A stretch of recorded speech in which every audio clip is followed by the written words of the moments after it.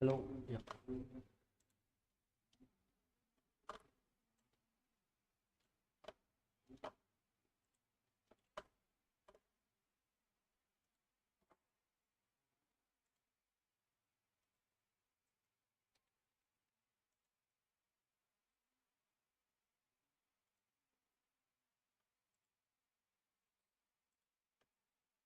Am I audible, guys? Google Meet, can you confirm audible, visible?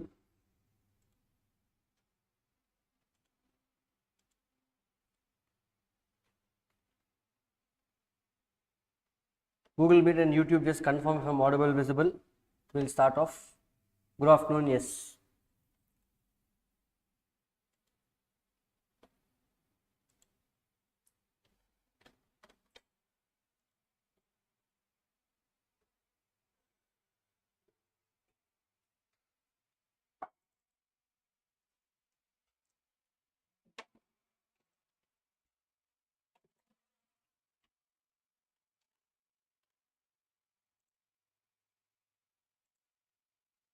Perfect, audible, yeah. Thank you, Hemant, for confirming.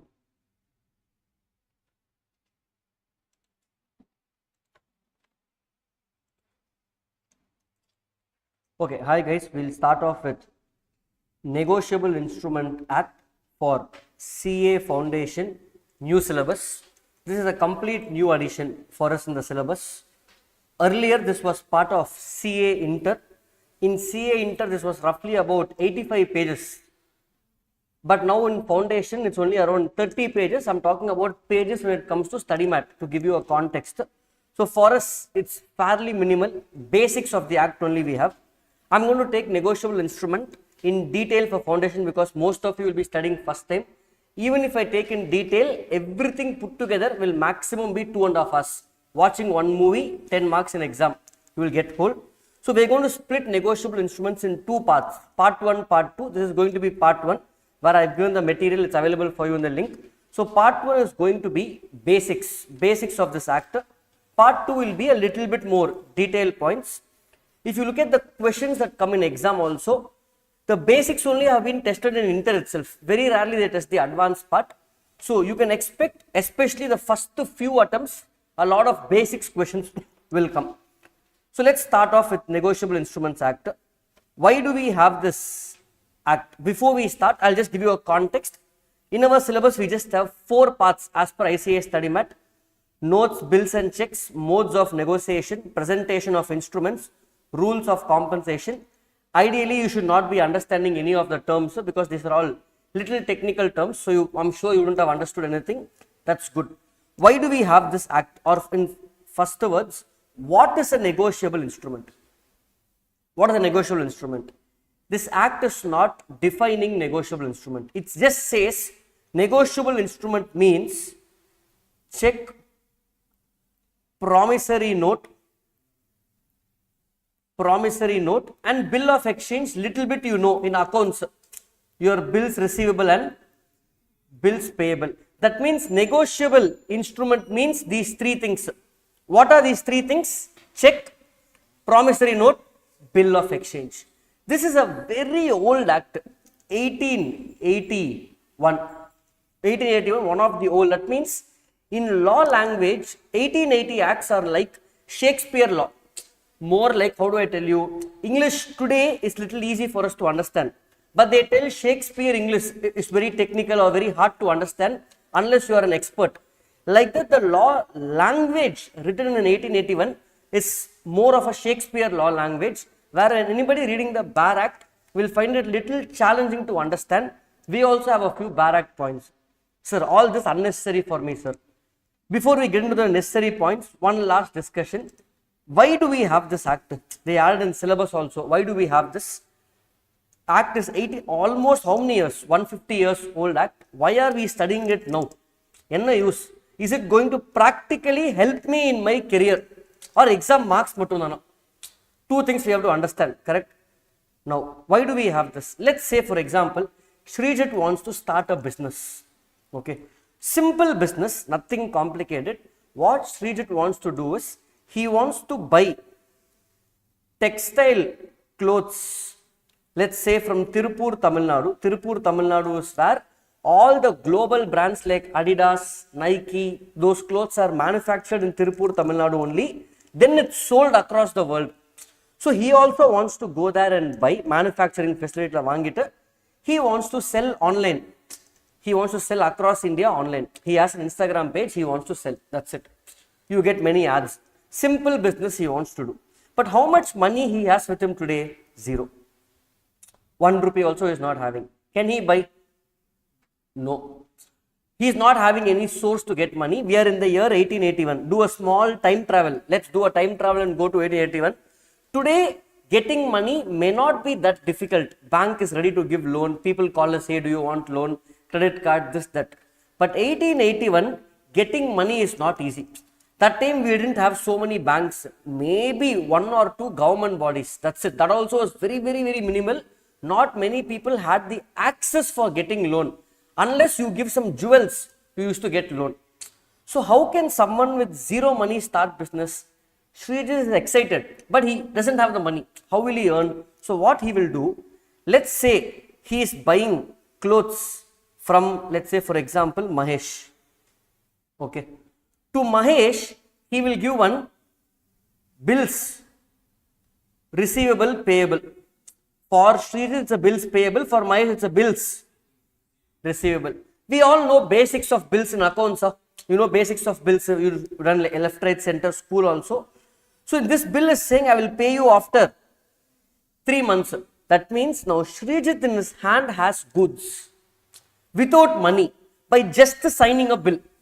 That bill is an evidence that he will pay after 3 months. Let's say he purchased goods, textiles for 1000 rupees. I'm talking about 1881 for 1000 rupees. Must be close to 1 crore today. Okay. Now, within this 3 months, somehow he will find people, sell to everybody. He will sell to everybody and collect the money. Customers will pay him cash or whatever. That money he will pay Mahesh. Bill is closed.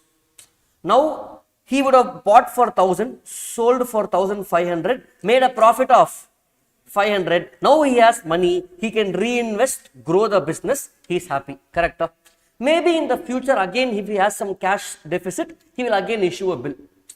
Are you following, guys? If Srijit tells orally, hey, I will pay, nobody will believe. We know in Contract Act, oral evidence is valid, but in court it is not enforceable because it's not an evidence. So you need evidence in writing. So he gave a bill. Are you following, guys? This was one of the most common uses of bill. I will of course explain to you what is a check, what is a promissory note, what's a bill of exchange, what are its features, because they're going to ask in exam. But today, why do I need this, sir? Bill of exchange today, what is the use? So bill of exchange practically I haven't seen in my life. I haven't seen it. If I want I can issue, but who will issue? Sir, what about check? Check is still there today, but the usage is decreasing year on year, day by day. Because I have GPay, I have NEFT, I have internet banking. Why should I give check? Check is still given. I'm not saying it's zero. It is there, but the usage in the last 20 years is on a decreasing nature. Next 50 years, we may not have check. We have to wait and see. Okay, fine. So check also very limited usage. Promissory note means what? I will explain when I get that. That's another, what to say, guarantee note. I will come to that. Okay.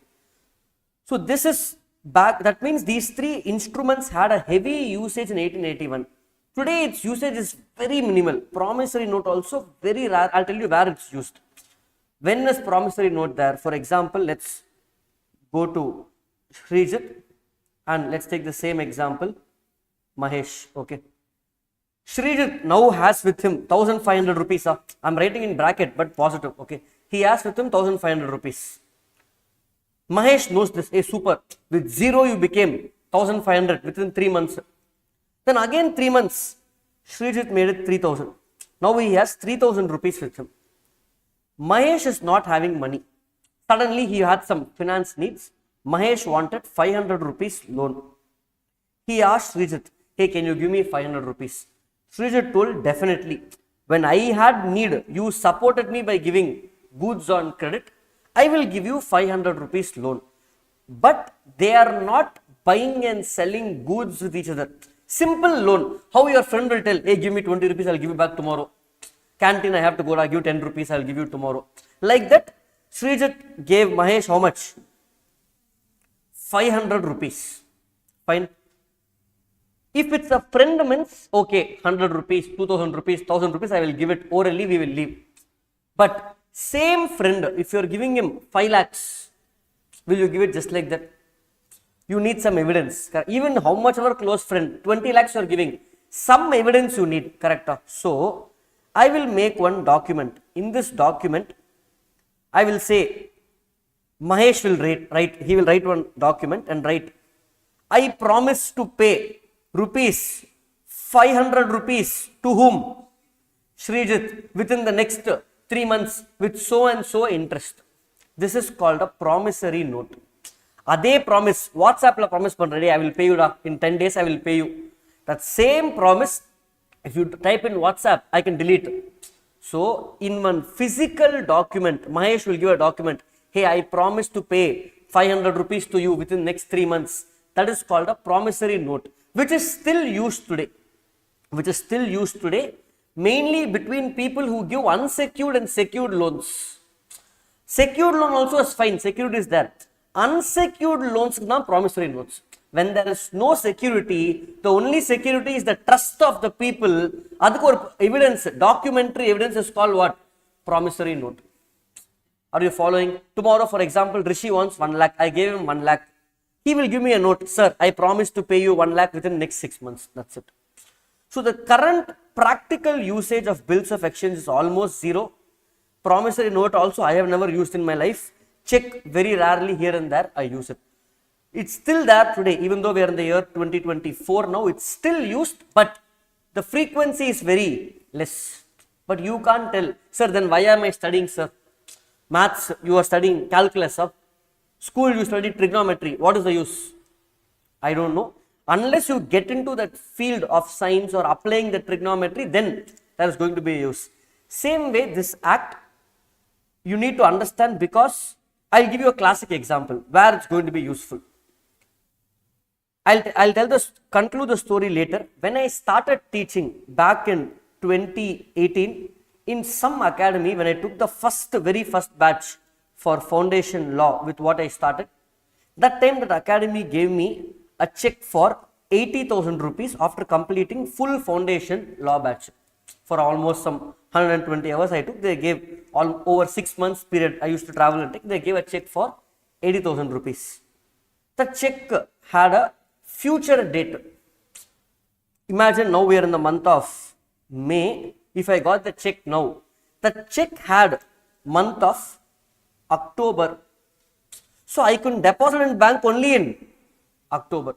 I also waited and deposited in October.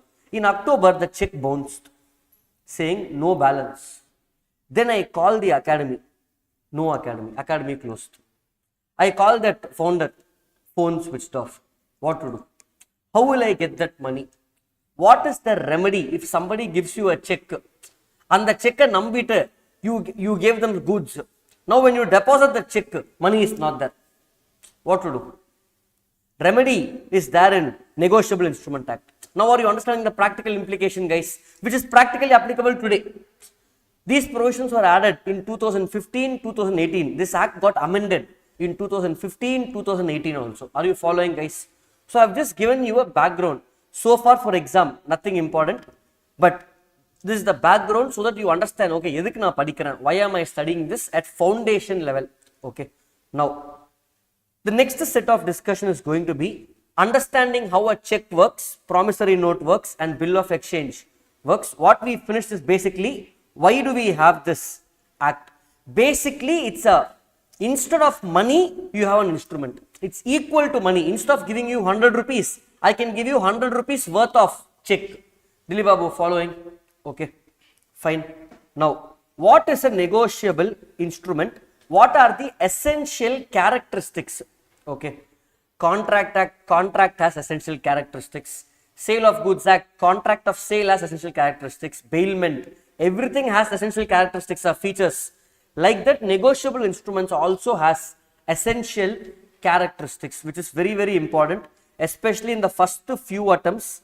They will ask this in exam, what are the essential characteristics? It could be case study question also. Now, check, promissory note and bill of exchange, keep in mind. Even if you are not understanding, keep check in mind. Okay, now, can I give you a check where it is oral check, idana check? It has to be in writing. Can I give you a check without signing? I can give, but there is no use. You can't encash it, correct? Are you following? So, check has to be in writing. Check has to be signed. That means every negotiable instrument has to be in writing. It has to be signed. It is freely transferable from one person to another person. What do you mean by this? What do you mean by this? Freely transferable by one person to another person. If I give you a blank check, you can give it to somebody else. He can give it to somebody else. You can give it to 100 other people. It is freely transferable. Are you understanding? Bills also, we will get to that. Bills can be endorsed. Okay. Now, before I go to the other features, it's much easier if I explain each instrument to you. So, I want to explain all the three instruments. I have also given you diagrams of each instrument. So, it's easy. Okay. Now, for example, let's say how a promissory note looks. In one very rare exam, they asked to draw a promissory note. Gone, clean, bold student in inter exam. Draw a promissory note. So, we have the diagram. Have a look at it. Draw a check means you can do something you remember, but promissory note, how to do it. So, how they are saying promissory note looks like this. Left hand side will be the amount, right hand side will be the date. Okay. 3 months after due date, I promise to pay Shri Sibi or to his order sum of rupees 1 lakh, maker Rakesh. Now, promissory note has two parties. Let us replace these names with our example. In our example, who paid money to whom? Srijit paid 500 rupees to Mahesha. So, Mahesh is the maker. To whom is paying? Srijit. Okay. And to Srijit, instead of CB, I will write what? Srijit. So, promissory note will be created by the maker. So, promissory note has two parties. What are the two parties, guys? Maker and pay. Maker now, who is making it? Who is writing? I promise to pay. Promissory note means I promise to pay XYZ. Pay na yaar kaas varudhu. Whom I am paying. Are you following, guys? Clear. So, what are the two parties in promissory note? Maker and maker is the one who is making the instrument. Pay is the person to whom I am paying, who is going to receive the money. Now, simple, you tell me, who borrowed money? Maker or payer? Maker borrowed money. The maker of the promissory note only is borrowing the money. Avanda Mahesh. Who is borrowing? He will create this and give. We will sign. Or he avane sign pani kuduthruvan. Why should Srijit sign? So, maker itself will make it, sign and give. I just have to check whether it's within the format. Are you following, guys? Clear? So, parties to promissory note, we have maker, the person who makes the promise to pay. Pay is the person to whom the amount on the note is payable. Are you following, guys? Easy up, clear? I'm not joking. CA Inter, I don't remember which year, but before 2020, around COVID time, they shocked us. Draw a promissory note in exam. Okay, very rarely they will ask, but just be aware of the parties. Okay, next. Let us go to a check. Let us go to a check. Let me finish off check, because check is something everybody knows. Or hold on 1 second. Fine. So, everybody clear with promissory note, guys? Okay. Now, let's go to check and bill of exchange. Let's understand check and bill of exchange. Same example for both instruments. Okay. Srijit purchased those goods, textile goods, and he is selling it, let's say, to Pothys, Chennai. Pothys is a textile company, they will buy and sell. So Srijit purchased the clothes, he made his own design. Srijit is the seller, Pothys is the buyer. Are you following, guys? Okay. Now, rupees 1 lakh is the value of sale. For example, I'm just changing the amount. Okay, 1 lakh is the value of sale. Pothys told, I will pay you after few months. Or let's say Pothys is giving a check, guys. He is giving a check for 1 lakh. Are you following, guys? Who is making this check? Pothys. So Pothys is making this check. On whom? Srijit. Correct. So remember, in all the three instruments, all the three, check, promissory note, bill of exchange, payee is the person who is going to get the money. Payee is the person who is going to get the money. Are you understanding, guys? Who is going to get the money here? So Srijit will be called the payee. Payee da yaar kaas varapodunu solli. Now this check is made by whom? Pothys. So I can call Pothys maker or drawer of a check. Don't take the other meaning. Okay. This is called the drawer of the check. Are you following? If you don't understand, leave it. You focus on this. Okay. Now, so Pothys is the one who created the instrument. For check, we don't use the word maker. Promissory note is the maker payee. For check, we call it as drawer and payee. Who's going to pay? Who's going to pay? Loudly, who's going to pay? Who's that? No, Pothys. Who will pay money to Srijit? No, Pothys is not paying. Who's going to pay? Bank will pay. Correct. So let's say SBI is paying to Srijit on the instruction from Pothys. Correct. So that person is called drawee. So we have three parties. I'll make it simple. Pothys is instructing SBI to pay to Srijit. Correct. So how I am instructing?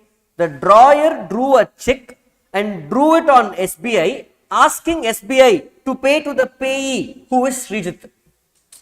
So check will have three parties. I am going to make some statement. Tell me if it's true or false. In your mind, I want you all to answer. The check whose name is written in the on the blank check, who is going to get the money is called payee. True or false? True. In a check, the drawee will always be the bank. True or false? True. The person who's paying money, whose account money is going to reduce, is called drawer. True or false? True. Are you following, guys? Clear? Now next question. Can the drawer and payee in the check be same person? Can the drawer and payee in the check be same person? Yes or no?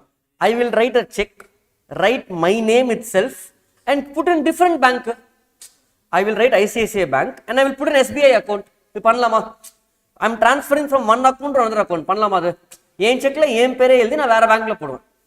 I can do that. I can put in a different bank. Okay. So the drawer and payee can be the same or different person, but generally who will do that? It's like taking from one pocket and keeping in another pocket. I won't do it. Correct. And the drawee is always bank. So let's go to check and understand the terms. Why I'm insisting so much on these terms? You need to be very clear who is who. Then the rest of the chapter will flow like this. Okay, it's a very easy chapter, guys. I know it's a lot of new additions, but it's scoring for us. Okay, parties to a check. Drawer, the person who draws a check, he has the liability to pay. Liability is primary and conditional. Drawee, the specific bank on whom the check is drawn, giving them the instruction to pay. Drawee in a check is always banker. Are you following, guys? Payee, the person named in the instrument who is going to get the money. Are you following, guys? Getting it very clear? Okay. These things are important. Concept is important, guys. I don't know if you are aware. Foundation law is only 100 marks, full theory. But inter same 100 marks law, 70 marks theory, 30 marks MCQ. We have to just wait and see, but trust me, within the next 5 years, They will introduce MCQ law in foundation itself. 70 marks descriptive, 30 marks MCQ. It will come. When I was writing foundation law, it was MCQ. Then again became descriptive. Now again, they might bring a mix. It's all, if you look at all the professional courses globally, it's a mix of descriptive and MCQ. It's mix of both. CPA Australia, it has mix of descriptive and MCQ. Descriptive now you should write or no. Laptop now you should type. You should type the answer. No need, no pen and paper and all. All other countries, no writing. You have to type. Only we are writing. Okay, fine. That's why we are in 1881 syllabus. Okay. Now, fine. Let's proceed. Check is done. Okay. Maybe after 20 years, we will have what is GPay in syllabus. Okay. Might be that. Let's proceed. Same example I am going to use. Hey, don't write all this in exam, guys. Okay. Fine. Now, same example. Pothis, instead of giving a check, can give what? Bill. Or Pothis can give a promissory note also. They can give a promissory note. Pothis will now be called maker. Srijit is still the pay. So promissory note is done. Same example, I can give a bill. Let me show you how a bill looks. Before the check looks like this. You have seen enough number of checks. Just before the exam in your house, just take from your parents, see the check and go to exam. If they ask you draw the check now, you should be ready. Okay. Check is normal, no change. Okay. Fine. Come down to bill of exchange. Bill of exchange also has 3 parties. It also has whom, guys? 3 parties. Okay. Fine.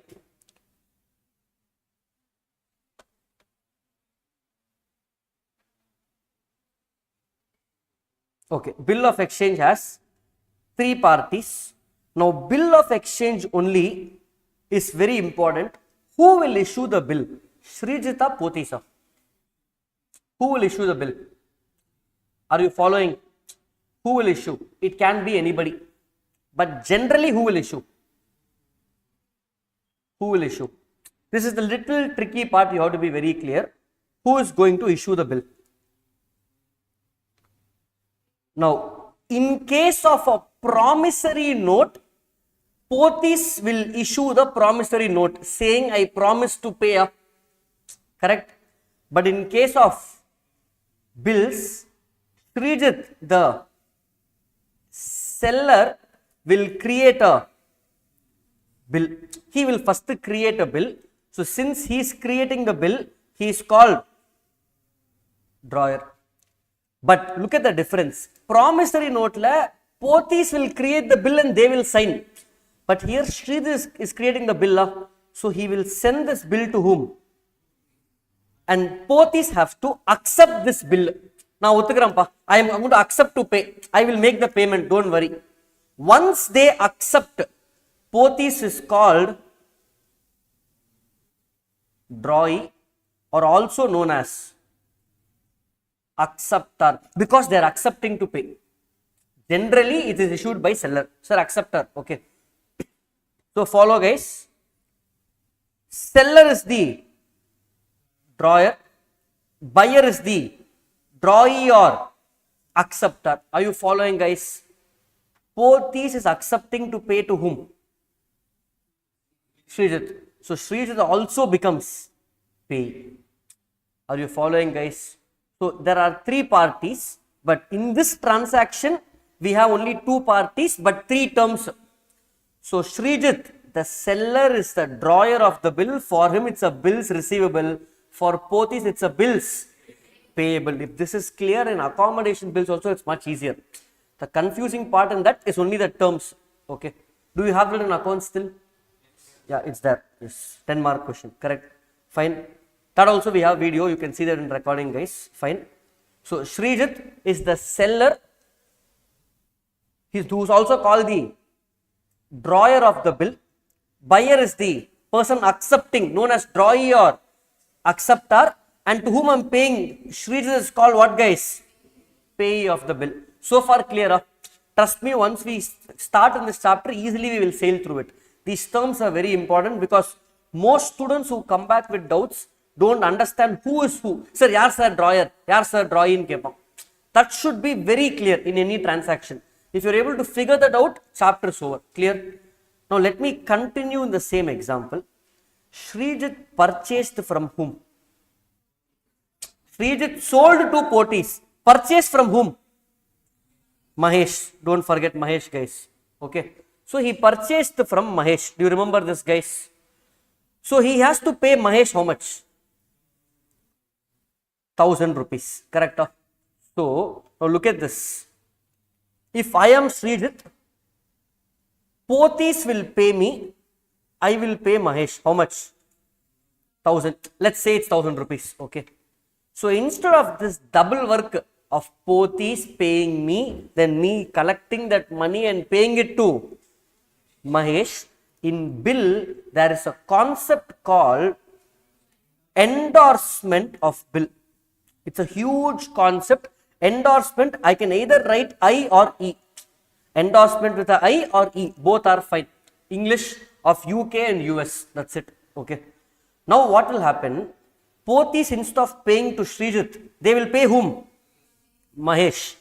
Now the bill is having three parties. Who is the seller? Srijit. Who is the buyer? Potis. Who sold goods to Srijit? Mahesh. Now tell me the terms. Who drew the bill? Drawer is Srijit is the drawer. That's not going to change. Who drew the bill will always remain the same. Who is the drawee? Potis. Because avanna acceptor and drawee. He accepted to pay. But now who is the payee? Mahesh became the payee, guys. Srijit is no more the payee. Mahesh is the new payee. Are you following? So initially in the bill, seller itself will be payee. Unless I endorse the bill, there will be a different payee. How many times can I endorse? Can I endorse like Mahesh? Can Mahesh endorse to somebody else? Can he endorse to somebody else? How many times we can do this? Infinite times. There is no limit. Sir, then while endorsing, instead of writing Mahesh, I wrote Mahima. Wrong spelling. What to do? Not in syllabus. Don't worry. It was there in inter. It's removed now. Sir, wrong spelling I wrote. Sir, what if somebody cancels or tears the bill? What to do? CA inter not there. Foundation not there. You learn separately. I am not going to teach you now. We are focusing exam oriented. So you might get those questions. Okay. Following, guys. Sir, what if somebody steals the bill from Srijit and does forgery and gives to somebody? I am not going to give the answer. Not in syllabus. Don't panic about it. They are not going to ask in exam. Are you following, guys? So now we are clear with the three instruments, guys. Check, promissory note. In check, how many parties we have? 3. Promissory note. 2. Bill of exchange. 3. The check, the 3 parties are called drawer of a check. Drawer of a check is the person who is writing the check. My check I am tearing. Payee is the person to whom money is being paid. Drawee is always bank. In promissory note, we have 2. Maker is the person who is going to make the payment. To whom is going to pay? Pay. In bill of exchange, we have drawer. Drawer is the seller who has to receive the money. He will give the bill to drawee or also acceptor. And acceptor will pay to payee. Generally, drawer and payee is the same. Unless I endorse the bill to somebody else. Are you following, guys? These terms are clear. Can you see common in all the 3? Payee, payee, payee is the person to whom money is paid or the person who is going to receive the money. No change in that. Clear? These are the terms. Now, we should know the same thing is there here. Drawer. Drawer of an instrument, drawee and payee. Are you following, guys? Perfect.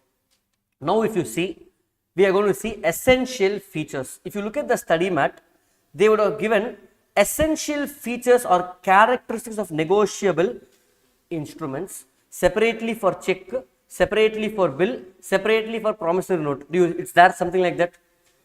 5 points here or 10 points. How many points? Whatever. It's there separately for each. How many points? 8.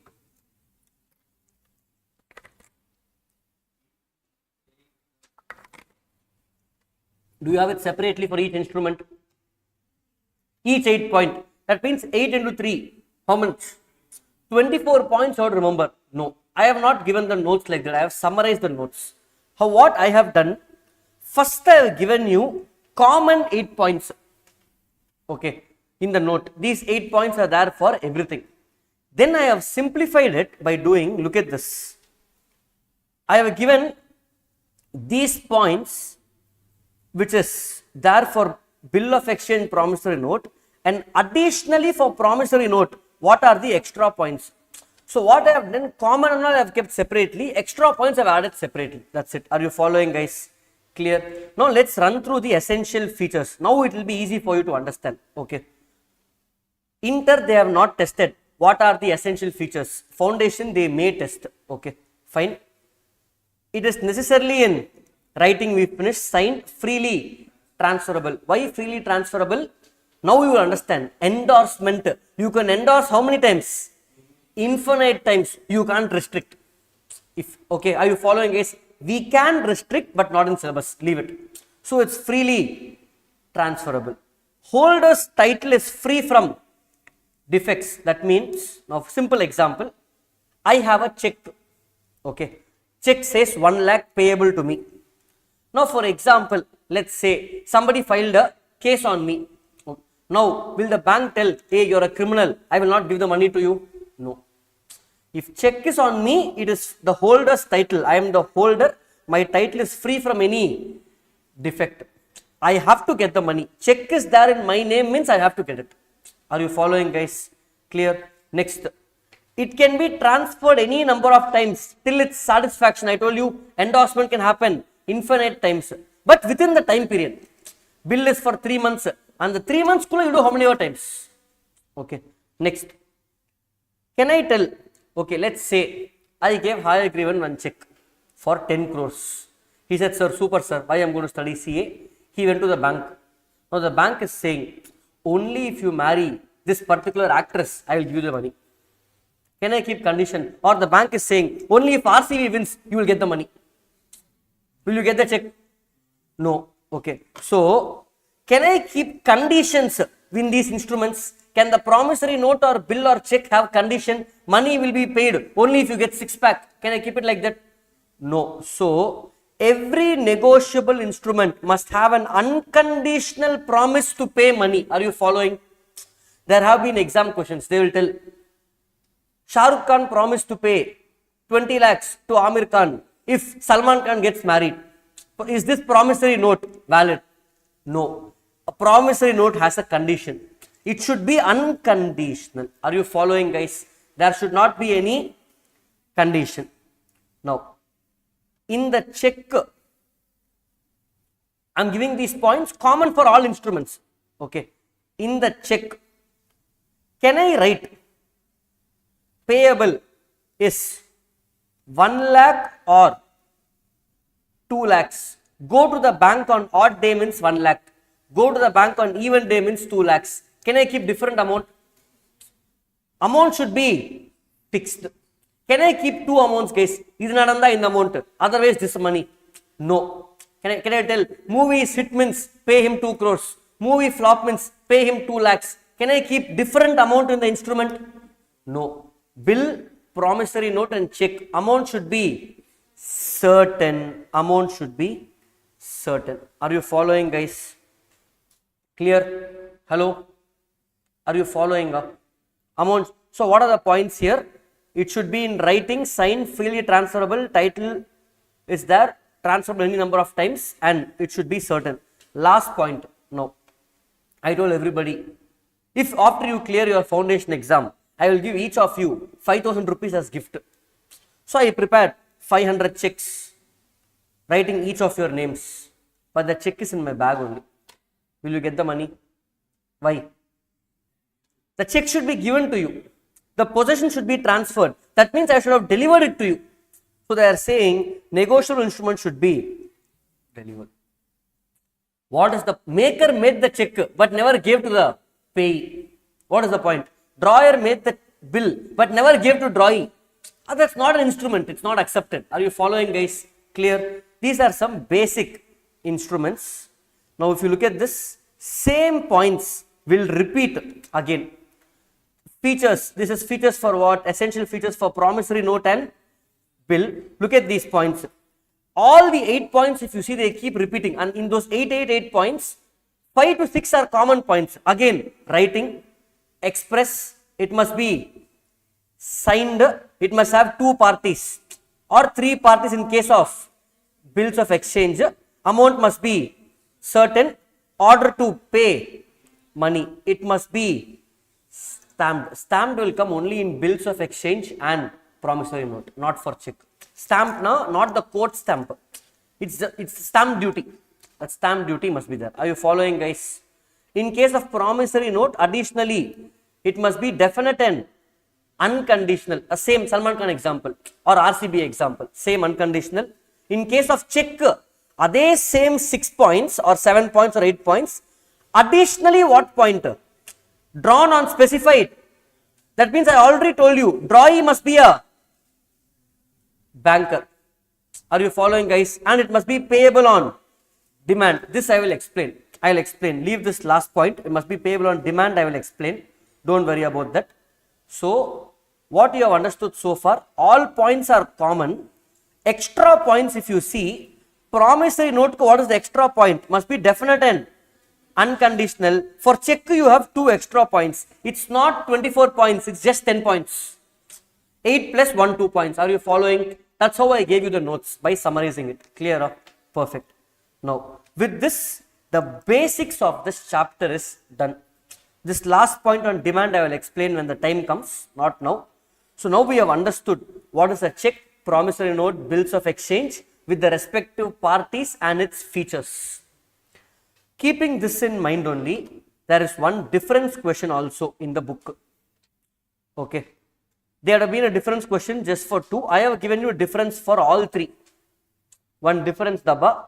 Whichever 2 they give, you can write with these basis points. Are you following, guys? Okay. For example, parties, 2 parties, 3 parties, 3 parties. 1 point. Are you following, guys? Acceptance. Promissory note, no need any acceptance because I am signing. Which needs acceptance? Bills. Bills has acceptance. Check, not necessary. Like this, I have given you some features, some what is there in the book, difference table. Now, if you go through a difference table, you will understand. I generally never teach difference because if you understand both, difference is just a summary of it. Okay, fine. Can we proceed, guys? So that's how a check looks, all of this. Sir, what is the next type of discussion that we have in this? All of these instruments have different types. It's like, to give you context, in Contract Act, we had express contract, implied contract, void contract, voidable contract, or contract could be, if you see, based on what to say, performance, what is it, executor and executory. Like that, they same contract has different types of, different wings to it. Like that, negotiable instrument has different types. We have 4 ways of classifying this. All the 4 are important. Anything can be a straightforward direct question in exam. One is order instrument versus bearer instrument. One is demand instrument versus time instrument. Next is inland instrument versus foreign instrument, and last one is ambiguous instrument versus inchoate instrument. That means incomplete instrument. Same thing is there in our notes. I will explain each one. What is each of the types, if you see in the subsequent pages after this difference table. The same PDF is there in the link, guys. Okay, I have uploaded the new one today only. Today morning only I uploaded this. Okay, we have bearer and order instrument, inland and foreign instrument, demand and time instrument, inchoate and ambiguous instrument. 4 types of classification. Okay, I will explain conceptually each of this. All these 4 is there in study mat. Can you find it in different pages?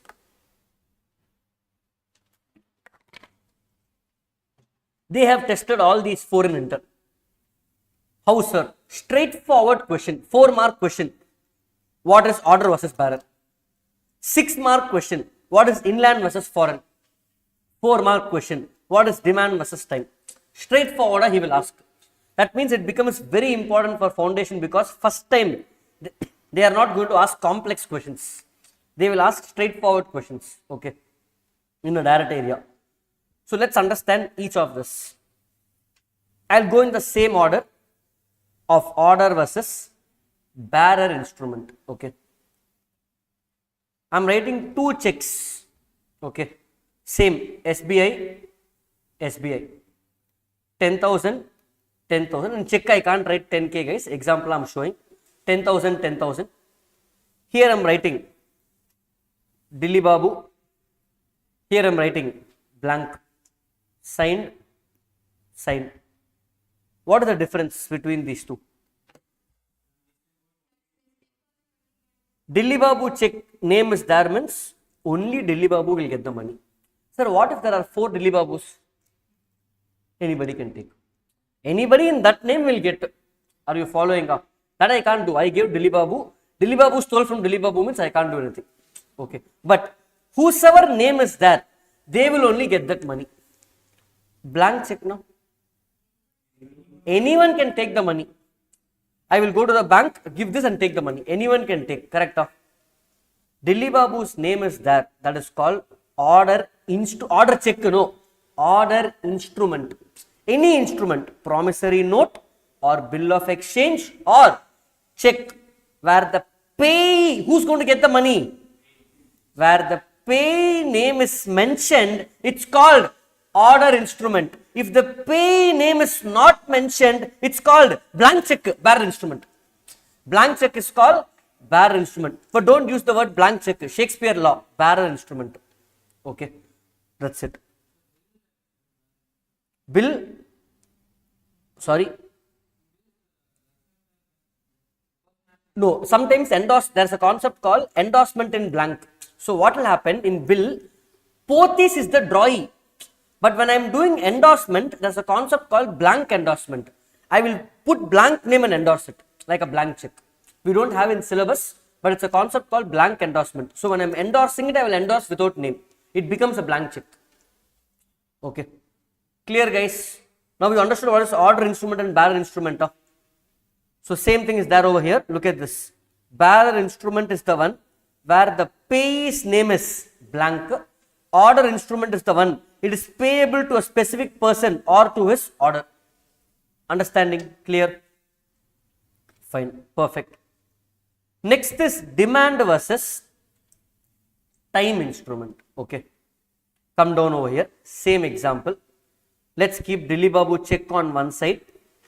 Other side, I am converting this to a promissory note. I am using the same example. Who made promissory note for us guys?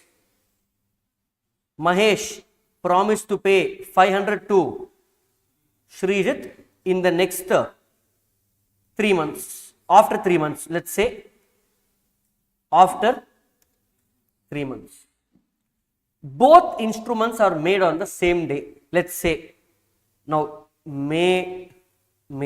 Let's put month guys. Easy to May and May. Okay. Fine. Let's say May 2024. May 2024. These instruments are made. Okay. Check. Dilli Babu went to the bank today itself and deposited in the bank working day, working hours. He went at 2:30 after lunch, or let's say he went at 10:30 when they opened and gave the check to the bank. Can the bank tell Dilli Babu, come after 10 days? Hello? No. What bank will do? Accept the check, give the money immediately. Correct? Bank can never tell, hey, come after 2 months. They can tell, come tomorrow. If the bank is closed today, you go at 9 p.m., they will tell, come tomorrow. If you go in the working hours to give the check, they have to give you what? Cash. Sometimes they will tell, sorry sir, 20 minutes later we are going to close. Can you come tomorrow? Okay, you will come tomorrow if it's not urgent. Now, can Srijit daily call Mahesh and tell, hey, 500 reminder, 500 reminder? No. Can he ask for the 500? When he can ask? After 3 months. Same thing bill. We studied bill has 1 month or 2 months or 3 months due date. In accounts, you have studied that 3 months bill. During the 3 months, can I torture the other party? No. What you should do? Wait for 3 months. Correct? Now, time instrument is an instrument which has a time specified for payment. Like promissory note or bill has 3 months, 2 months, 1 month. Until that time is completed, you can't ask payment. After that time, you ask payment. Demand instrument means it's a check. Example is check. If I give you check today, you can deposit in the bank today, tomorrow, or after 1 month also. Whenever you ask the bank, they have to make the payment immediately. Are you following, guys? Sometimes promissory note also can be demand. Meaning, Mahesh will tell, I will pay you whenever you ask me. I will pay you whenever you ask me. That means no time limit. Whenever you ask, I will pay. Are you following, guys? It depends on the maker, how he wants to make it. So, to summarize, demand instruments are in basic, in simple, look at this. See, a promissory note or bill of exchange in which no time for payment is mentioned. Sir, 3 months I didn't mention, sir. No time is mentioned. Then it is payable on demand. But generally, bill will have what? Time. So, if time is given, look, then you will, it's called a time instrument. Are you following, guys? Sir, time kudutha, time instrument, sir. Time kudukla, sir. It's blank demand instrument. That's it. But I have to write an exam. This now go back to features. Go back to features. I told you I'll tell you one point later. Read the point. Checks. One special point is there in features. Must be payable on demand. Are you understanding now? That means checks are always payable on demand. Checks will never have time limit. If you go to bank, they have to pay you. If you go to bank, they have to pay you. That means, can I summarize this for exam? Sir, exam I want to know, sir. Check is always payable in demand. Promissory note and bill depends on how you draft it. It can be demand, it can be time based on what you decide. Are you following, guys? Understanding? That time, how do I communicate that time? We have to use some wordings after 3 months, at 3 months. Those wordings technically the law uses after a fixed period, after sight, on a specified day, on after happening of some event. Time instrument is not only time. Sometimes I will tell time instrument on happening of an event which is certain to happen is known as a time instrument. I will pay you 1 lakh upon the death of X. Death is certain. Are you following, guys? So, you will wait till the death for the payment. Are you getting it, guys? Understanding? Here I can't tell. I will pay you 1 lakh after you pass CA. It's not a certain event. Certain means it will definitely happen. Classic example is death. Are you following, guys? Okay. Understanding this? Hello, following? How many of you studying first time? Oh, almost the whole class. Online, how many of you studying first time? Put in the chat. Google Meet, tell first time in chat. YouTube fellows, type in the chat first time. Okay. Exam is hardly 1 month away. Now only you are studying first time. I thought you are all coming here for revision, but no worries. Are you understanding in the speed? Is it fast? Slow? Can I continue same pace? Okay.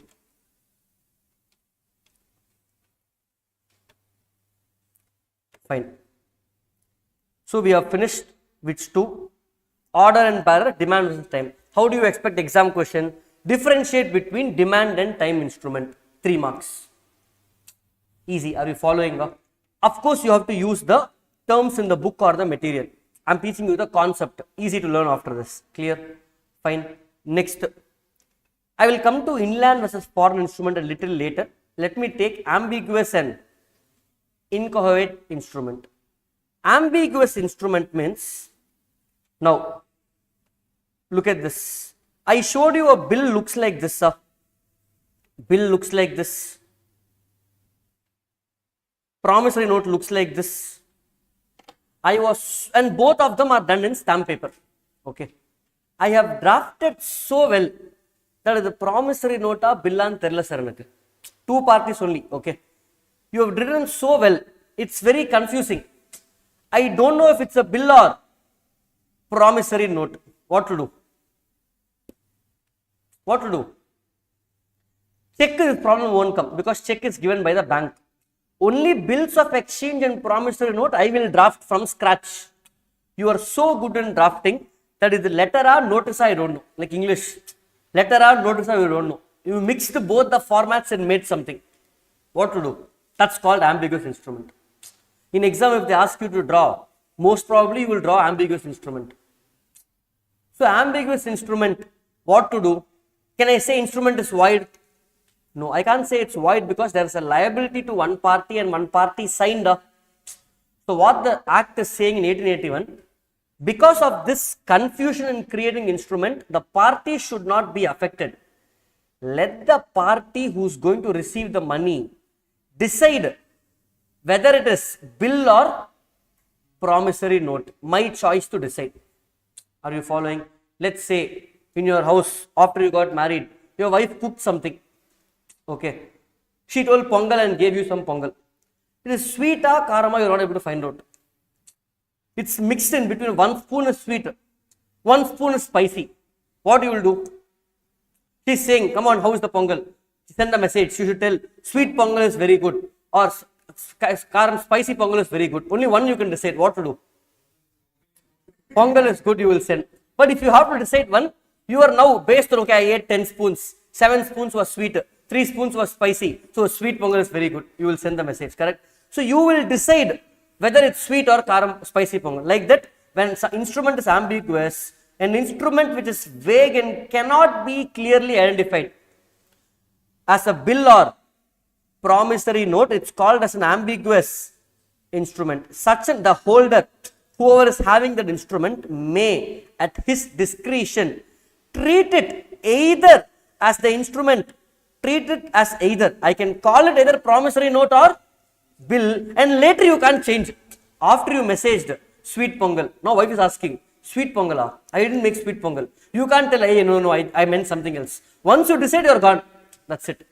Are you following, guys? Getting the logic, Shweta, understanding? Sure. What example we're discussing? It is dependent on the person who's giving, but it's now who has the instrument? The payee, the holder only will have, no, he will decide. Okay. First of all, practically this is very rare to happen because today who is giving bills and promissory note? These questions is theoretical. It's like in company accounts we have share first call, second call, final call. Practically that practice is stopped 10-20 years back. Now full money comes on application, but we are still studying. Why? Then only some will be hard. Otherwise, first entry will finish. Bank account debit to share application, full money collected. No arrears, no advance, no complication. Okay. So it's like that. Getting it, guys? Sir, exam what? Ambiguous instrument is an instrument which is either a promissory note or bills of exchange. It's not clear and vague. The holder can decide whatever he wants between those two. Once you decide, you can't change. Are you following? Understanding? I agree. Following. Next, inchoate instrument.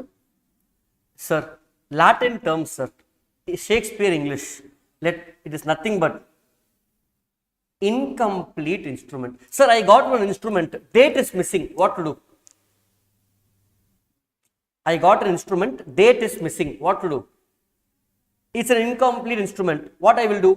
Complete it by adding the date. That's it. Are you following, guys? Check is missing. Oh, sorry, checklist sign is missing. What to do? You can't sign. So incomplete means, look at this. For example, blank check is a classic example of incomplete instrument. Are you following up? Giving you a blank check where the name of the party is missing. What I will do? Add the name. That's it. So look at this. Leaving the instrument either wholly blank or having written on it the word incomplete. Such an instrument is called inchoate instrument. Incomplete. Exam should write what? Inchoate. Okay. This gives the power to its holder, whoever is having it, to make it complete by writing the amount within the specified limits. This is very important. Sir, what do you mean by specified limit? I gave Dilip Babu blank check. He thought, super sir, I wrote 100 crores on the check. So what is the limit? What is my balance? My account balance has 2 lakhs. You can write up to 2 lakhs. So you can fill it within the limits of the instrument. Are you following, guys? Sir, what do you mean by limits of instrument? For a check, I understood. What about bills of exchange or promissory note? Bills of exchange or promissory note is done on a stamp paper. Have you seen a stamp paper? Hello? If I ever show you a stamp paper, you might have seen, but let's simply see one for those who have not seen. Stamp paper is still very much validly used.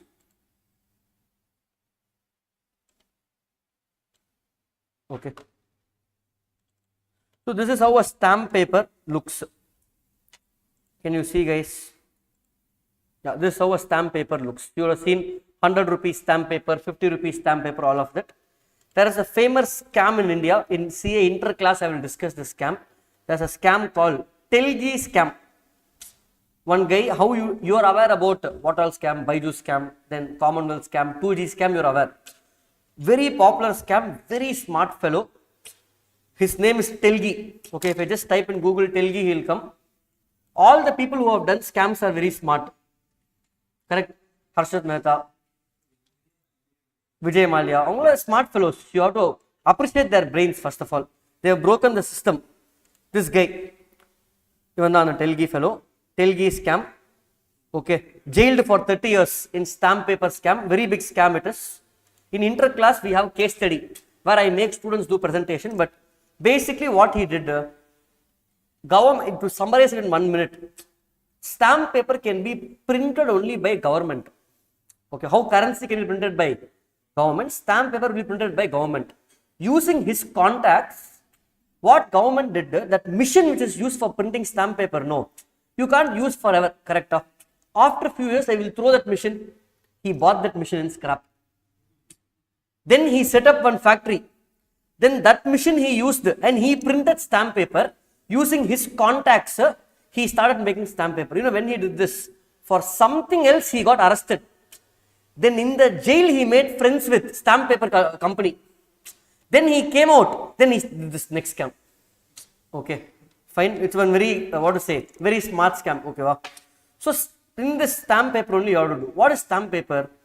To give you a context, if I am buying a house for 1 crore, I should have, for example, 100 rupees stamp paper. If I am buying a house for 5 crores, I should have 500 rupees stamp paper. This is not the actual value. Giving example.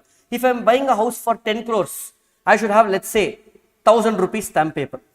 So higher the value of the loan or promise made, higher the value of stamp paper. That's what he's saying in the book. The person who's filling the amount cannot fill any amount of his choice. He has to fill the amount within the limits specified in the stamp paper affixed. That means if my stamp paper is 100 rupees, you can maximum write how much? 1 crore. In my example, this is not the actual amount. They won't test you. Sir, 100 rupees stamp paper, what is the amount? I also don't know. They are the syllabus. I'm just telling you, it should match with the stamp paper limit. Are you following, guys? In this class, 100 students can sit comfortably. I can't call 500 students and make them sit here. And the limit it should fit.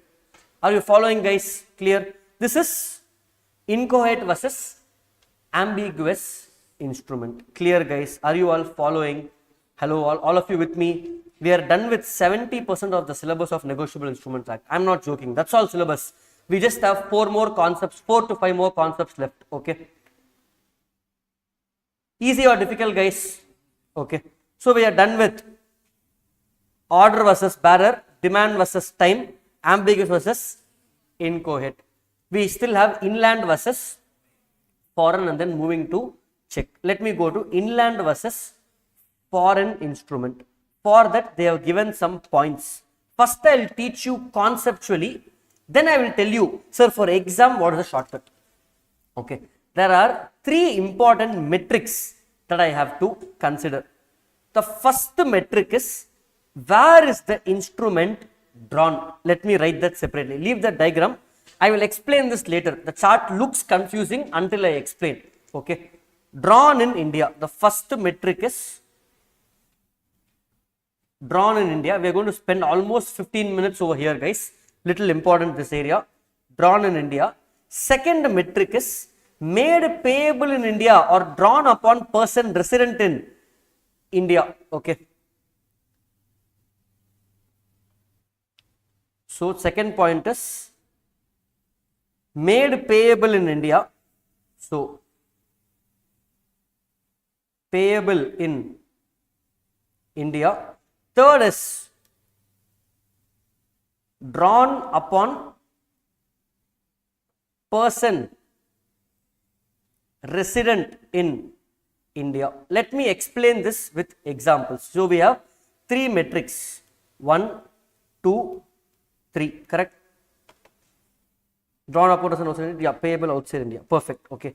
These are the only three metrics, guys. Fine. Let me give an example. Let's say, for example, we'll take, I forgot your name, so Binayak, yeah, correct. Binayak, what he was doing after exam till results time, he was using Facebook or Instagram.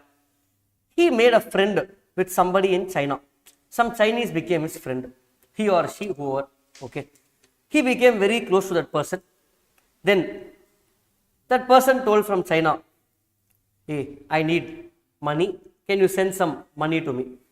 So what Binayak did, he wrote a check in his house in Chennai and he sent that check in courier to his close friend in China. Now, is this instrument inland instrument or foreign instrument? Are you following? How they will ask questions is of two types. Direct question, what is inland versus foreign instrument? 4 marks. Or they will give a scenario and they will ask you, hey, the inland or foreign instrument? Now I am giving you a scenario. Theory is very easy. I will give shortcut in the ending. Now what Binayak, where is Binayak? In Chennai, India. He wrote check in India, and he sent the check to his Chinese friend, close friend, sorry. He sent it to his Chinese close friend. Now, it is drawn in India. Payable where? Payable in China. Drawn upon person resident in India. Drawn upon, so instrument made in India, and it is drawn in India, sorry, drawn in India, drawn upon resident, yeah, payable outside India, correct, these 3 points. Payable in India, here also, this payable where, guys?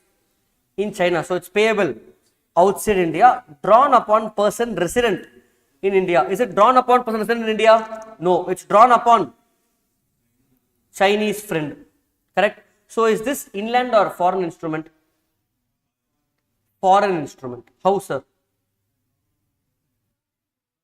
I'll give you the shortcut, then we'll get to logic. Out of these three, any two should be India. That's it. Out of these three, any two should be India. Are you following, guys? In our example, how many are in India? 1. Only drawn in India, and rest all are outside India. So it is a foreign instrument. Are you following, guys? Babu following up. Now I'll explain this chart, and then I'm going to give you at least 4 to 5 examples which you can relate. For example, let's say Sunil Narayan won man of the series. He got a check, inland or foreign instrument. You tell me, guys. Sunil Narayan, Kolkata won the IPL. Sunil Narayan got a check for 1 crore for man of the series. Okay, the check is given by BCCI to him. Is this inland or foreign instrument? You have to see. Now, the check given to Sunil Narayan, is it drawn in India? Yes. Is it payable in India? Depends where he is going to deposit the check.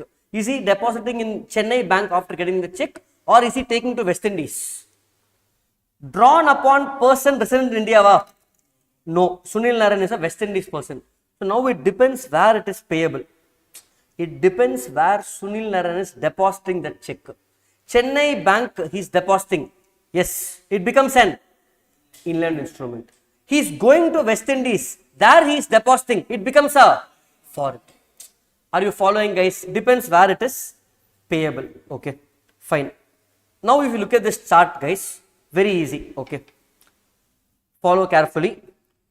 We have to check 2 points. Instrument, whether it is drawn in India, drawn outside India, or drawn in India. Okay. The act is giving points like this. The shortcut is not there in the book. 2 out of 3, sir. It is inland instrument. That is what I am telling you for exam. How the act is saying is, act is saying step 1, check where it is drawn. That's why I am giving the first condition. Check where it is drawn. So act is saying check where it is drawn. India va, outside India va. If it is drawn in India, then any one other point is enough. For example, made payable in India or drawn upon a person resident in India, then 2 out of 3 satisfied.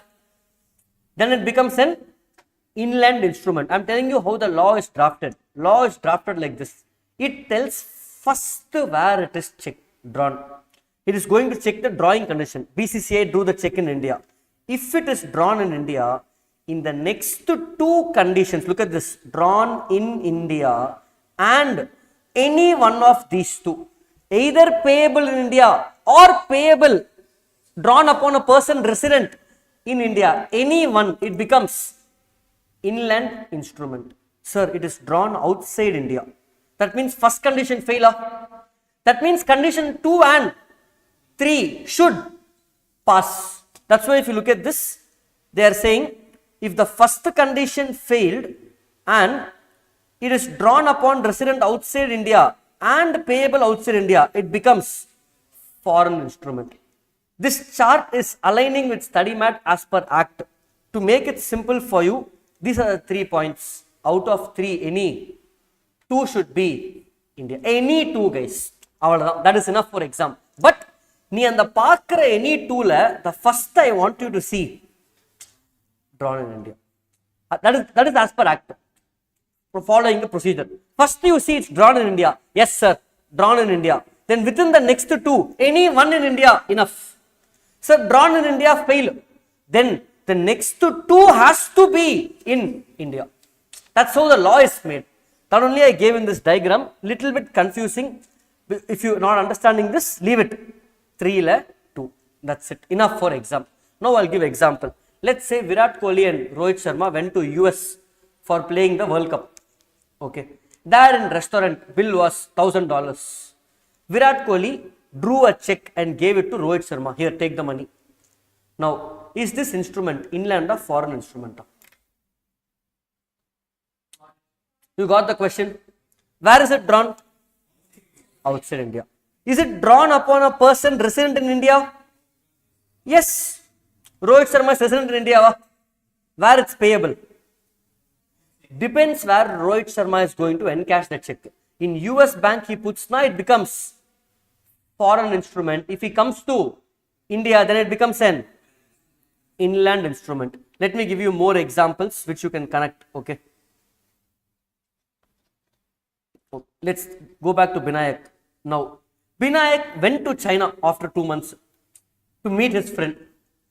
Now, after meeting his friend in China, Binayak and his friend together came back to Chennai. He went alone, he came back together.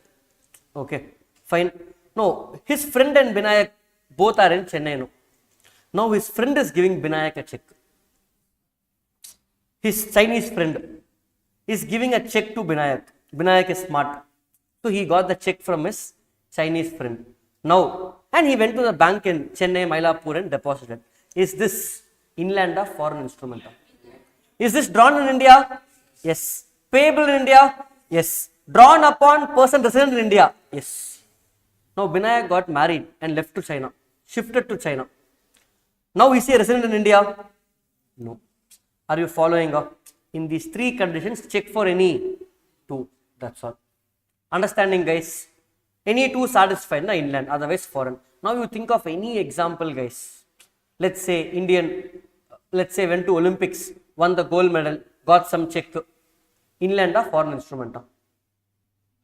Is it drawn in India? No. Olympics never going to happen in India, at least planning in India. No. So drawn outside India. Payable in India? Depends. Is it drawn upon from resident in India? Yes. So where it is payable, depending upon that, we will decide. Question will give a hint on that. Are you following, guys? That's it. Super. With this, we are done with inland and foreign instrument. Are you following, guys? Okay. Today, I will end this class, part 1 of Negotiable Instrument Act, after taking 2 more topics. Not ending now, 2 more topics, guys. Okay. So all the basics is done.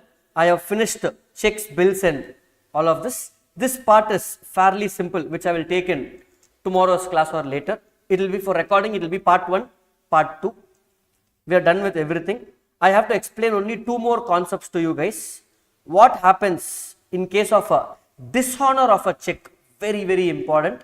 And what is the meaning of holder and holder in due course. These 2, if I explain this, and dishonor of a check. Dishonor of check means what? Check I went and put in the bank, check bounced. Check bounce, have you heard of? Balance illa sir, check la kaas varla. What to do? Okay. So these 2 we'll see.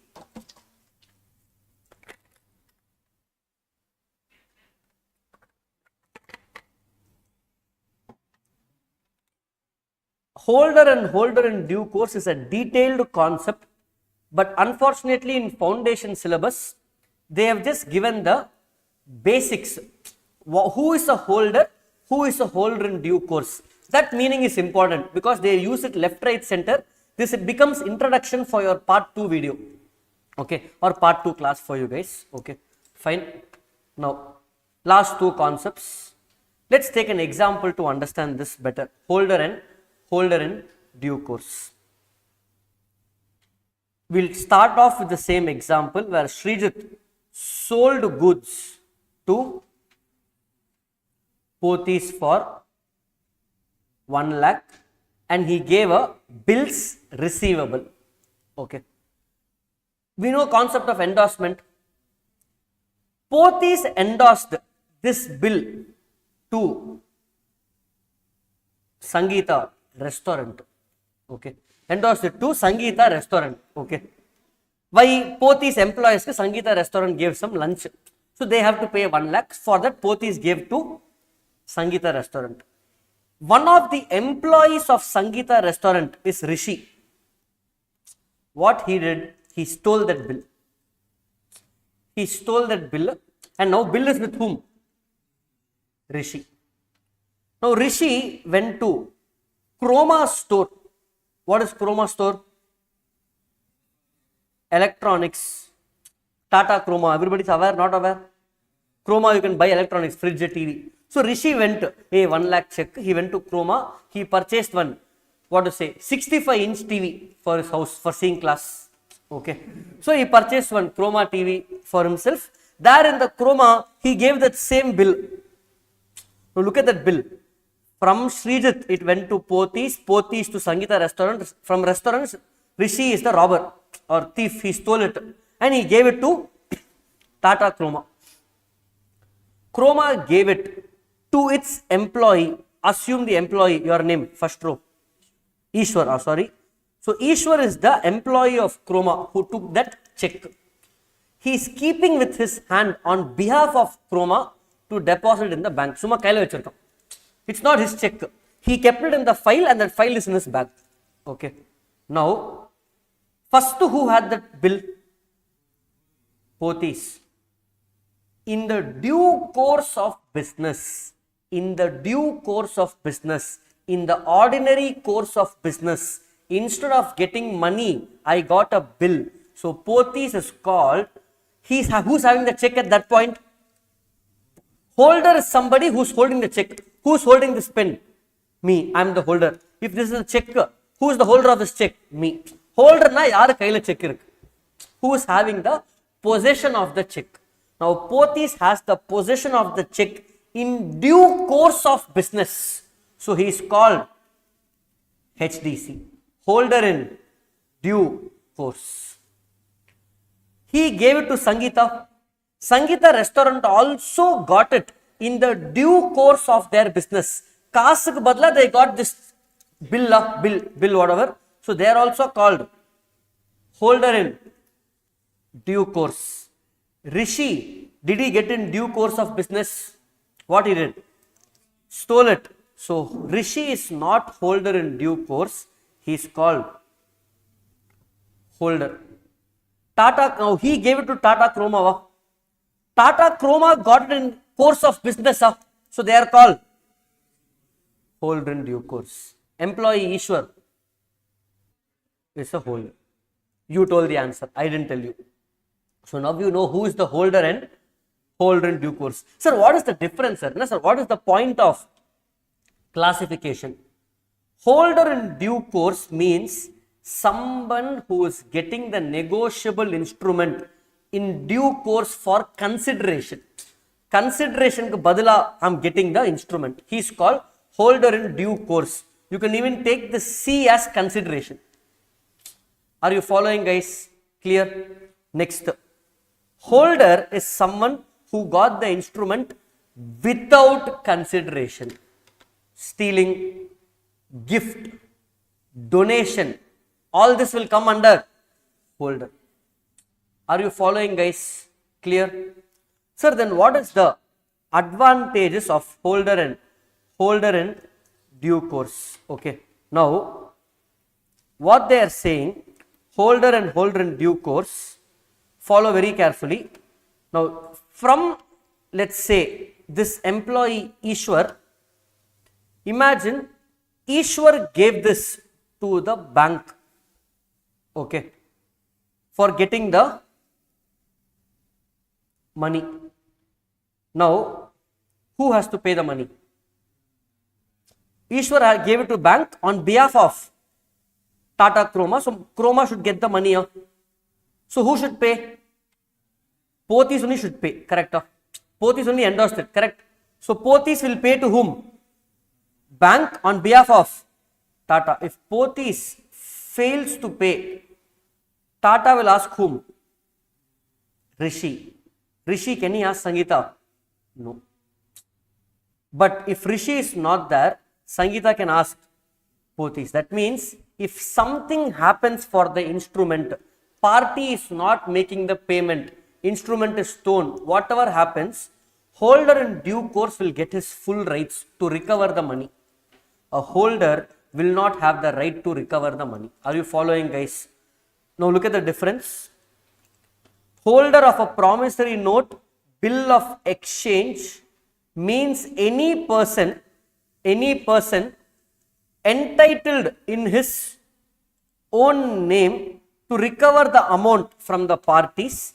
A holder means owner of a negotiable instrument. What is required is a right of possession. He only has the right of possession. Let's go for holder in due course to understand the difference. Holder in due course means any person who receives it for consideration. Are you following, guys? And the amount becomes payable. Even if there is any defect in the title, meaning, look at this. Rishi has a defect in title. Rishi is the robber. He doesn't have the right to transfer this ownership. Because first of all, it's not his, he stole it. But still, when he gave it to Tata, the Tata gets full rights in the instrument. Tata becomes HDC because they received it for consideration. Meaning, tomorrow, Sangeeta restaurant will go and tell Pothis, hey, somebody stole from me, don't give the money. If Tata is going and asking money, Pothis has to give. Because Tata is a holder in due course. They will tell, I don't know, who asked you to lose it? Are you following? So, holder in due course gets the full right to recover the money even if the instrument has any defect. But a holder does not have the full right. He only has the right to retain the possession. Are you getting it, guys? If there is a defect in the instrument, the defect is there for him also. Are you getting it? Let me give you another classic example for you to understand this. I told you something called inchoate instrument, incomplete instrument. Now look at how beautifully the law is drafted. Now you will get the clarity. In incomplete instrument, we can complete in Sonana. We can complete, but within the limit of the instrument, correct? Within the limit. So let's assume I have a 100 rupees stamp paper whose limit is 1 crore. Okay. If holder in due course and holder get this instrument, incomplete instrument, if I am completing it, look at the wordings in inchoate instrument now. Look at this. Oh, it's down, sorry. Yeah, inchoate instrument. I intentionally skip that point over there. Okay. Now, in inchoate instrument, the person who is completing, if he is a holder in due course, can recover any amount on the instrument provided it's covered by the stamp duty. The holder of such instrument cannot recover the amount in excess of the amount intended to be paid by the signer. Let me explain this. I have given a promissory note where 100 rupees is the stamp paper. What is the limit? I gave you a blank promissory note and I told you they limit to 1 crore, but you write only 10 lakhs. Okay, you write only 10 lakhs. Both of you wrote 10 lakhs. Are you following, guys? Will both of you get this 10 lakhs? Yes. Because you wrote within the limit of not the instrument what I wanted to pay. Now I gave you the instrument, blank check or blank promissory note. I asked you to fill. Limit is how much? 1 crore. What I told, 10 lakhs na ildiran soli. HDC wrote off 1 crore. Holder also wrote 1 crore. Who will get 1 crore? HDC will get the 1 crore. Holder will not get the 1 crore. Are you following, guys? So, to summarize, if I give you a blank promissory note and tell you to fill the amount by yourself, even if the limit is 1 crore, I wanted you to fill only 10 lakhs. If you are a holder, you can get only 10 lakhs. If you are a holder in due course, you can get up to 1 crore. You might ask, sir, how, sir, I will prove? That's my problem in court. Okay, are you following, guys? Now read these points again. The holder in due course can, however, in the blank instrument, when I fill the amount, can recover any amount on such instrument provided stamp duty allows for the same. Holder can recover only what was intended to be paid by the signer. To give you a classic example, I gave Hayagriva a blank check. Today is his birthday. I told him, birthday, Papa. Okay, take 5,000 rupees gift. Okay, so I wanted to pay him how much? 5,000. So I gave a gift to Hayagriva for how much? 5,000 blank check. My account has a balance of 1 lakh. Now Hayagriva is holder in due course. So how much he can write? 5,000 only. Anything more than 5,000 he writes, he will not get the money.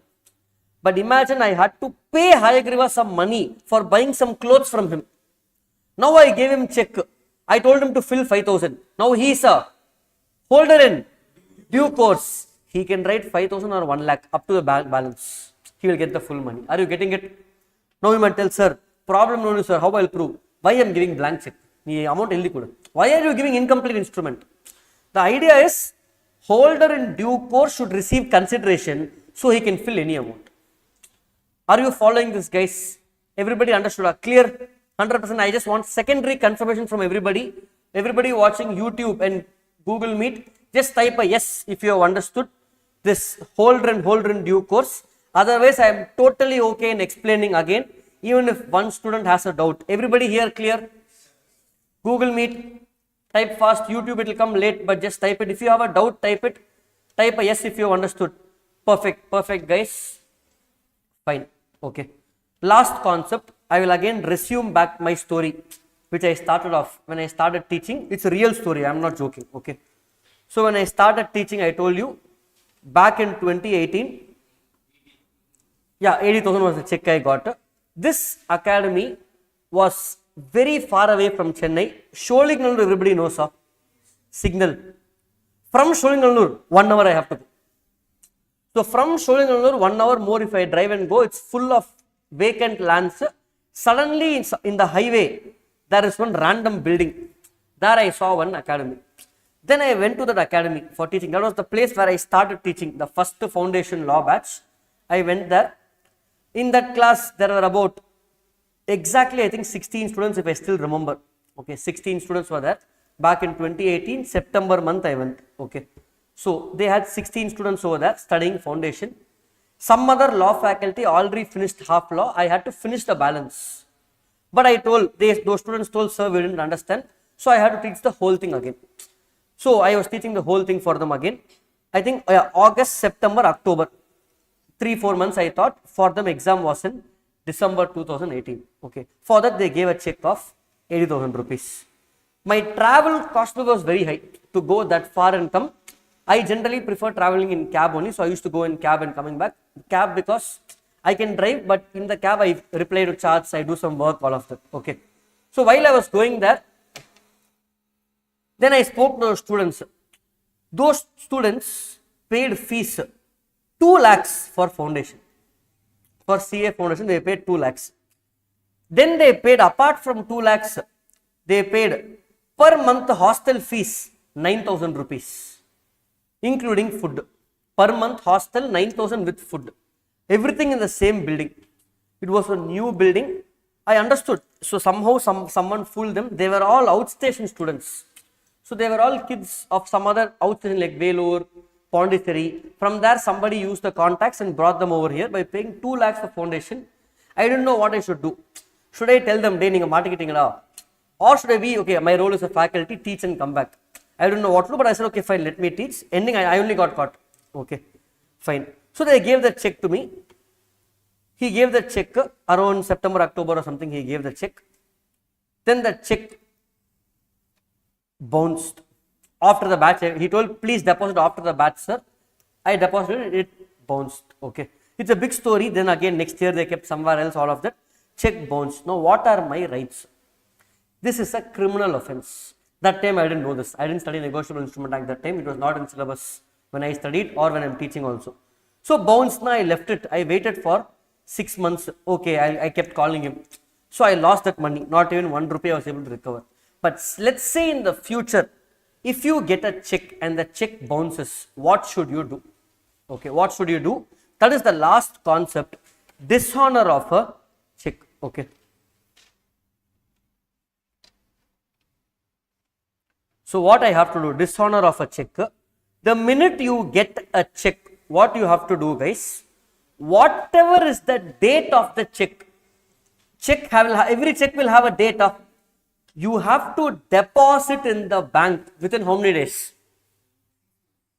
I didn't see, no. I did, sorry, after bouncing, I waited for 6 months. Mine is wrong answer. Within 3 months, you have to deposit. That means, if I got a check on 1st May, you have to deposit within May, June, July ending, I have to deposit within 1st August. After that, if you deposit, bank will not accept that check. Are you following, guys? Bank will not accept that check. Okay. After 3 months, if you deposit, gone. I can't do anything. But I deposited within 3 months from the date. The check bounced. Why it bounced? Because balance was not available. So what I should do that time, if the balance is not available, the next thing I should do is, I have to look at this. The points are as I will summarize it for you. First, the check has to be presented to the bank within 3 months. Next, demand for payment for notice. So I have to send him a notice. De kudra and kasa. The check has bounced. I have to ask him for the payment within 30 days from the date of bouncing. Not from expiry of 3 months. I deposited, bank will tell, sorry sir, check la balance illa, you will not get the money. From that day, within 30 days, I should have sent a notice to the academy to make the payment to me. Then that academy, after receiving the notice, should pay me within 15 days. That means I have a total time of 45 days from the time of bouncing to take action. I was silent for 6 months. What can I do? Nothing can be done. I can't recover 1 rupee also. Okay. But if after 30 days of giving, within 30 days of giving notice, he doesn't pay within 15 days, he is liable for imprisonment up to 2 years, even if the check is 100 rupees. Because fooling somebody by giving a fake check without balance is a criminal offense as per what to say, Code of Criminal Procedure, Negotiable Instrument Act. It's a criminal. You are cheating somebody. அதை நம்பி தான் நம்ம service provide பண்ணியிருக்கோம், or he has given goods. Criminal offense, straightforward imprisonment. Are you following? So what you should remember, guys, once you get a check anytime in life or even for exam, remember, deposit within. If the check bounces, send a notice within. After he gets the notice, he has to pay within 15 days. Look at this. The drawer of the check, within 30 days I have to send a notice. Failure of drawer to make payment. The drawer of the check fails to make the payment within 15 days. Then look at this. These are the remedies I should do. So look at this, how I have given over here. First 3 months time, then 30 days, then 15 days. After 15 days also he didn't pay. This is the time you can sue him and go to the court. Are you following? Yes. Who should have sent it? No, I didn't send the notice. I didn't know about it that time. No, note, okay. I messaged him. Okay, got it. I understood the doubt. Sending notice means sending legal notice. Sending not a WhatsApp message, they payment pandra email. No, I should have sent a legal notice, hired an advocate, sent him a legal notice for payment within 30 days. Got it? Okay. I didn't know that at that time because I didn't study negotiable instruments in my syllabus of CA. I didn't study for teaching also, so I didn't know about it. Plus, it was more of a relationship of trust. First time teaching opportunity, why will I put case? Okay, fine. Are you getting it? So 30 days is the notice. Now what happens? Look at this. Look at the liability, guys. Same thing. Where the check, it is returned because balance is insufficient or limit is exceeded. Credit card limit exceeded. All of that. Then such person is deemed to have committed an offense after the time period. 3 months, 30 days, 15 days. Imprisonment, how many years? 2 years, and fine twice the amount of check or both. Check is for 1 lakh, pay 2 lakhs fine plus 2 years imprisonment. Court can decide. It's or. Depending upon the magnitude of offense, court will decide. Are you following, guys? Clear? Now, let's say, for example, I sent a notice to the academy. Academy did not reply. Now I filed a case on the academy. Now we are in the court. One side I am standing, one side academy, judge is there. Academy is saying, sorry, எனக்கு தெரியல balance இல்லைன்னு சொல்லி. He is saying, I didn't know balance is not there. ஏன் தப்பு தான் நான் ஒத்துக்கிறேன். Is this a valid excuse? The police caught you for not wearing helmet. He is saying 500 rupees fine. Oh, helmet போடுமா எனக்கு தெரியல sir, sorry sir. What will you tell? As per Contract Act, mistake of law, not being aware of the law is of no excuse of. Here also they are saying, exception in section 139, look at this. The drawer of the check, the person who drew the check and gave me, in my example, the academy, cannot state that he did not know that the check was dishonored because balance is not there. He can't try your balance, sir, and tell us, sir, and excuse no otukku maatan court la. That's section 140. Are you following, guys? Clear? Mistake of law is no excuse. Indian law. Next. Now, unless he proves that he paid, court will take my side. Unless that academy proves he made the payment, court will be on my side. It shall be presumed, unless the contrary is proved, that the holder of a check, I am the holder of the check, received the check for the payment of any consideration. Meaning, for example, let's say, simply for time pass I gave you a check, gift, donation. Okay. Now, court will think I have to pay you money. Unless I prove it is a gift. Are you following, guys? You are not understanding this. You should not understand this. Let me explain. Let's say, for example, we will take, whom we will take today? Okay, online class, we will take Naveen.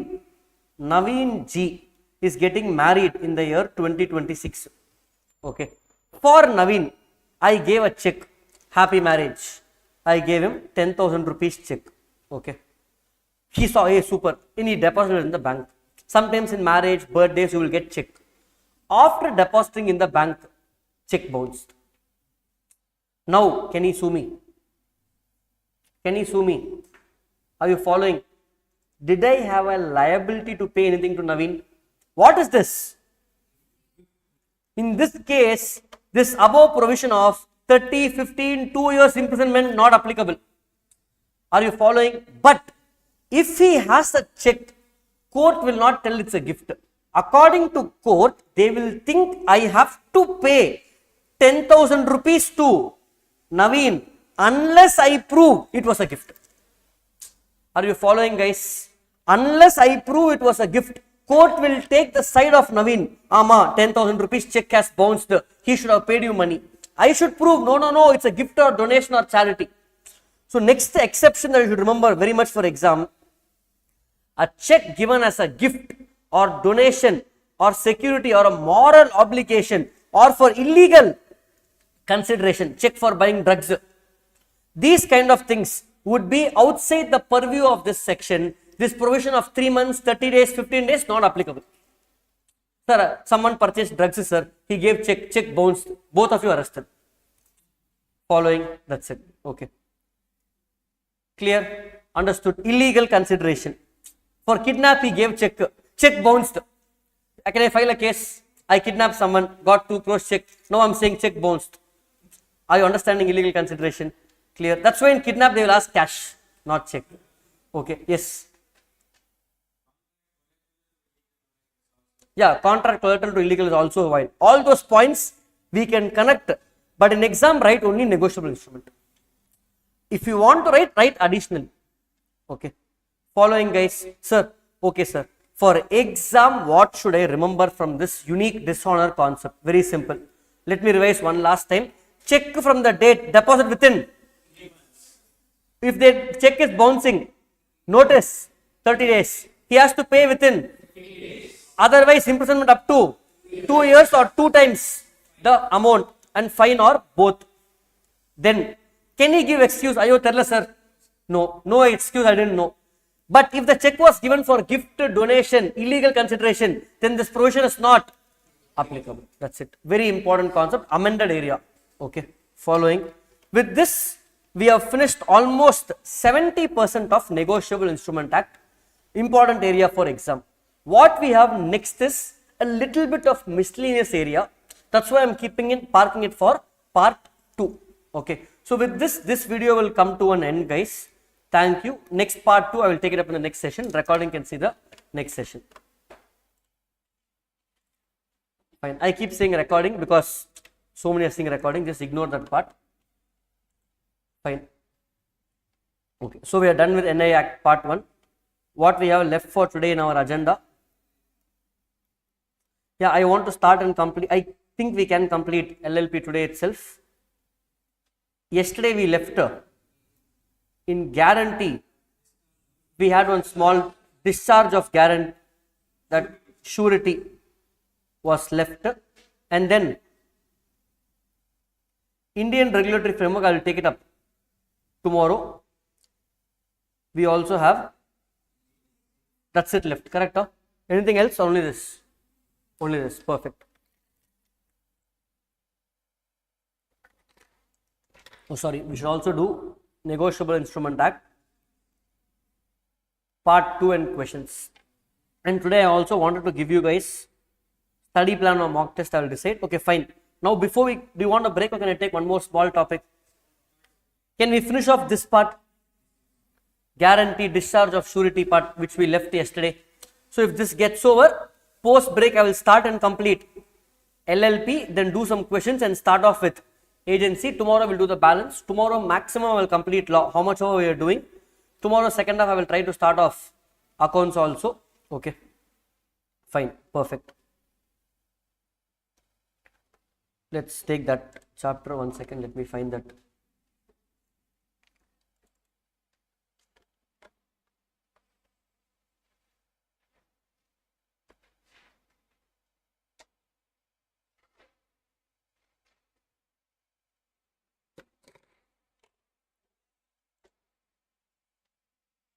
Also, we are planning one more thing. Once we finish this class till 31st or 1st, you again go back to studying mostly planning, let me know if you guys want it or not, either a 1 or 2 days full day, not like 2 to 7, 8 a.m. to 7 p.m. or 8 p.m. types, full day marathon revising full law, including old syllabus, contract act, plus this new topics, full revision in 2 days over about 15 hours over 2 days. If you want, I'll do it. Do you guys need it?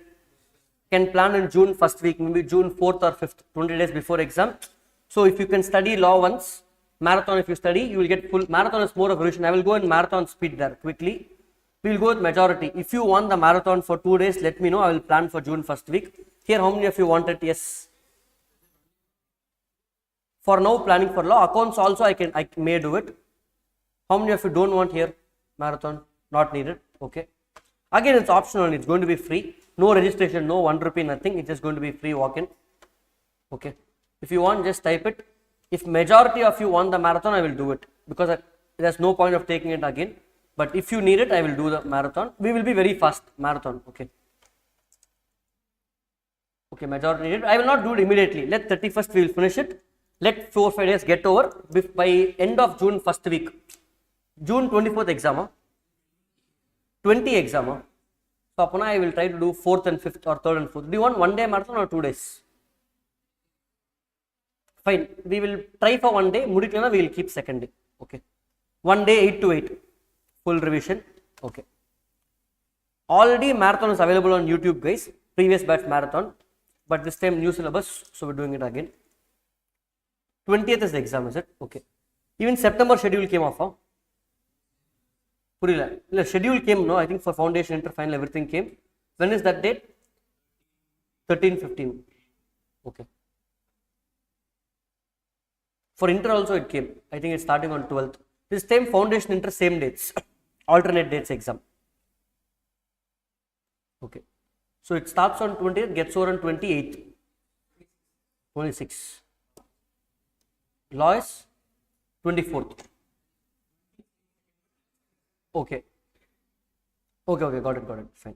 Fine. Okay, let's proceed for guarantee. So I'll try to complete all the mock test paper, RTP, everything by June first week then. Okay, maximum by June first week. At any cost, all of you watching this class, you have to write mock test. Write anywhere, guys. Many people conduct mock test. You write 100 marks mock test, you have to write. It's how many of you already wrote by now? You have to write. I don't care where you find the time, where you write, but you have to write. There are so many mock tests. It's very, very important. 12th board exams, how many tests you wrote? If you are writing June exam and the last 3 months, if you go for exam, it's like going without practice. So mock test, you have to write somewhere. Okay. Plan it in June, but definitely write it. Fine. Coming to this concept.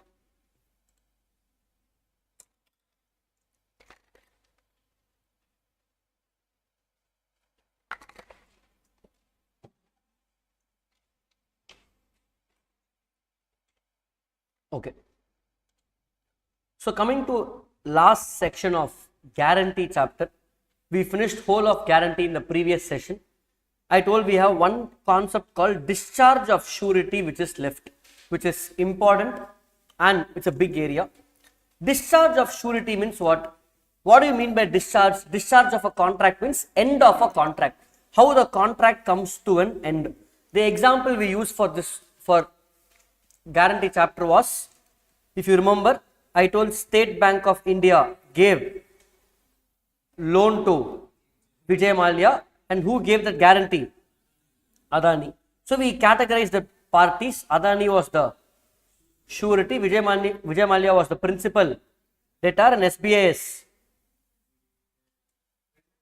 is the creditor. Correct? Now, I told this whole chapter is in whose angle? In angle of Adani surety. That means discharge of surety means from when Adani need not pay the money. What I am no more the guarantee. When that will happen? Okay. They are saying it can happen because of 3 reasons.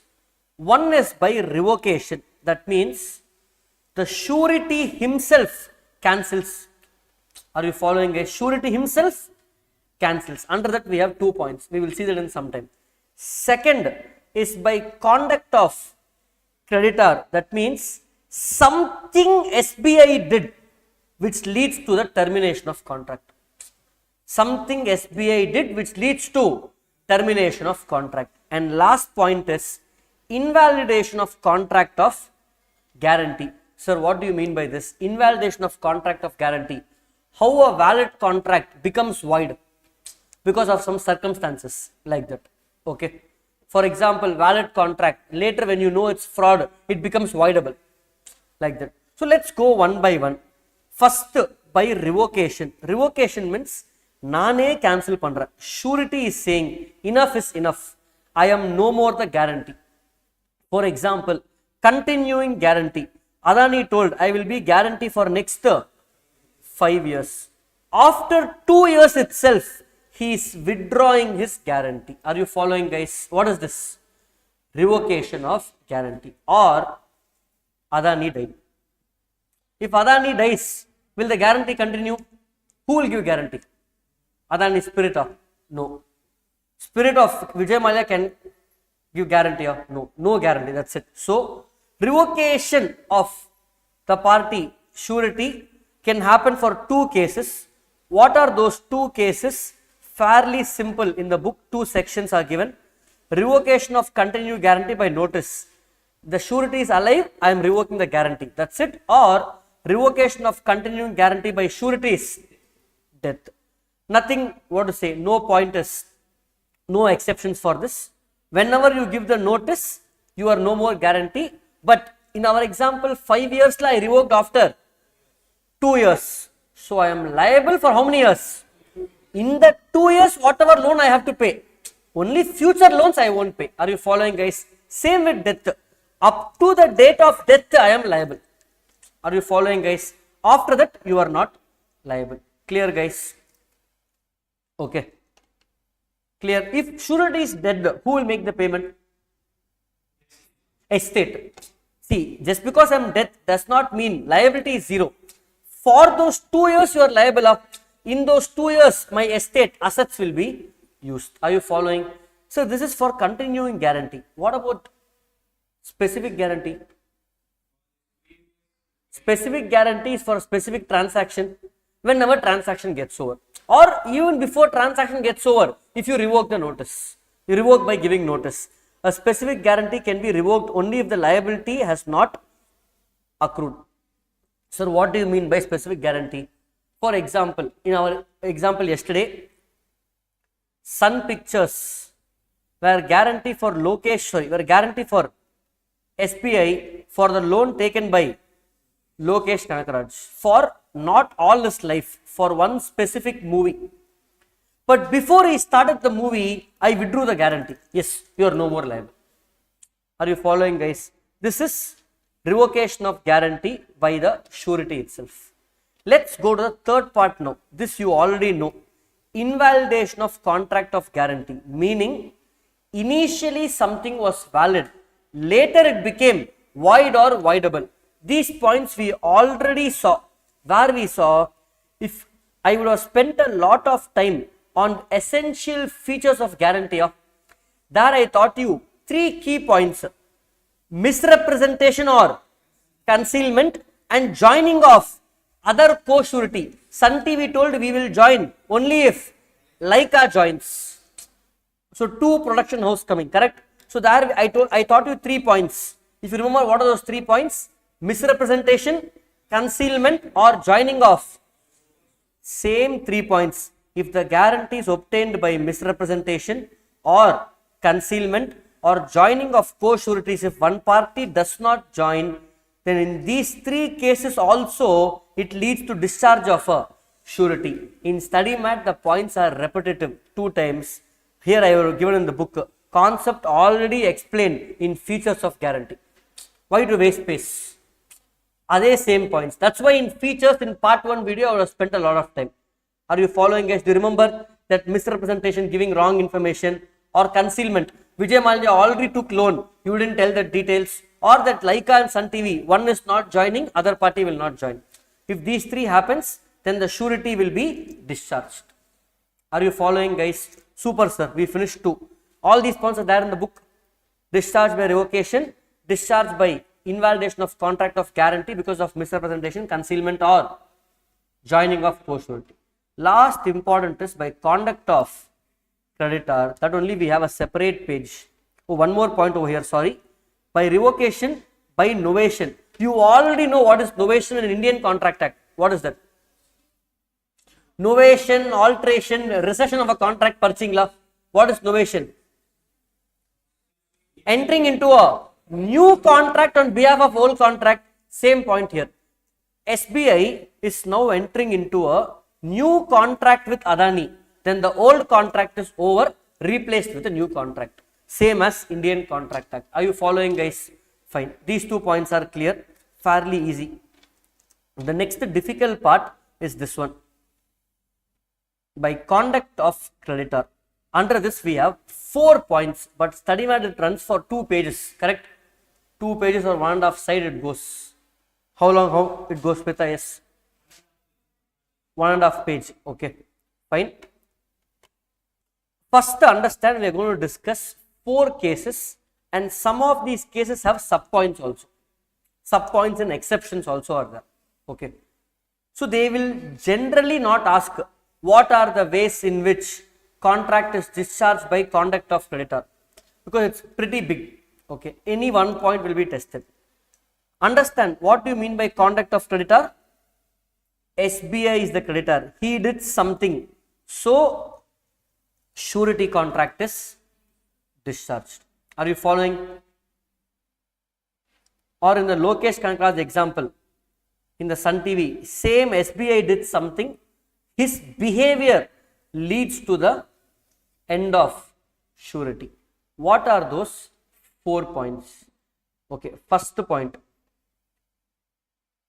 Let's take a different example. ICICI Bank gave a loan to, let's say, RCB, for which CSK gave surety. ICICI Bank gave loan of 10 crores at 10% to RCB. Okay, now CSK will pay only if RCB fails to pay. That will not happen. They are a very rich brand. They will definitely make the payment. Now, who is the creditor here? Who is the debtor? Who is the surety? Now, ICICI Bank and RCB, between themselves, they change this interest rate to 12% without asking CSK. Will CSK still be liable? No. That is the first point. Conduct of creditor by variation in terms of contract. By variation in terms of contract. By variation in terms of contract. Following, guys? Clear? Where there is any variance in the terms of contract between debtor and creditor without the surety's consent, CSK rate, then the contract will come to an end. Next. Okay. The law is only silent about this. Sir, what if I make this 10%, 8%? Then it is beneficial for CSK, but they don't know. As per law, still it will discharge. But look at this. Supreme Court gave a judgment. Variation which is not substantial or material or which will be beneficial to surety will not discharge him from liability. Are you following, guys? Understanding? Clear? Let's say the contract is for 6 years, surety contract. Variation happened after 4 years. Am I liable for the first 4 years? Yes. Only after variation you are not liable. If that variation is going to affect the CSK's interest, beneficial or not material. Sir, what do you mean by not material? Loan is given for 6 years. Now I changed it to 6 years and 2 days. Gave extra 2 days. Is this material change? No. This will not discharge the contract. Are you following, guys? This is point 1. Second, let's read the second one. By release or discharge of principal debtor. What do you mean by this? Okay, look at this. Under this, there are two subpoints, guys, A and B in the study mat. I will read this and then explain. Same study mat points. The surety is discharged if the creditor, follow carefully, enters into a fresh or new contract with the principal debtor by which the principal debtor is released. What do you mean by this? Enters into a fresh contract with the principal debtor by which the principal debtor is released. What is this?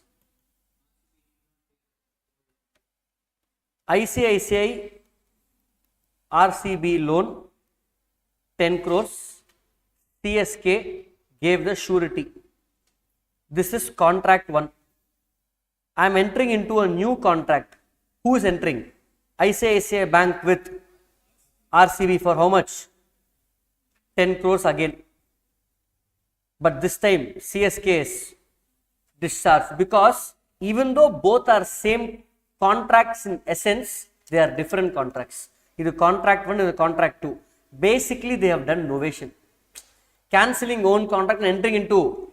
So RCB need not pay 10 crores in old contract, but they have to pay 10 crores in new contract. So CSK not liable. Now, consent. Without me, you are doing this. Are you following, guys? So look at the wordings. The principal debtor assigns a part of his property from debt. Surety is released. Okay. Enters into a fresh contract for any reason. Second example. Does any act or omission, the legal consequence of which is a discharge of principal debtor. What do you mean by this? What is this? Does any act or omission, doing something or not doing something, the legal consequence of its discharge is the discharge of principal debtor. For example, in the same thing, CSK is telling every time RCB is making the payment or not making the payment, every 6 months you send me a report. Pay pay. Now a report I asked him to send report of. He has not sent the report. CSK will be discharged. Are you following, guys? Look at this. Does any act or omission, not doing an act, the legal consequence discharges the principal debtor. So who is going to be discharged? No. So by doing some act, RCB is discharged. So CSK is also discharged.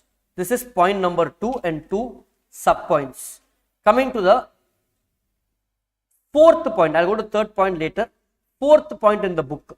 For this, the heading in the book will be discharge of surety by creditor's act or omission, impairing surety's eventual remedy.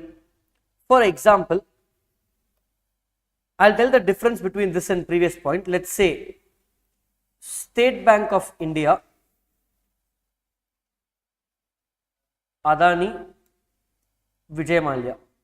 Vijay Mallya gave security to SBI in form of aircraft. I gave security in form of aircraft. Now, Adani and Vijay Mallya have told SBI to maintain the aircraft. It can't be left idle. For bike, you have to turn it on and they will tell, turn it on once in 10 days. So you have to maintain the aircraft, clean it regularly, keep it on, go for one trip and come back. It can't be left idle. Or let's say some maintenance you have to do. SBI did not do. Because SBI didn't do the maintenance, the value of the aircraft dropped. So it affected the security of Vijay Mallya. So surety is discharged. Are you following, guys? Now read the point. If the creditor does any act which is inconsistent with the rights of surety. What is the right of surety? To use the aircraft of security. Now by not doing the maintenance or doing bad maintenance, my security is affected. So does any act or omits to do any act you are supposed to maintain, you didn't maintain, which is his duty to the surety which requires him to do. Are you following, guys? Look at the heading. Discharge of surety by creditors act or omission impairing surety's eventual remedy. The remedy of surety is here. Adani's remedy is to use the aircraft. That remedy is affected, so I am discharged. Are you following, guys? And this affects the remedy of the surety against the principal debtor, then surety will be discharged. Are you following, guys? Clear? Are you getting the difference between this and the previous point? Okay.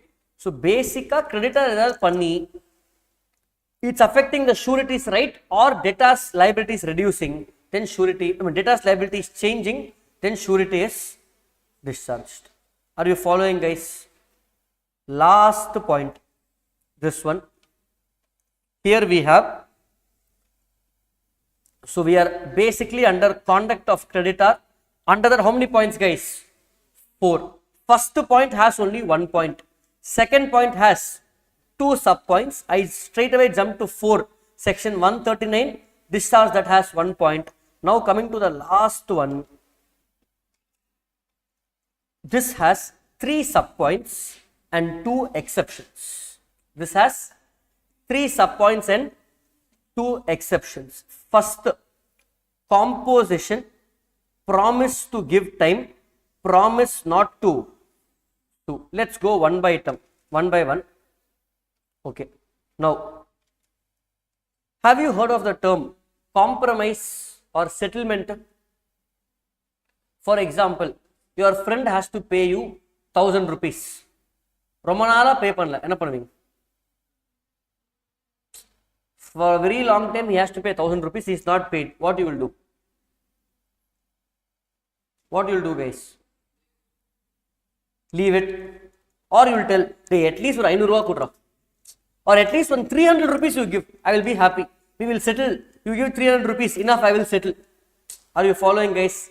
Like this, let's say SBI from Vijay Mallya has to get 100 crores. They are saying, hey, at least 50 kodi kudra podunda, give half money. They are doing a settlement between themselves without involving Adani. Adani discharged. Are you following, guys? Neenga settlement pantingla nalladhu ena kekala email kas. Are you following? That's the first point, composition. Read the point. If the creditor makes a composition, any kind of arrangement with the principal debtor without consulting surety, the later is discharge. Composition inevitably involves variation of the original contract. Novation also cancels. This is nothing but alteration. So, novation also cancels, alteration also cancels. Simple novation, alteration. Composition. Are you following, guys? Clear? Next, promise to give time. And this has an exception. Promise to give time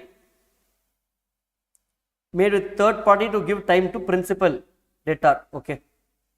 And promise not to sue. First, let me explain promise not to sue. Okay. Let's go to this case. SBI, Vijay Mallya and Adani. SBI, Vijay Mallya, Adani. Who has to pay to whom? Vijay Mallya has to pay to SBI. If SBI is not getting paid, or if Vijay Mallya is not paying, what should SBI do? He should sue. He should ask Adani. Or he can directly sue whom, guys? Vijay Mallya. Now Vijay Mallya is saying, hey, please don't file a case on me. If you file a case on me, my reputation is affected, my name is damaged, please don't file a case. So SBI is saying, okay, I will not sue. If you promise not to sue, then your legal rights is waived off. Then Adani is saying, without suing him, you are asking me, I will not pay. Are you getting it? Are you getting it, guys? So, if the creditor promises to sue, then the surety is discharged. Understand the logic. Surety would have right to sue. To whom? Vijay Mallya if he doesn't pay. Meaning, see, creditor's right is to sue. Instead of suing, you are asking me money. First you sue him. Now you are saying you won't sue. That means you can never sue him. You will come and ask me money. I will not give you anymore. Are you understanding, guys? Are you getting the logic of? Yes. Correct. Without the consent, of course. All this should happen without Adani's knowledge. If Adani is aware, then it's fine. Avan consent kudukrani. Okay. This has an exception. Promise not to sue is not the same as delay in suing. Meaning, I should sue today, but I am saying, okay, please. Okay, I am saying, okay, one more year you take, one more year time. Giving extra time. This is allowed. This is not allowed. Meaning, if this not allowed thing happens, surety is discharged. In this case, surety will not be discharged. Even if he is not consented. Even if surety is not consented, but I am delaying and suing, then contract will not be discharged. That's the exception. Look at this. Creditor's forbearance to sue does not discharge surety. Forbearance not delaying. Promising not to sue is different from forbearance, tolerating. Sorry, okay, no, 1 month thalli podren, or 2 months thalli podren. Yen avala kenjira. So on the part of creditor to sue will not discharge. In simple, delay in suing the debtor by creditor. Are you following, guys? Are you getting the difference? This only we saw in question answers yesterday, where he delayed in suing, so it will not discharge the contract. Can you see the difference, guys? Promise not to sue. If you say I will never sue, surety is discharged. If you delay in suing, surety is not discharged. Exam, what to remember, sir? Promise not to sue, surety is discharged. Delay in suing, surety is not discharged. That's it. Exception. Are you following, guys? Last one. See, for exam, you need to make these kind of quick points. And the provision of patha, for me, I don't remember this every day. I will see, oh, when I see this today, I am taking class, morning I will see, okay, I should teach this. Okay, there are exceptions. Promise to give time, promise not to sue. This is the concept. Let me go explain. That's it. That concept should be in your mind. I am trying to put that concept into you. Okay. Promise to give time will discharge the surety. Let me give example.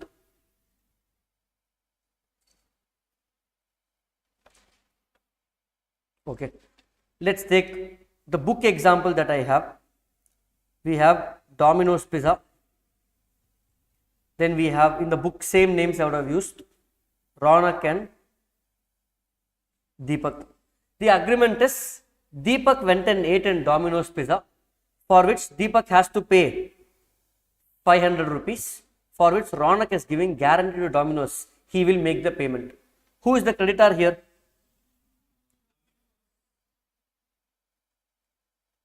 Ronak is the surety, Deepak is the debtor. Okay.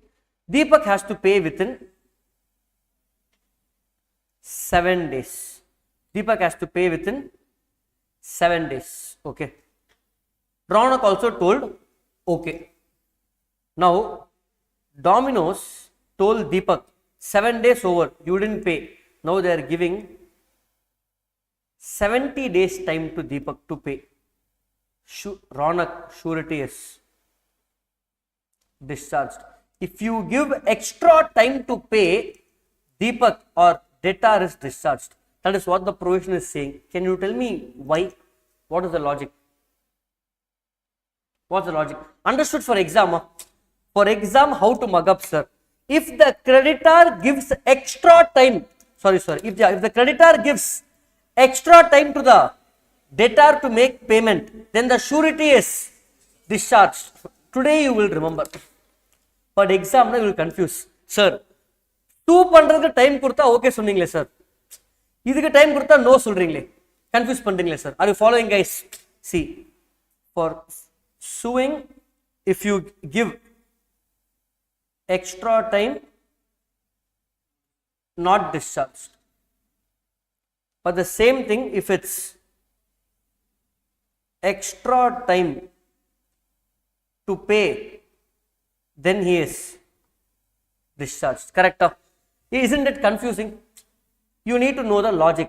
Why in this case Ronak is discharged? When Ronak gave guarantee, he knew that Deepak has to pay within. Otherwise, I will pay. இப்போ என்கிட்ட கையில காசு இருக்கு 500 rupees. After 70 days, what is the guarantee I will have money? of 70 rupees. You will give him 5 years. How will I have the same money after 5 years? Are you getting the logic, guys? Now you will not forget. If you try to understand logic, law is all about common sense and logic, you will not forget. So, promise to give time, then Ronak is discharged. Because according to Ronak or the surety, I may not have time after this 70 days. Are you following? Now, next. This is an exception. Time is given. Look at the exception. Look at this point. Promise to give time. Let me read this. What is there in the book? When the time for payment of the guaranteed debt comes, the surety has the right to require the principal debtor to pay off the debt.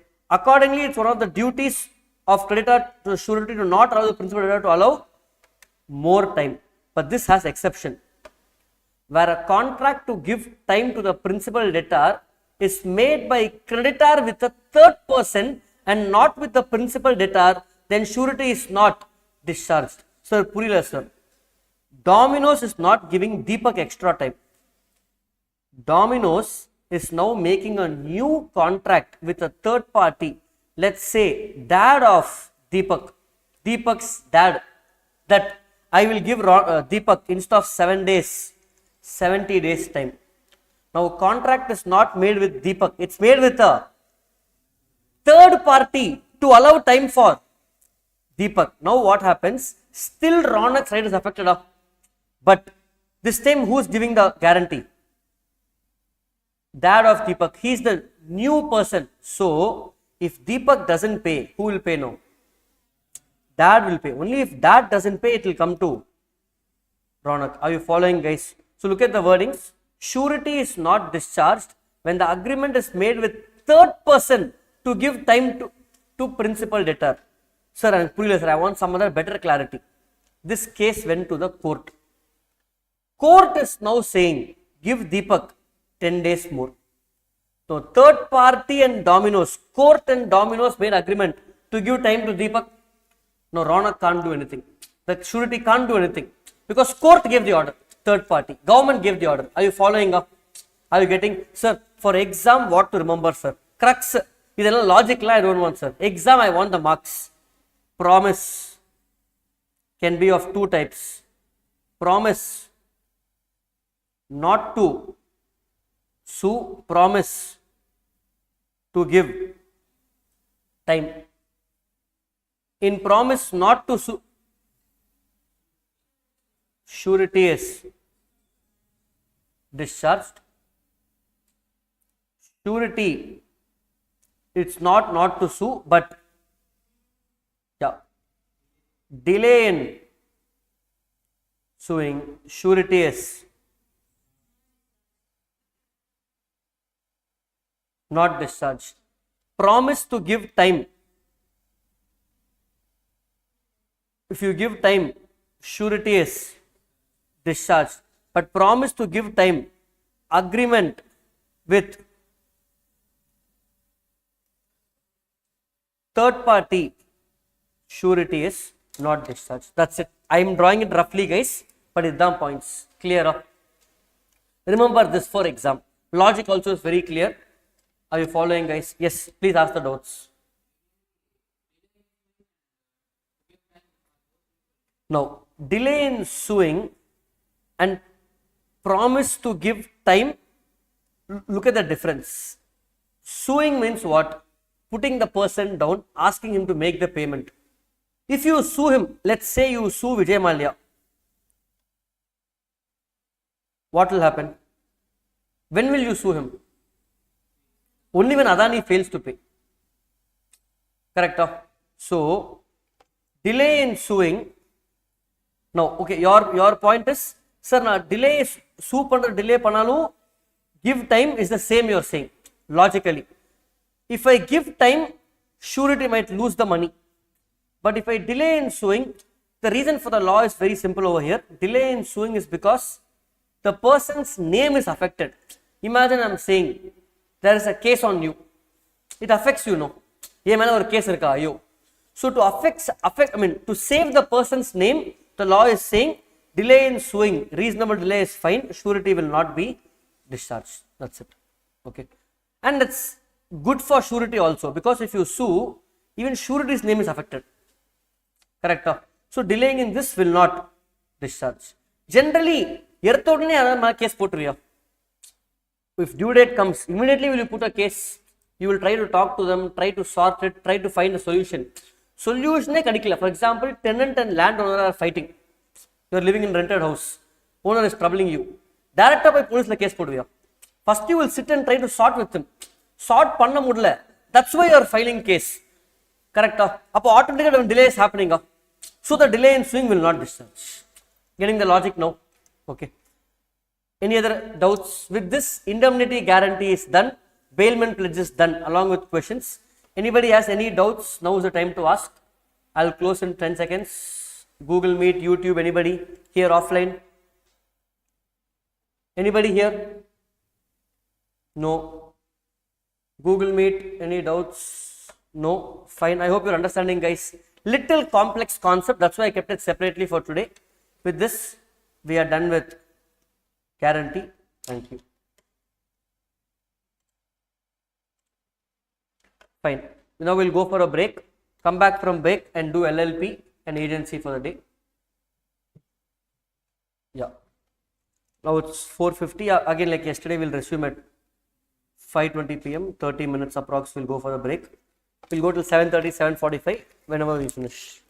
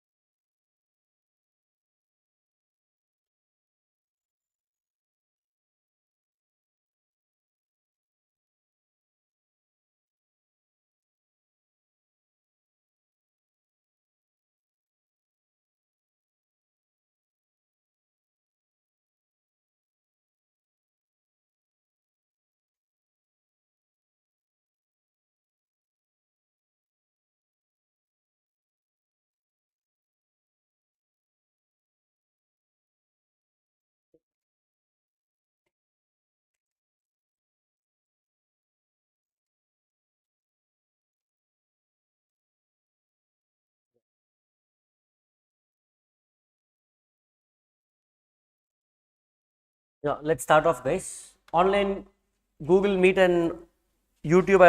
I'm hoping I'm audible for you.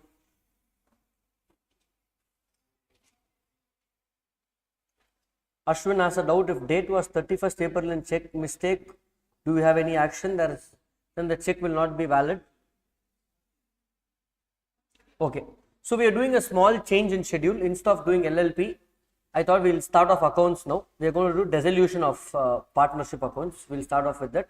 Rest of the day we will do that dissolution of partnership, and I will give you action plan for upcoming exams. Okay. I will give action plan a little later. Let's start off with subject. Okay. Now we are going to discuss dissolution of partnership, which is a new addition again in CA foundation accounts. Before you watch this video, you need to understand two things. One, before watching this, I don't want you to have 100% control of admission, retirement, death. ஓரளவுக்கு ஒரு fair bit of idea as to how to deal with partnership accounts. If you know partners, capital, cash account, that is enough. This is a completely different concept. If you have a fair bit of idea, it is enough. Okay. Remember in CA Inter, this partnership was part of advanced accounting where they used to ask for 20 marks straightforward question. So the volume of syllabus added is close to a 20 hours lecture. Okay. There is so much in dissolution. We are going to focus on ICA study mat and address over there. Okay. So if you look at dissolution, let me break down the chapter for you guys. Dissolution, we have first basic plus advanced sums. Okay. Normal dissolution, I'm going to start off with basic illustration one. Normal, basic and I'm giving you the type of sums that we have in this chapter. Then we also have something called insolvency of partner, how to account. In case of insolvency of one partner, insolvency of all partners. Okay. This is another type of sum that we have. In this, the difference is all partners means everybody is not having money, you can't pay. So what we can do, nothing much can be done. But if one partner is insolvent, other partners have money, how do we share? So for this alone, you have something called a GVM rule. It's called Garner versus Murray rule. So this has in-depth logic, but we will keep exam oriented. Garner versus Murray rule is a rule, it's a not Supreme Court, it's a UK court judgment. So if one partner is insolvent and if some conditions are met, the loss should be shared in a completely different method. That is called Garner versus Murray rule. Then we also have same dissolution sums, two unique methods of solving, completely different, no ledger, nothing. Two methods of solving the sum. It's called relative capital method, or one more is called maximum loss method. This is the chapter overview, guys. Type of sums, if you see, unique type of sums, we will have basic one, advanced one, one partner insolvent, all partners insolvent, relative capital method, maximum loss method. Idea is to try and do at least one sum in each of this. Okay. Are you getting it? All of you with me, guys? Okay. Now, this relative capital method and maximum loss method, I can teach you separately. Someone who doesn't even know partnership accounts can do this because it is not of ledgers. It's a complete new method. In Inter, this used to be a 20 mark sum, and one sum in class itself will take 2 hours for solving. And in the latest mock test paper of June, I think they have asked the maximum loss method was tested. These are lengthy sums. Okay. It is easy. It is not easy, sorry. It is dead easy. But it is lengthy. Very lengthy, but it is very easy. And you should learn that step. Adukku the separate steps, we have to learn that. I will teach you steps along with the concept. Okay. Let us start off with one basic sum of dissolution, where I will teach you the concept along with the sum. So we are going to go with ICA study math sums only. We can practice a lot of sums, but we are going to first stick to ICA study math sums. Additionally, what I will do once we finish all of this, in the description of the video, dissolution was also part of CA Inter. So when I took my CA Inter class, we solved about 20 sums, not 20, 15 sums in dissolution. Those recordings I will give in description. If you have the time, if you want to practice more sums, you can do those sums. Now we are going to stick to ICA sums. So partnership, and of course, what new addition we have is also, apart from this, they have also added dissolution of LLP, where there is only one sum in study math. That also I will do it. Okay. So we will try and cover all these sums. Let me take dissolution study material. Only one sum is there, correct?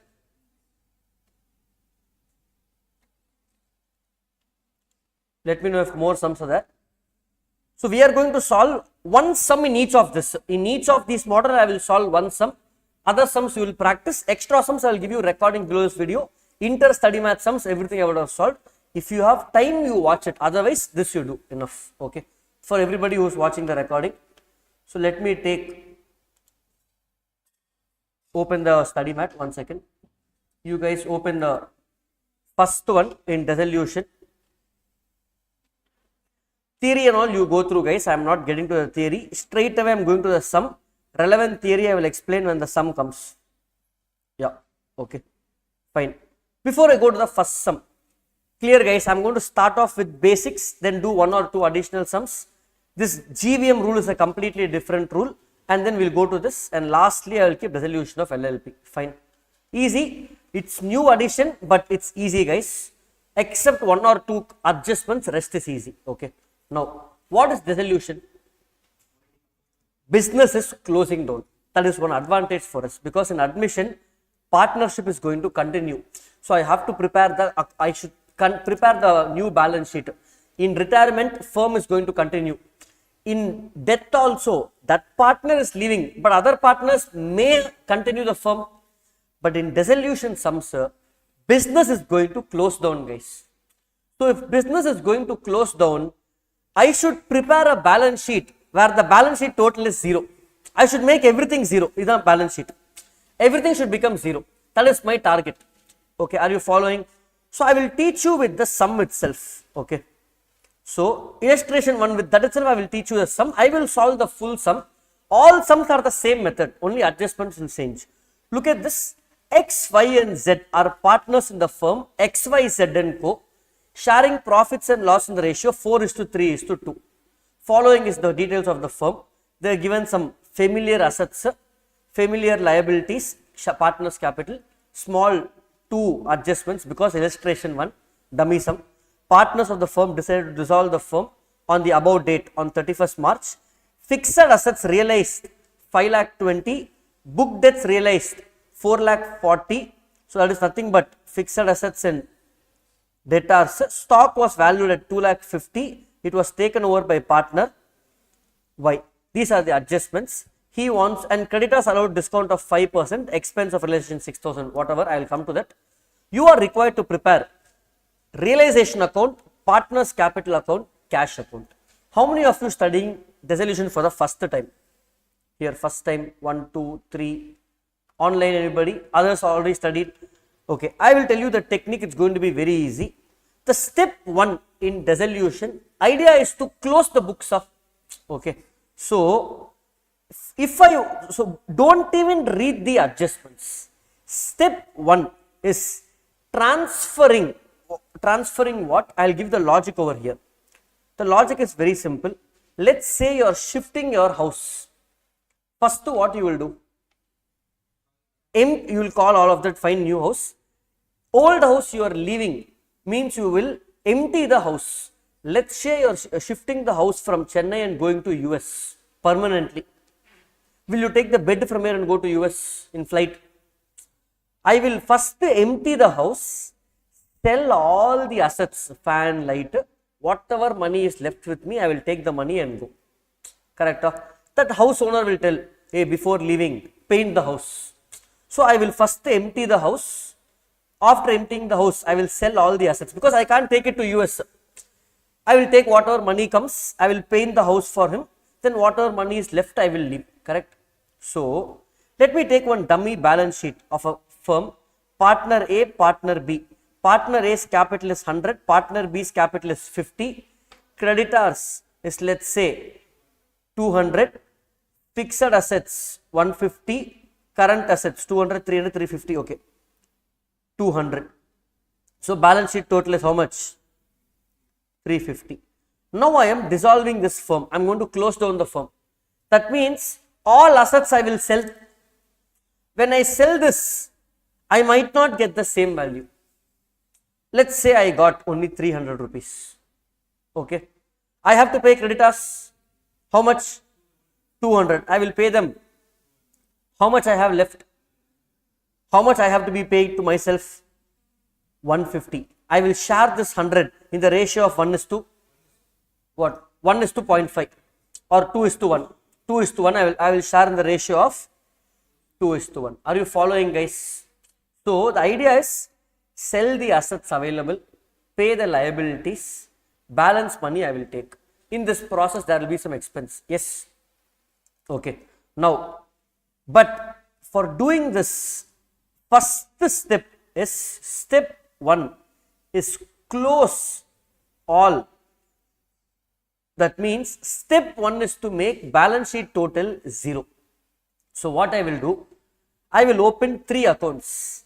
I will open one account called, see, the idea is to sell the assets. I want to know how much I will earn when I sell the assets, guys. So I will open something called realization account. Have you seen this account before? In death? No. Death, yes or no? It's a new account. Realization account means when I sell the assets, how much I will realize. So let me open the 3 accounts they asked in this question. All clear? All fine, guys. So realization, partners capital and cash account. Let me open all these 3 accounts. Let me do the sum in detail. Cash account and capital account. You know partnership means capital should have multiple columns based on the number of partners. Here I have X, Y, Z. So I will have 3 columns X, Y and Z. X, Y, Z. Of course, yeah, you draw it more neatly, guys. Okay. I open the 3 columns, three ledgers I open. Fine. The first step is to make balance sheet total 0. Admission, you will prepare balance sheet after admission. Huh? Correct? Retirement, you prepare balance sheet after retirement. Here we no need to prepare balance sheet because idea is to make it 0. How to make it 0? First the asset should become 0. Huh? Okay. Asset is having debit balance or credit balance? Debit balance. So if asset should become 0, asset should be debited or credited? Credited. Basics. So for example, let me start off with fixed assets. I want to make fixed assets 0. How to make it 0? 2 fixed assets account 5 lakhs. It becomes 0, but something else should be debited.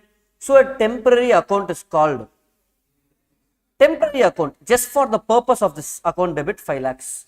So my entry will be realization account debit 2 fixed assets. How much? So I will come here. I will write here 2 fixed assets. How much? Are you following? Like this I will do for all the assets. Next, stock in trade should become 0. So I will write what? Realization account debit 2 stock. How much? 3 lakhs. What is the posting in ledger? 2 stock. How much? Super. Are you following, guys? Next, debtors. I am not selling it. I am making it 0.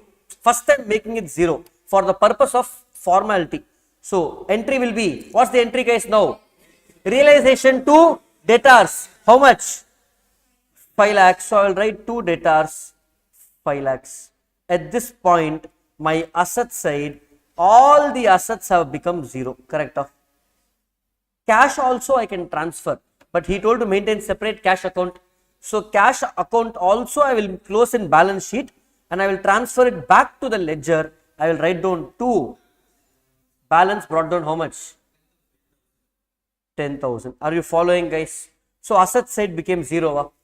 Balance sheet became 0. I have transferred everything in reverse back to the ledger. Ledger also if I close sum over. Next to go to liability side. Sundry creditors. I should make it 0. How to make a creditor 0? Debit the creditor. So the entry will be opposite. Creditor account debit to realization account. Entries are not there in the book. Creditor to realization, how much, guys? 3,20,000. So I will come here and write down by creditor, how much? 3,20,000. So at this point, creditor also became 0. Now what is left? Partners, capital and general reserve. This belongs to whom? Partners. So transfer everything to the particular partner account and profit sharing ratio is 4:3:2. So come to partners capital by balance brought down. What's the value, guys? 4 lakh, 3 lakhs and 2 lakhs. So I will write here 4 lakhs, 3 lakhs and okay. This is capital. Now look at the balance sheet. Everything became 0 except general reserve also belongs to whom? Partners. So I will write here by general reserve. How much? 90,000 in the ratio of 4:3:2. So it will be 40,000, 30,000, 20,000. Are you following, guys? Okay. Basically what's happening, look at this balance sheet. Imagine by selling all the assets, you get exactly book value. It will never happen. You will not get same book value. If you get book value, you will realize 13 lakh 10,000. Creditors will take 3 lakh 20,000. Partners will take same amount. Everybody is happy. Partners get back the same amount. Creditors get back the same amount. Assets are sold. Are you following, guys? Are you understanding? Is it fast? First time, who's learning first time? Someone raised hand. Understanding, you three? So, imagine I get whatever is there in balance sheet. Asset sell panna, I am getting the same value of 13 lakh 10,000. What I will do with 13 lakh 10,000? Pay my creditors, pay my partners, everybody gets the money, correct? Are you following, guys? That is an ideal scenario where in the balance sheet, in this case, imagine in this case which I gave example, fixed assets after selling you got 150, current assets after selling you got 200. You got how much? That was the balance sheet total. With this 350 you will pay creditors 200, partners will get same 150, everybody is happy. But reality won't happen like that. I will either get more or I will get less. If you get more, we will share it happily. If you get less, who will share the loss? That's it. Partners only. In what ratio? Sometimes you will only get selling this 50 rupees. But creditors are how much? That means partners should bring money to pay creditors. So dissolution ending, only 3 adjustments can happen. Got the exact cash needed, will never happen. Got more cash, partners are happy. Exam they will not give that. Loss came. So how much loss should partners bring in? Share. That only will come in exam. Okay. Fine. So the first step, sir, all this understood, sir. For me, foundation, logic I don't want. I anyway told the logic to an extent. Exam what to do? Step 1, transfer all the assets to realization account. Transfer all the liabilities to realization account. Cash to cash account. Partners values to partners account. Even if partner has a loan, will it come to capital account or realization account? Partner loan. Will it come to realization account or partners account? Partners loan. Is it part of capital or is it part of liability? Liability should come where? So it will come to realization account. That's it. Are you following, guys? Partners loan will come to my realization account unless question gives some other details. Are you following? Okay. Now coming to the adjustments, let's deal with it one by one. First, fixed asset realized how much? 5,20,000. So, come down. What is the normal entry for realization of fixed assets? Bank account debit. Realize 5,20,000. So entry will be bank account debit 5,20,000 to fixed assets. Normal entry. Asset with thing, you will write two fixed assets. How much? 5 lakhs book value, two fixed assets. 5 lakhs, 2 profit on sale, how much? 20,000. Isn't this the normal entry on sale of fixed asset? But I can't pass this entry. Why? You can't credit fixed asset because the account itself is not there. Why?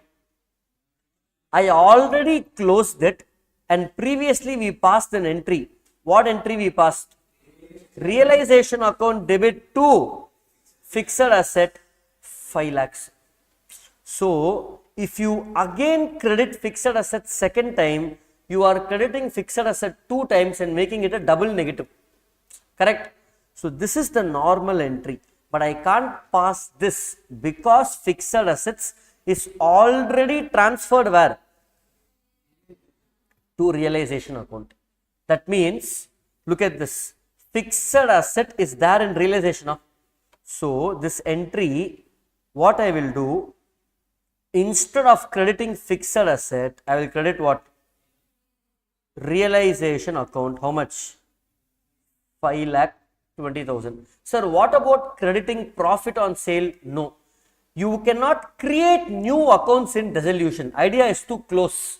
So, whatever profit or loss you get, I will transfer to which account, guys? Realization account. So, what is my entry? Bank account debit to realization on sale of fixed assets. How much? 5,20,000. Post this to realization. So, I will come here and write by bank fixed assets sold 5,20,000. Now, focus carefully only on the fixed asset part of realization account. Debit side has 5 lakhs. Credit side has 5,20,000. What is the impact? Only fixed asset. What is the impact? 20,000 plus. If difference is there on this side, in P&L, this is profit. That means this is profit. Are you following, guys? So, I will again repeat. Ignore everything else. My realization account is like a P&L account. It's like a P&L account for you to understand logic. In this account, debit side, you had 5 lakhs fixed asset. You wrote it here. 5 lakhs here. Credit side, just now I wrote on sale. Instead of writing bank to fixed assets, I am writing bank to realization. So, I will write here 5.20 lakhs. So, you have profit how much? Imagine this is not realization, this is P&L. So, on the whole fixed asset settlement transaction, I am left with a profit of 20,000, which is already accounted in this ledger. But I will not compute profit now itself. I will compute profit in the ending. Are you following, guys? Understanding, everybody? Clear? Are you getting it? Next transaction. Book debts was realized for 4,40,000. What is the book value? 5 lakhs. I don't care about book value. What is the entry for? Okay, I should do one more posting. Sorry. So here we did bank realization. How much cash you got? 5,20,000. So go to the cash account. I will write here. To realization 5,20,000. So can I write step 1 in dissolution is transfer all assets and liabilities to realization account. Step 2, transfer cash to cash account. Most sums we do it like this. Step 3, transfer capital and reserves, if any, to partners capital account. These are the first 3 steps in all sums. Exam, you don't know what to do this. You will get 2 marks or 1 mark. At this stage, balance sheet total is 0. Step 4, account for sale of assets and settlement of liabilities using above 3 accounts only. Which 3 accounts? Realization, cash, partners capital. You should not create new account. You should not open new account. Settlement of all assets and liabilities through realization, cash and partners capital account. Why through realization? You just now transfer everything to these 3 accounts. Correct? You transferred everything to these 3 accounts, guys. So settlement also should happen through these accounts only. Just now we did settlement of which one? Fixed assets. Let me show you the next settlement of book debts. Book debts is settled for how much? 4,40,000. What is the normal entry for settlement of book debts, sir? Bank account debit 4,40,000 to what? Book debts. What was the book debts in the question? To debtors 5 lakhs, and you will write loss 60,000. I should not do it like that. I cannot use new accounts because these are closed. My entry will be bank account debit to realization account. How much? 4,40,000. Go to realization account and I will write here by banker to banker. Yeah, by bank. In bracket, this is for what? Book debts. How much? 4,40,000. By accounting like this, automatically loss is accounted. How, sir? Book debts on the focus only on book debts. What I am highlighting. Book debts on debit side is 5 lakhs. Book debts on credit side is 4,40,000. Difference is coming on this side. If this was P&L account, this is loss. That means in both the transactions, first transaction of fixed assets, I had a profit of 20,000. Here loss of 60. Effectively, I am accounted a loss of 40. But I don't have to do every step by step. It is automatically accounted. Are you following, guys? So I will not explain in this detail for each adjustment. Automatically loss gets accounted. I want you to know the logic. That's why I am doing it. Following. Next. Stocks were valued at 2,50,000. This time let's be a little quick. So stock is valued at 2,50,000. That means I sold stock for 2,50,000. What is the entry? Bank account debit 2,50,000 to no stock. You will write what? Realization 2,50,000. Come to the credit side here and write down by bank. Bracket le write down what item. Otherwise, you will not remember what bank it is. How much? 2,50,000. Are you following? What is the loss of stock? 50. Look at this. Debit is 3 lakhs, credit is 2,50,000. So it's a loss of 50. Of course, contra we have to post. Other side we are yet to post.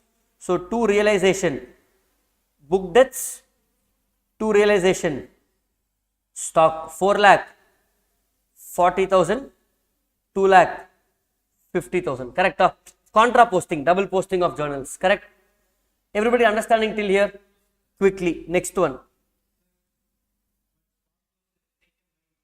Correct. I didn't read the whole thing. You are right. Stock was taken over by Y. So I didn't read the whole thing. Stock was valued at 2,50,000 and taken over by partner Y. So entry will slightly change.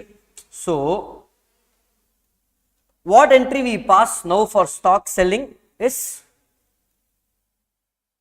bank account debit 2,50,000 to realization 2,50,000, correct? But did I receive bank? No.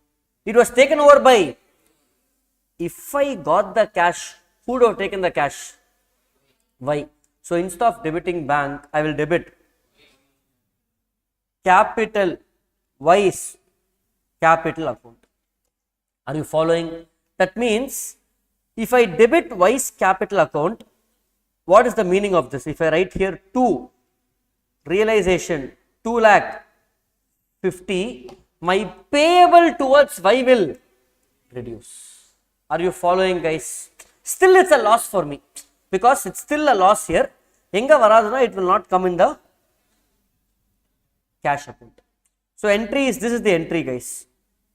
Instead of getting cash, directly Y took. It's like this. Look at this. Sell stock, get cash, give to Y. Instead, he is taking the stock. So no need to pass cash entry. Directly I will pass. Look at this. If you want more detail, bank account debit to realization. Then I will write, when I am paying Y settlement, Y's capital to bank account. Is there a settlement entry for partner? So you will cancel bank and the entry will be Y's capital to realization. Are you getting it, guys? Rishi following? So this adjustment is done. I have accounted everything. They are not asking journals in exam. I don't think they asked here. No, if they ask, you will prepare. They are only asking ledgers. Okay. But I will do journals for comfort. Till here all adjustments over. Come down. Creditors allowed a discount of 5%. That means what? Look at this. Creditors I have to pay 3,20,000, but he is saying pay me 5% less. So I will pay him 3,20,000 minus 5%. How much is that? 16,000. So you will get 3 lakh. So I have to pay creditors 3,04,000 enough. So for paying creditor, I will write to bank 3,04,000. Usually you will debit creditor, but now what I will debit? Realization account to creditor to bank 3,04,000. So how I will post this? Come to my realization account. Here I will write to bank creditor 3,04,000. Come to cash account by realization. In bracket, please write down what purpose it is. Creditor 3,04,000. So if you look at the net effect, creditor I have to pay only 3,20,000, but I paid him 3,04,000. So you have a profit of 16,000. Everything will get set off with each other. Next, last adjustment. Expense of realization amounted to. What is the normal entry for expense? Expense account debit to cash or bank, how much? 6,000. Adhe entry now. Instead of debiting expense, what you will debit? Realization account debit to bank 6,000. So I will write here realization to bank expenses. How much, guys? 6,000. Come to cash by realization expenses 6,000. All the adjustments you have accounted. So you are coming back to my steps of solving this chapter. I am now at this point. Account for sale of assets and liabilities using above 3 accounts. Now after all the adjustments are done, what should I do next? After I deal with all the adjustments, close realization account and find profit or loss. I told you realization account, each transaction we are getting profit or loss. Remember, I highlighted in yellow over here. Now I have done multiple transactions. Now you close the account and tell me overall profit or loss. Go through the sum, find out overall profit or loss. Quickly do it, guys. We have the answer, of course. How much loss you are getting?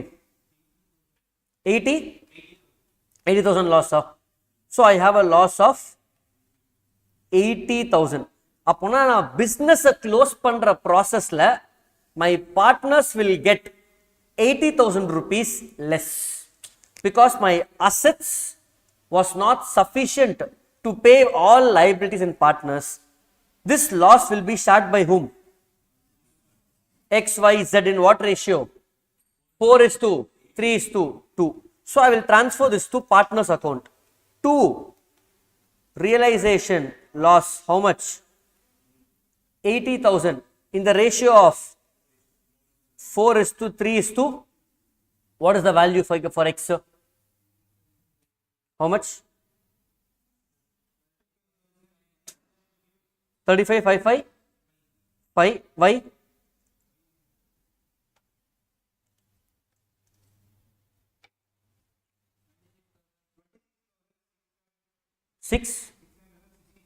667 and Z is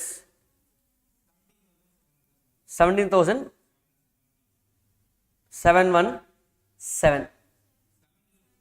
17,000 778. Okay, 778. Okay, now with this process realization account is closed up. This steps will not change for any sum. Ella sum adhe step da. Only here and there adjustments will change. So 0.6 find profit, transfer such profit or loss to partners capital account.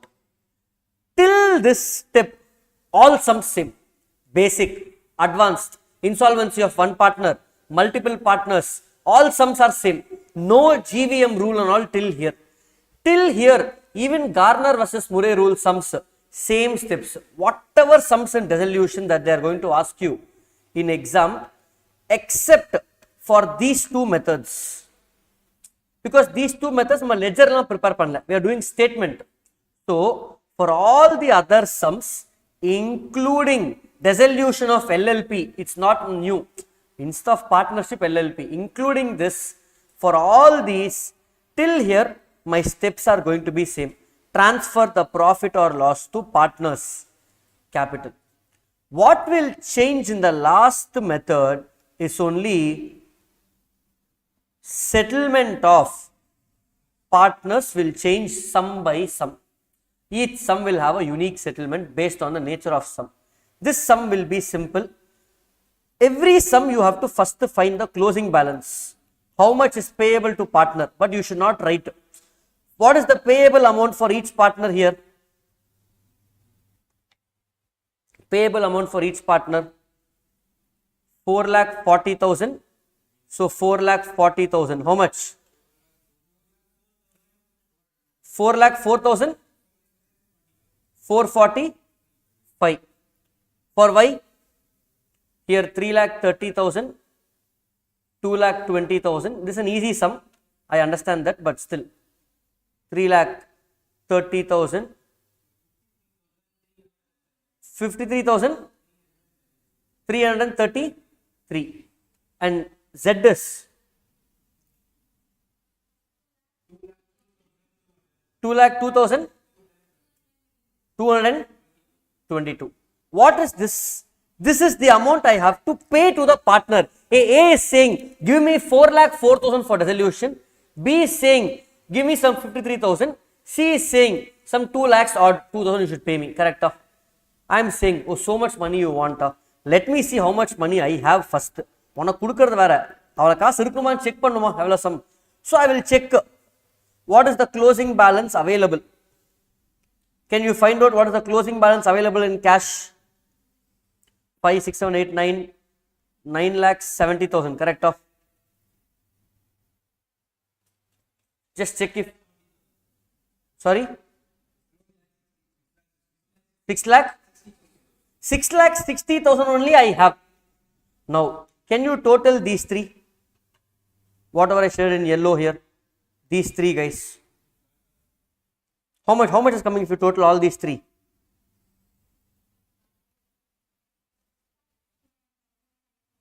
6,60,000 round off, okay, correct. So what I have to pay the partners is 6,60,000. What I have is 6,60,000. So I will write here to bank, and here I will write down by X, Y, Z. Bank account is closed, capital account is closed. Same will be the solution over here. The same amounts you would have got. Cash account should have a closing balance of similar amounts. Are you following, guys?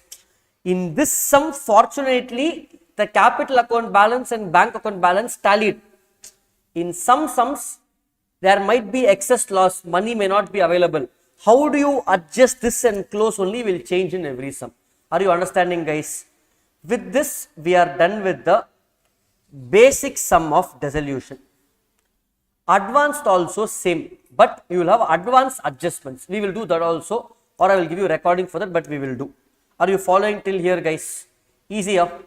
Okay. Now, this is a separate concept, insolvency of partners.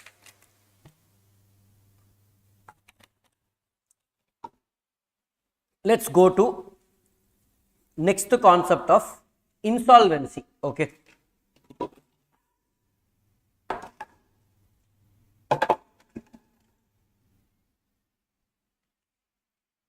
I am just trying to find a question where all partners are insolvent.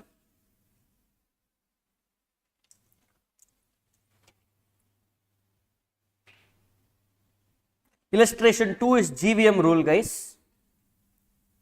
Yeah, illustration 2 is Garner versus Murray rule. Question, very important for exam.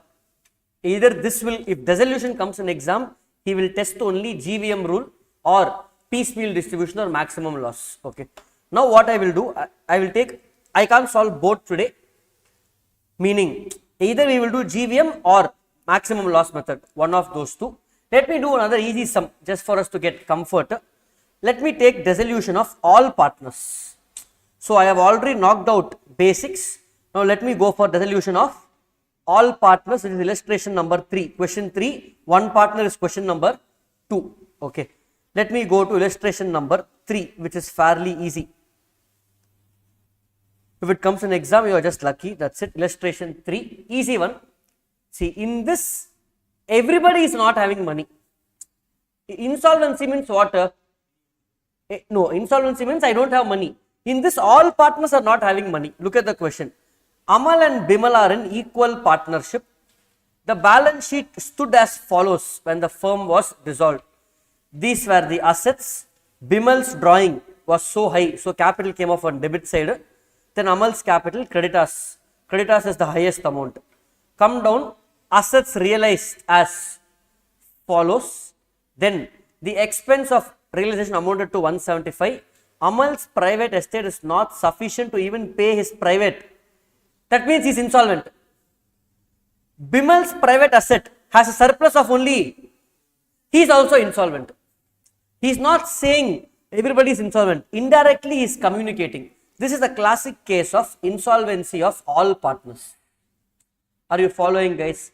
How to solve this? Exactly same as what we did now. Let me solve with the book itself. Okay. What is the first step? Transfer all assets and liabilities to realization account. Assets will go which side? In realization account. Visualize the entry. Realization to asset. So it goes to which side? Debit side. So look at this. Two sundry assets. Two plant and machinery, furniture, data, stock, all of this. Are you following, guys? I am just saving time because we need to understand the sum more than like what to say, doing it. Are you following, guys? Similarly, I will transfer all liabilities. How many liabilities you have? Only one, creditors, 4,800. But what they have done, they have not transferred creditors. So we will do it and we will tally with the book. Okay. You will help me out. In realization account, it's the same, guys. So two sundry assets. What are the total assets? Give me the total assets. 4,000 without the drawings. 4,800. By sundry. Without transferring, he is keeping separately because the question is asking you to prepare ledger accounts. I will tell you the same thing. It's both basically 4,000. Creditors also 4,800. Okay, fine. So assets are enough only to pay the creditors. Okay, let me open bank account. Let me also open capital account. Both are same. I will tally in the ending. Okay.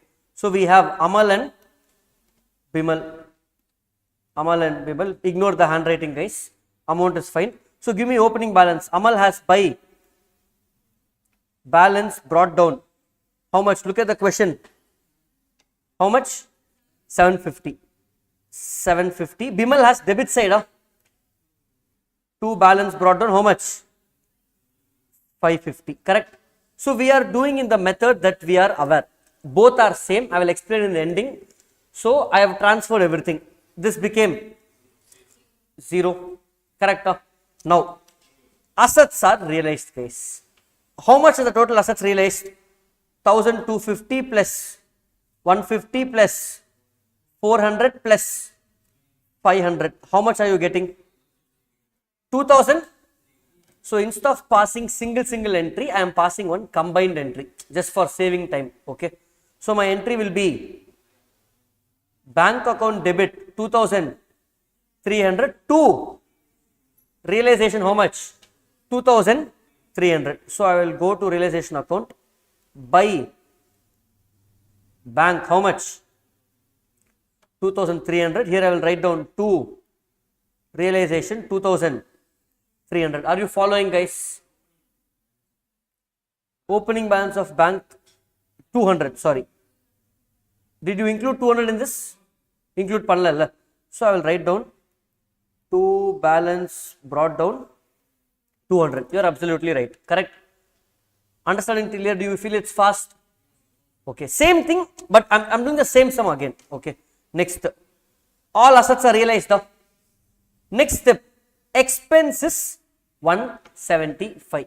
What to do with expense? Realization to bank. It's an expense. So I will write down by realization 175. Here I will write down to bank 175. Correct. All transactions are accounted for. What is the missing transaction made to account? Amal's private estate is not sufficient to even pay his. He is saying is insolvent. Bimal kitta 200 rupees irukku solran. Okay, let's see how to use that 200. Come down. Now, look at this. Look at the bank account. Find the closing balance. How much is the closing balance in bank account? 2,000. 2325. At this point, I am left with only 2325. When I do settlement, you sold the assets, correct? But I am yet to settle the liabilities. I am yet to settle the liabilities, guys. Are you following? So, can I pay this full 4,800? No, I can't pay the full 4,800. How much cash I have? 2325. So creditors are not going to be happy. But what can they do? Nothing. Because both the partners are insolvent. Creditors should only go to Tirupati and pray. Beyond that, nothing else they can do. So at this point, I have 2325. Bimal Kenjiketna, he is giving how much? 200 rupees. So Bimal will give another 200 rupees. So let me add that 200 that Bimal gives. Correct? So how much my cash now becomes? 2525. Cash account is closed up. This full 2525, who will take? Creditor. So what is the entry for settling creditor? To cash 2525, and I will write realization account. Instead of writing creditor, so I will go to realization account and I will write here to bank. How much? 2525. That is the loss of creditor. Can you see, guys? Creditor na pay panna vendiyadhu 4,800, but I am able to pay him only 25. Are you getting it, guys? Hello. Now all the transactions are accounted. Can you find out realization profit or loss? Loss. How much? What's the loss?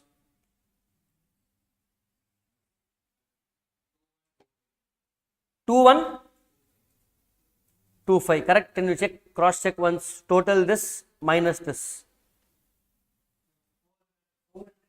400. That's why I was waiting. Total level over the 7,000. 7,000. So I have a loss of, what does 400 represent?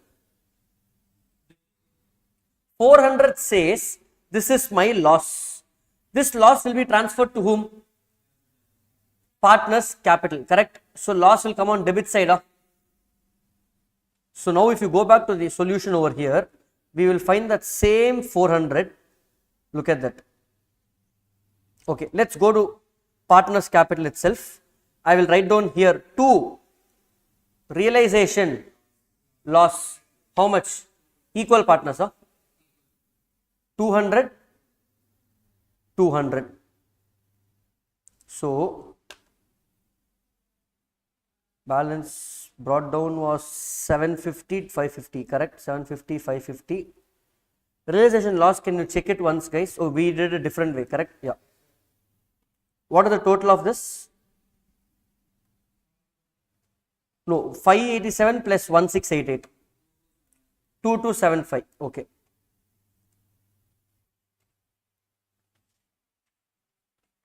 Check this correctly.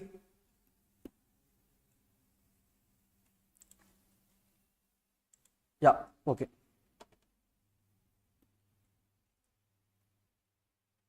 Got it. Yeah, correct. 400 is the loss. So you are transferring this 400, 200 and 200. This is the loss on settlement. Now follow very carefully.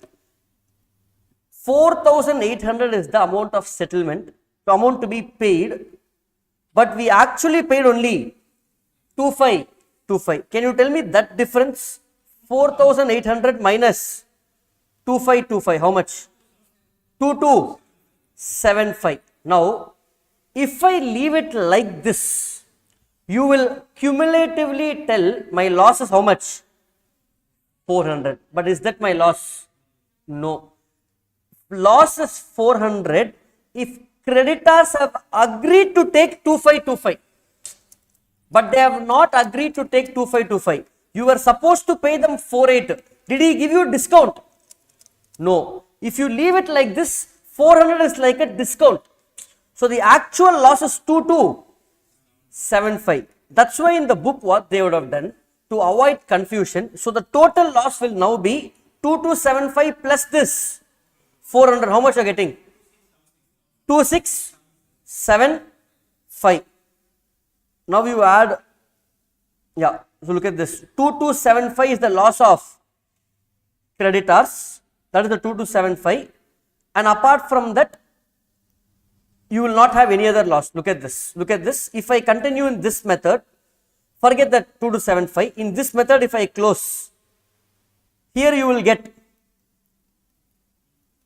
A and B. 750 minus 200, you get how much?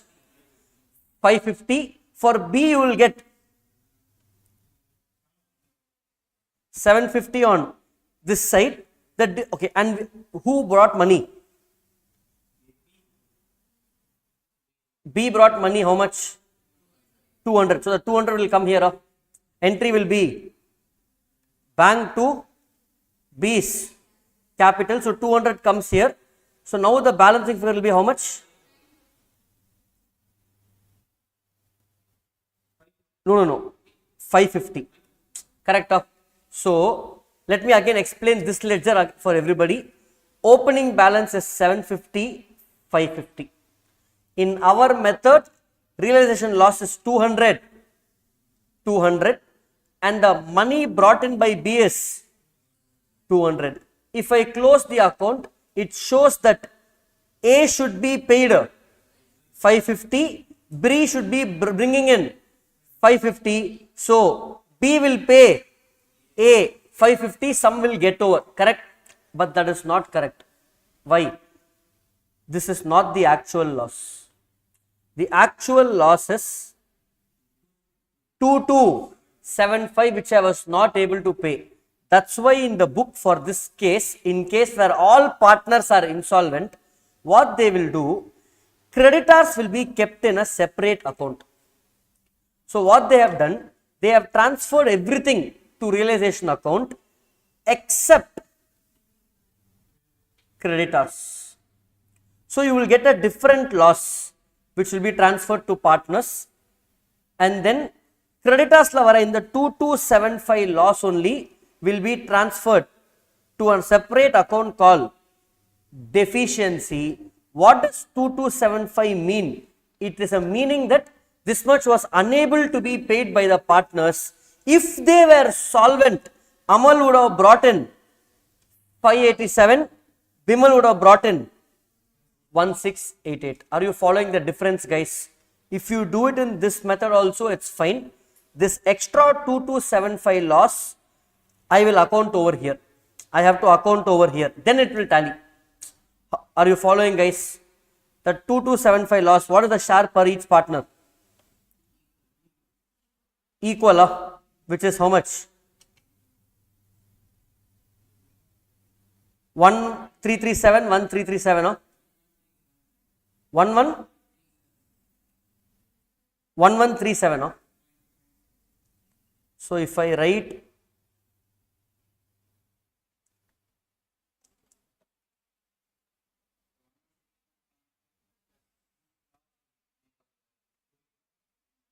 let me explain. Okay. Now, 2 creditor loss. How much? 1137, again 1137, correct? So in you everybody understood our method, guys. In our method, what we missed to account was the creditors loss, which was additionally 1137, 1137. Now if I place this here, now can you find the balancing figure for both the partners? Hopefully it should come. Here how much you are getting? 587. Here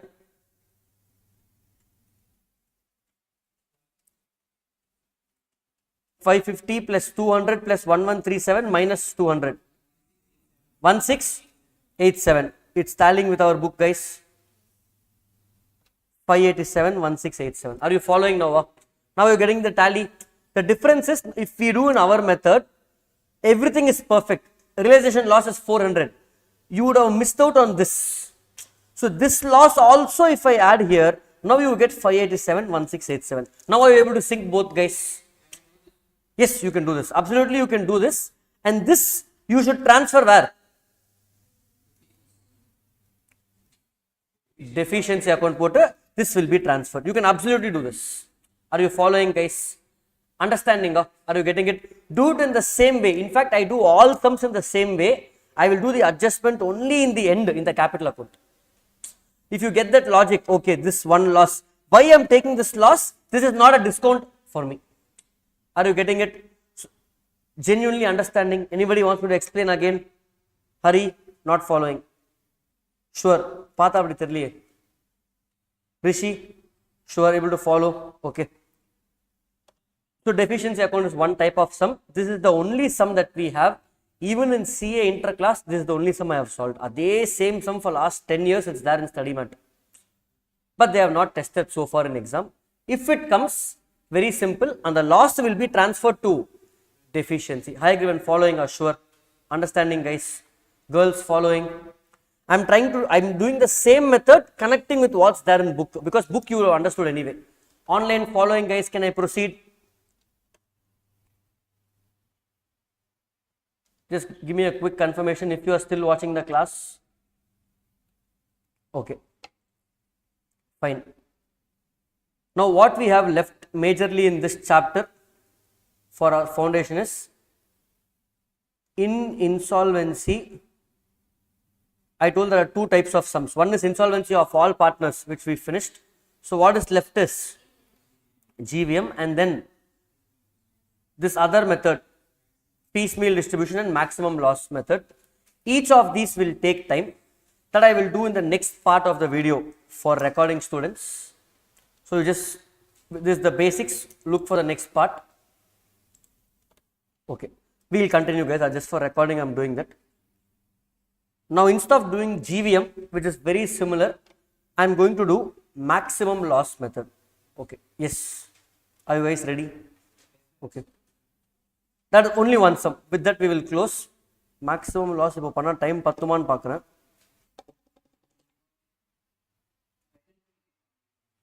Which one? 1 hour LLP. LLP I want to give notes, that's why I just want to finish some notes in LLP. Or you want to do company accounts? Whichever works for you. See, we have this two, I'm definitely doing it guys, because this highest relative, how many of you studied this highest relative capital and maximum loss? How many of you skipped or saw and okay, left it? So I am going to do this because I know this is something not you. Inter person and inter it's a 20 mark question. It is actually a 40 mark question for the amount of time it takes. So relative capital and maximum loss. I don't, when the syllabus was brought into foundation, me and one more faculty were discussing how do we teach this in foundation, maximum loss in relative capital. In interlay, students will struggle. Yeah.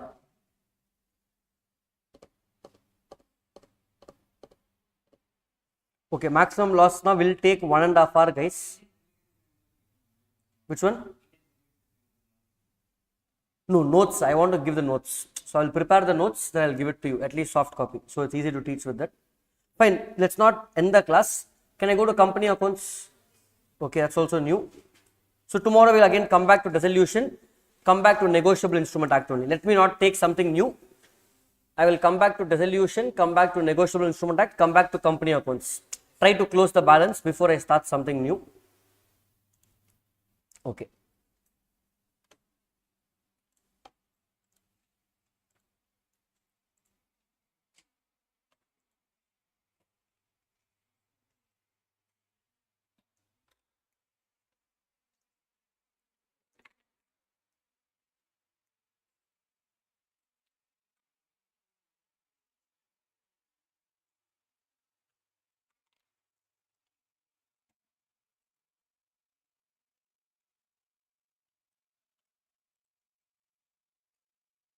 Yes, Meghna, you have a doubt online, raise the hand.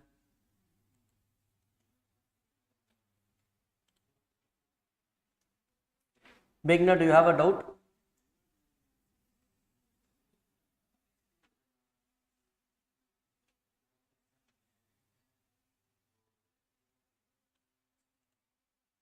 Okay.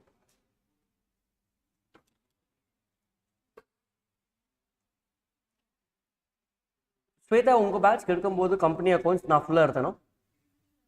Amma. Full chapter over, issue of debentures, everything. Eduthu mudichitta. Puriyala, schedule 3 mattum edukalam. Matta all sums over. Okay. And the recording inga irukku thedi edukanum. Fine. Okay.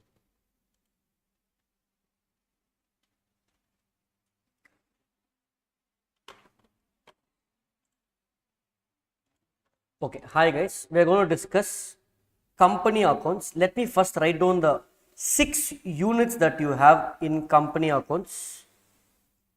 Okay, the 6 units are, one is issue of, what is the first one guys?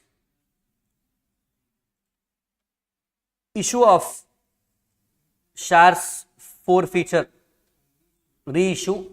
Then you have issue of debentures, and we have the theory, introduction to company accounts. These 3 were already there in foundation. Okay. The next 3 additions, if you see, what are the 3 new additions? They have given bonus and rights issue, redemption of preference shares, redemption of debentures. These were 3 chapters, separate chapters in CA Inter, removed from Inter and added to Foundation. We are going to discuss all of this. For those who are watching recording, these 3 topics, I am going to do this now. We will go one by one, you will see the flow. These 3 foundation topics, recording is already available. You can just check out for the description of this video or find it somewhere. The source is there for you, you can see this. So these 3 is foundation, already it's covered. Recording is there, you can see that. I am only mainly focusing on the new additions over here. Is that fine, guys? Hello? This recording is there, you can go watch the recording. Sweta also confirmed that I have taken. Okay, I will somehow find the recording, I will ask the team, somehow I will search and find it. Okay. Now I am going to take these 3. Now, sir, can I learn these 3 topics without learning these 3? Yes. Okay. To an extent you can learn. So we will first now target on bonus and rights issue. I will focus on that small easy area, 4 marks if it comes in exam. Okay.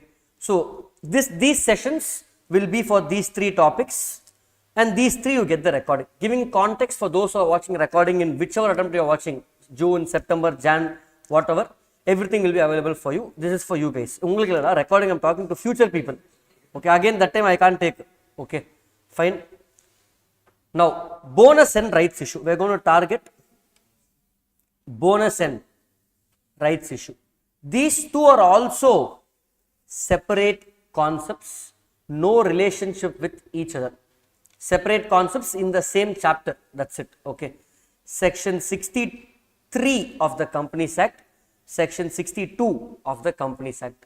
Fairly easy, pretty easy in terms of application and doing sums. We need to first understand why company is doing a bonus issue. Let me do bonus first and then I will go to rights. Okay. What is bonus issue? Okay. Let's take a small balance sheet of Infosys. They have share capital 100, reserves and surplus 200, creditors 100, balance sheet total is 400, fixed assets 300, current assets 100. Are you following, guys? Now this company wants to make a bonus issue. Sorry, they are making a new issue. They are making new issue of 50 rupees shares. What is the entry for new issue? Bank account debit to equity share capital 50. No application, everything fully in capital, guys. Direct entry. Okay, that's what happens in real life. So I will add here 50, add here 50. My balance sheet total now becomes 450 on both sides. Correct? So whenever I make a new issue, asset side cash will go up, liability side share capital will go up. What is bonus issue? Bonus issue is basically, first I will tell you what it is, then I will tell you why we are doing it.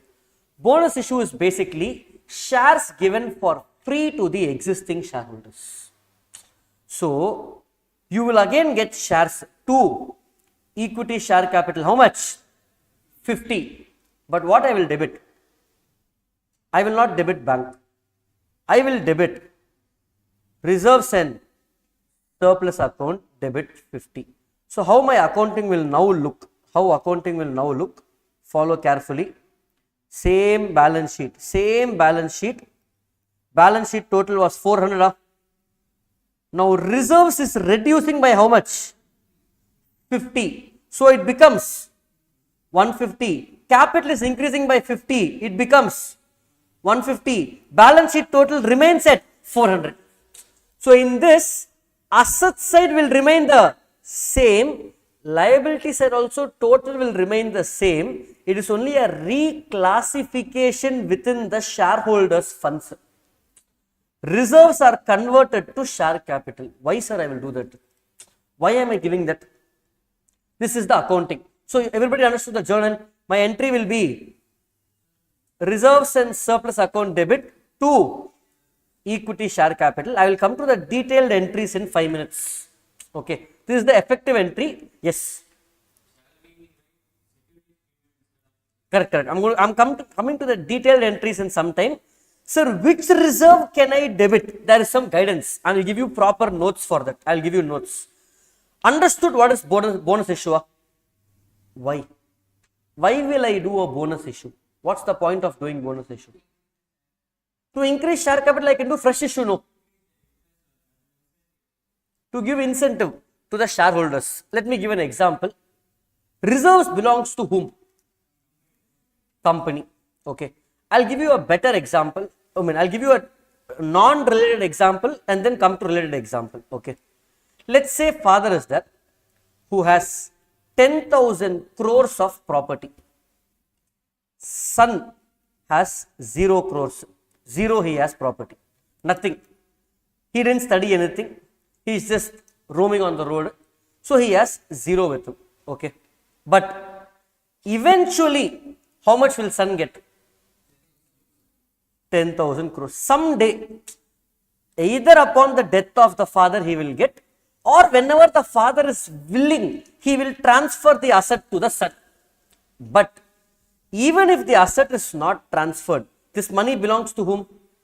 Son. Son will enjoy it. How he will enjoy it? Okay, he will go out for trips. Father will give credit card, take and go. Now imagine father is having 10,000 crores. He puts son in government school, not 1 rupee for you. Okay, I will put you. You have earned by yourself. What will happen to son?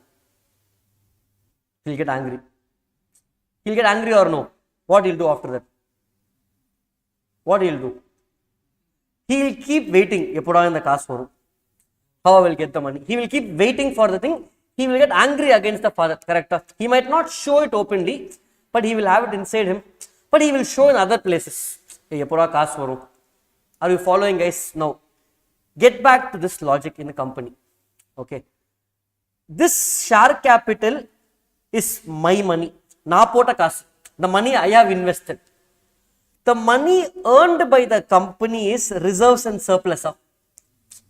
Belongs to whom? Shareholders. Someday it should be given to shareholders. How it will be given to shareholders? By giving dividend, by giving cash. But imagine a company has, in our previous example, the share capital is 100. Okay.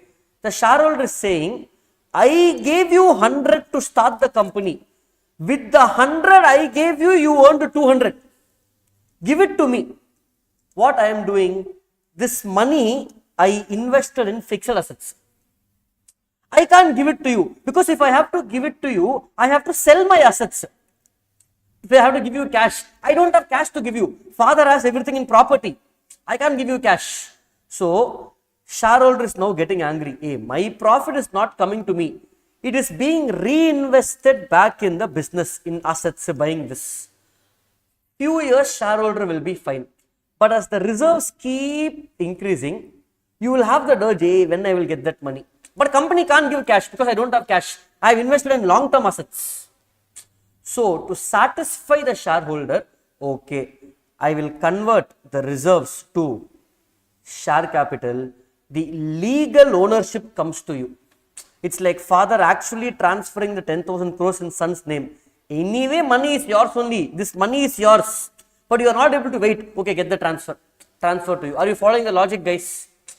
Clear? When I have a lot of accumulated profits, I can't distribute in the form of dividend. I will give bonus shares. Are you following? Clear? This is one of the many reasons. There are many more reasons. One more reason is to regulate the market price. Meaning, I have 100 as my share capital. If 100 is my share capital, let's say it's 10 shares into 10. Now, if I give bonus and make it 200, if it becomes 20 shares into 10.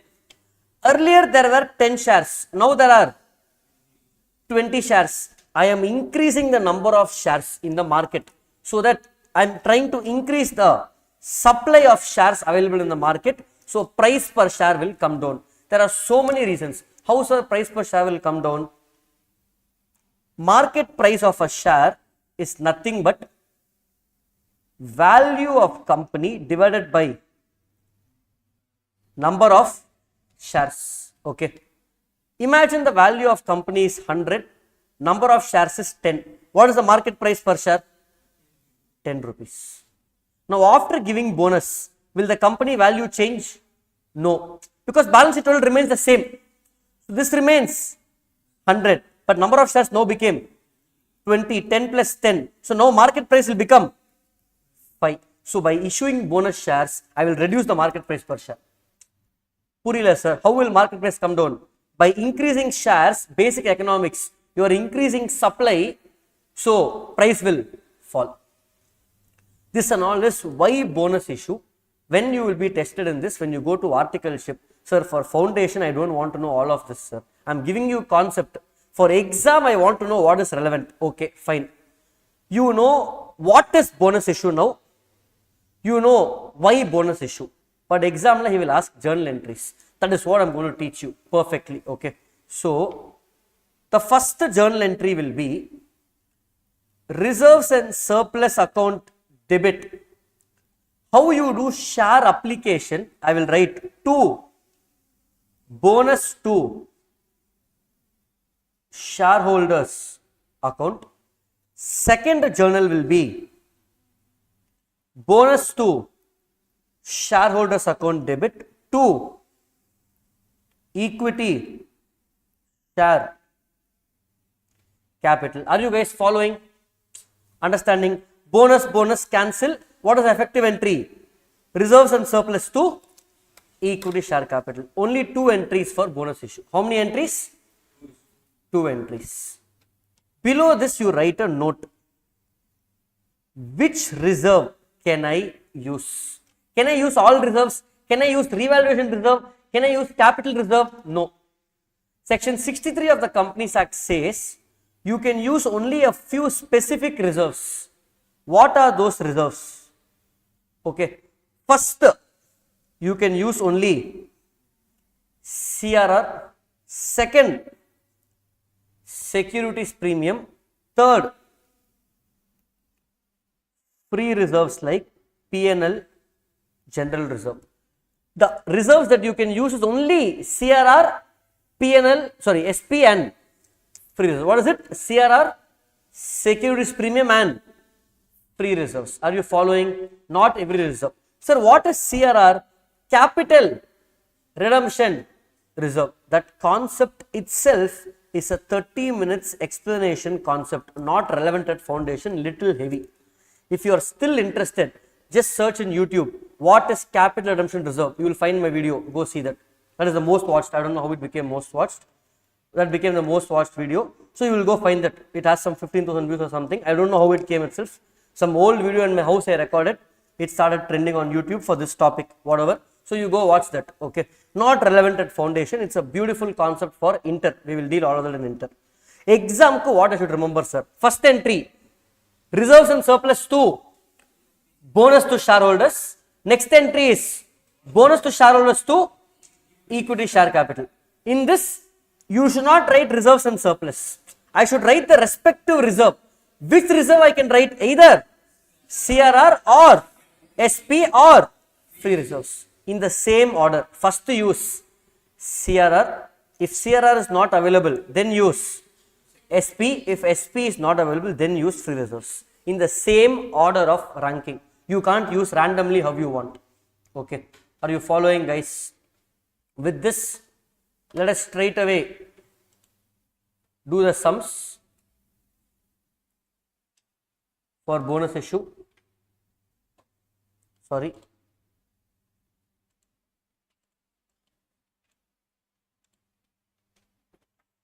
I think we have only 4 illustrations in this chapter.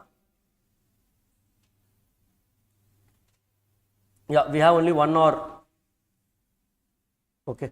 And write one more note I will give you. Okay. One more note. Again, it's a legal provision. I'll explain in interclass. Not relevant for foundation. Memorize enough. Above securities premium can be used for a listed company only if the same is collected in cash. Only if the same is collected in cash.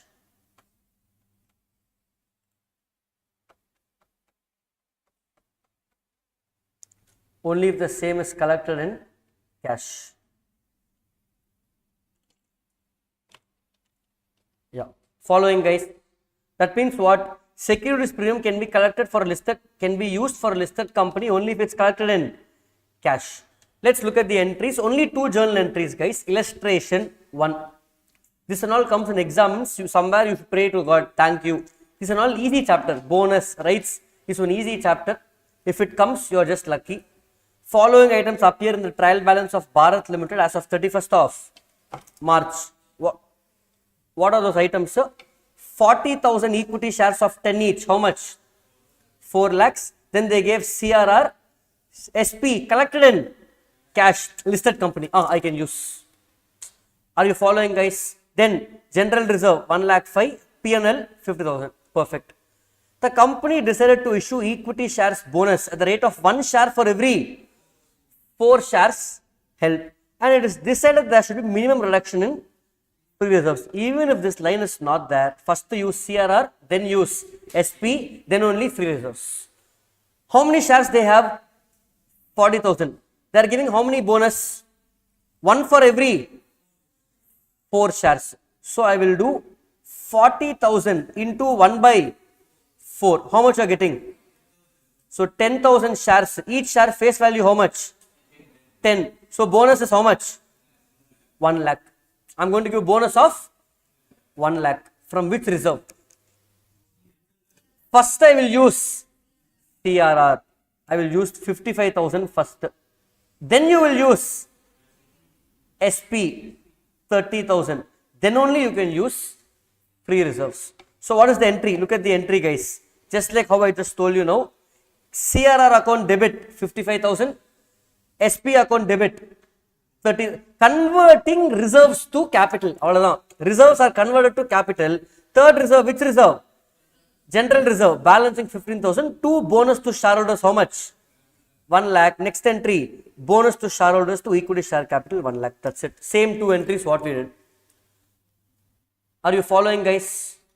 Instead of general reserve, you can also use P&L. That is not an issue. But first I told you is what? CRR. Where you will lose marks, so you can't write SP first here.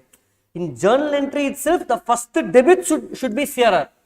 Because law says use CRR first. Are you following, guys? Easier. Second sum. Okay. Same way, 4 journals. And then this third sum. Yeah, third is also bonus only. And then I think fourth is rights, correct? No, fourth also is bonus. Sorry? Oh, separately is it? I think there's only 1 or 2 illustrations. Only 1 illustration. Yeah, okay. No, not an issue. Let's do bonus. Let's try to finish all the sums. Pretty easy, guys. Illustration 1 is easy. Let's go to the next one. Okay. Let's do illustration. Yeah, we can do illustration number 3. I'm just taking it in random. Following notes pertain to balance sheet of Solid Limited. Look at the same values. Authorized share capital is 11 lakhs. What do you mean by authorized share capital? Total share capital that company has. What do you mean by issued and subscribed? That is the one which is going to come in balance sheet. Preference shares 80,000, equity shares 7 lakh 20. I am only bothered about equity shares. Bonus means. Then reserves. Look at that. General reserve, revaluation, SP collected in cash, P&L. What all reserves I can use for bonus? General reserve, SP, P&L. Correct? I can use CRR, but is this question having CRR? So I will not use it. Are you following, guys? Clear? Okay. Next, Secured loan they have given details. Fine. Come down. As of 1st April 2022, company has made a final call of rupees 2 on the 90,000 shares. Look at the question. Company has 90,000 shares of 10 each, 8 paid up. So I am making final call of 2. That you already know in share capital chapter. So I will do 90,000 into 2 final call. After money was received on 20th April, thereafter company decided to capitalize its reserves. That means by way of bonus at the rate of 1 share for every 4 held. So how 1 share for every 4? How many shares I have? So my bonus will be 90,000 into 1 by 4. How much you are getting? 22,500. Are you following, guys? So I have to pass what all entries? You have to pass entry for call and you have to pass entry for bonus issue. So what is the entry for call? Share final call to equity share capital, bank account debit to share final call. What is the amount here? 90,000 into 2. So all the 4 will be 1,80,000. But I know it's going to be lazy, but you have to write share final call to share capital 1,80,000, then bank account to share final call 1,80,000 along with the date, because date of call question 1st April is date. I received on 20th of April. Date of call and receipt. Write the date, write the narration. Clear, guys? Then after this bonus issue, we already decided bonus issue is 22,500 shares into 10 per share. So how much? 2,25,000. Fixed reserve to take first. Securities. Next, my wish. Either general reserve or P&L. That is my wish. Between general reserve P&L, there is no restriction. Look at the entry. Securities premium account debit 20,000. General reserve account debit 1,60,000. Balance whatever is left is P&L 45 to 2,25,000 to bonus to shareholders. Bonus to shareholders to equity share capital 2,25,000. Are you following, guys? How many of you studying this chapter first time? Understanding? Easier. So what is new is nothing but just these 2 entries. That only you are seeing in every sum. Reserves to bonus to shareholders to equity share capital. Easier. Following, guys? Clear? Illustration 3, this is same way. Okay. One important thing we have to check in every sum. Thank God I remembered. Now, what is the share capital after bonus issue? It was 90,000 before. Correct? Plus how much now? 22,500. So total 1,12,500 into 10 is how much? 11,12,000. No. 1,12,500 into 10. 11,25,000. Let me repeat very important part which most of us miss. Even I just missed. I saw in solution. I am clarifying. Number of shares after bonus issue. Before it was 90,000. I added how much? 22,500. So total became 1,12,500 into 10. My revised share capital is 11,25,000. But in question, what is the authorized share capital of equity? No, equity, not preference. 10 lakhs. That means you authorized is the maximum share capital. It has crossed authorized. That means I can do bonus issue. No. Are you following, guys? So, what to do in this exam? So, that time, how to increase authorized share capital?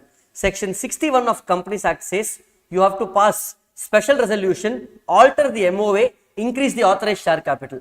That only is given as a note here. What you should do? You do the whole sum as if bonus is given. You have to give a note. It has to be ensured that authorized share capital after bonus issue should not be less than the issued share capital. For us here we have less in all practical problems. The authorized share capital may either be increased by the amount of bonus issue or by additional shares by excess by passing necessary resolutions. In this question, authorized was 10 lakhs, actual became 11 lakh 25. So we have to increase the authorized share capital by altering the MOA. That note you have to give 1 mark. Are you following, guys? Otherwise, what is the purpose of that fellow giving this authorized in question?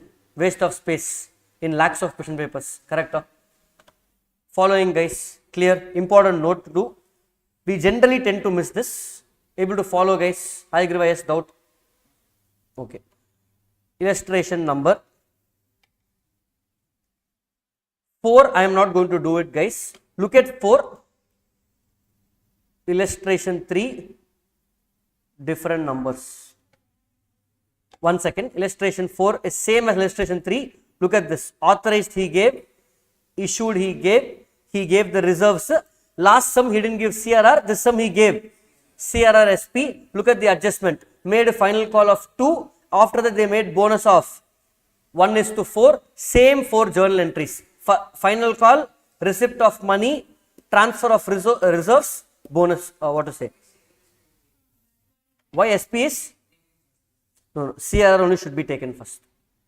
You have to take always CRR first, then SP. Here it is just one small error. You take your CRR first. No doubt in that. 100% I can tell you. Take that for the exam. CRR first, then SP. Clear? Answer will not change. Only order will change now. Because anyway, balance figure is PNL. If at all answer is changing, let it change. CRR first. Okay. Following, guys. Anybody has a doubt so far in this? Easy chapter. Happy about the addition. That's why removed and enter. Okay. Last question, illustration 2, little different. So we will do with this bonus is done. Whatever study math sums are done, that's enough. Practice practical problems behind. More than enough for bonus issue. No concept beyond this. It's an easy chapter. Inter also this only sums. Never you should do anything beyond this. Where he will trick us. He will tell it's a, what to say, securities premium not collected in cash, listed company. You can't use. Or he will tell, I am not a listed company, but SP is collected in, not in cash. No, see, if it is a listed company, SP should be collected in. If it is not listed, SP can be anything. It can be cash, can be kind, it's okay. So, not listed company, no restriction. You can use SP, whatever it is. Only for listed company, it should be in cash. Sir, what if question says it's a listed company, but SP is silent. They have not given collected in cash. Take an assumption. Take an assumption and give a note. Yes, doubt. Cash includes bank also. Yes, cash includes bank. Somebody is asking a question. Sir, can we expect a question with all issue, forfeiture, reissue and bonus? Maybe. It's just mix of entries. Maybe they might ask. We have to wait and see because this is the first attempt for us. We have to wait and see.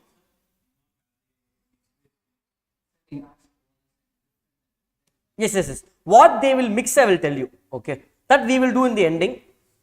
Bonus, redemption of preference shares, redemption of debentures, combined sum is possible.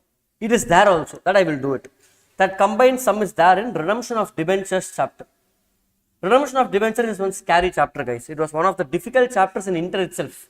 Inter itself, people will get scared. So when I get there, I will take it for you. We will discuss over there. And then they can mix all these three. So we have mixed sums. I will do it when I go to redemption of debentures. Bonus, dead easy. Rights, easy. Preference shares is medium. Redemption of debentures is a little bit tricky area. We will spend 2.5 hours and try to solve there are only 4 sums in book. We will learn those 4 sums. Let's do the last sum and close bonus in this video. Past journal entries. See, company's account only 6 units. How many marks for exam?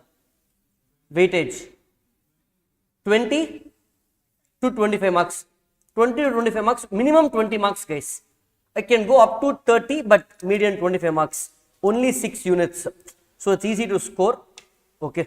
The only difficult area is redemption of debentures. Rest all 5 are dead easy. Okay.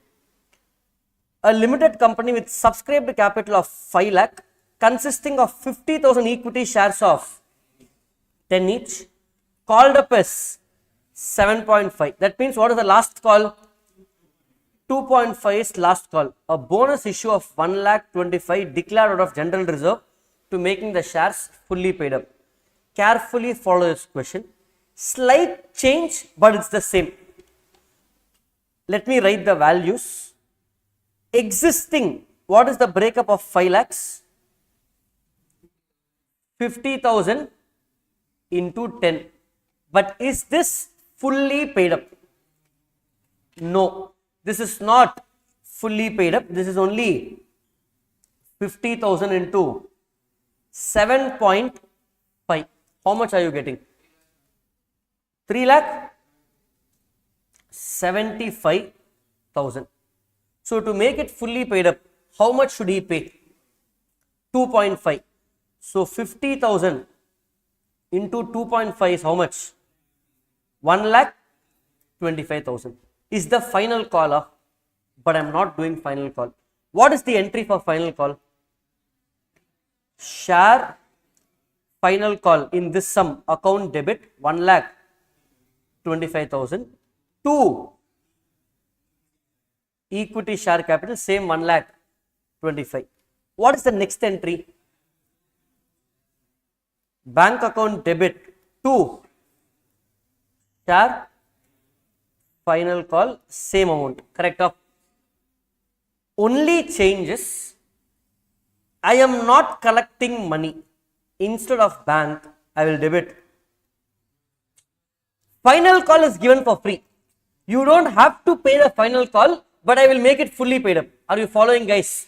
So you are not giving final call, but I am converting partly paid up shares into fully paid up shares in the manner of bonus issue. So other entry, instead of bank, I will debit the respective reserves. Are you following, guys? Now look at the two entries. General reserve to bonus to shareholders. Share final, no, they wrote reverse, guys. This will be the first entry. Share final call to equity share capital 1,25,000. Next entry will be what? Reserves to bonus to shareholders. Are you following?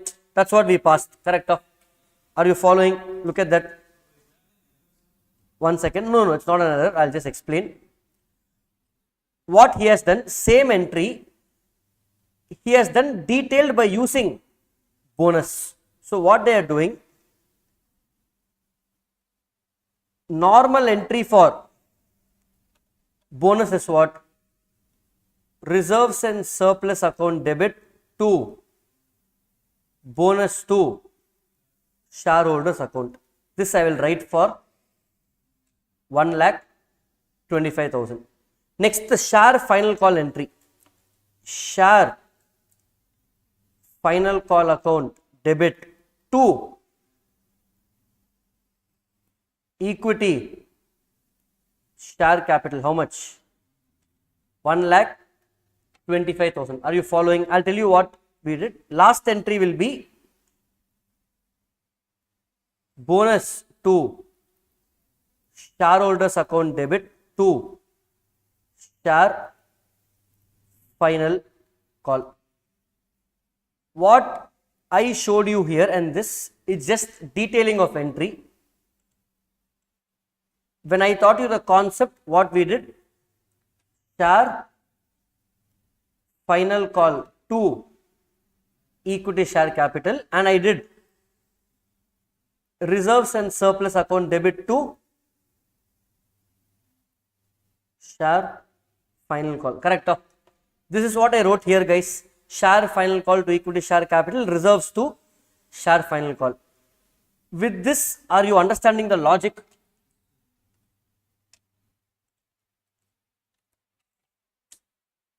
With this entry, I understand the logic of, so this entry and this entry is knocked off of same share final call to equity share capital, share final call to equity share capital.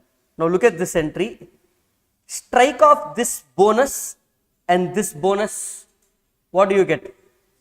Reserves and surplus to share final call. Are you getting it?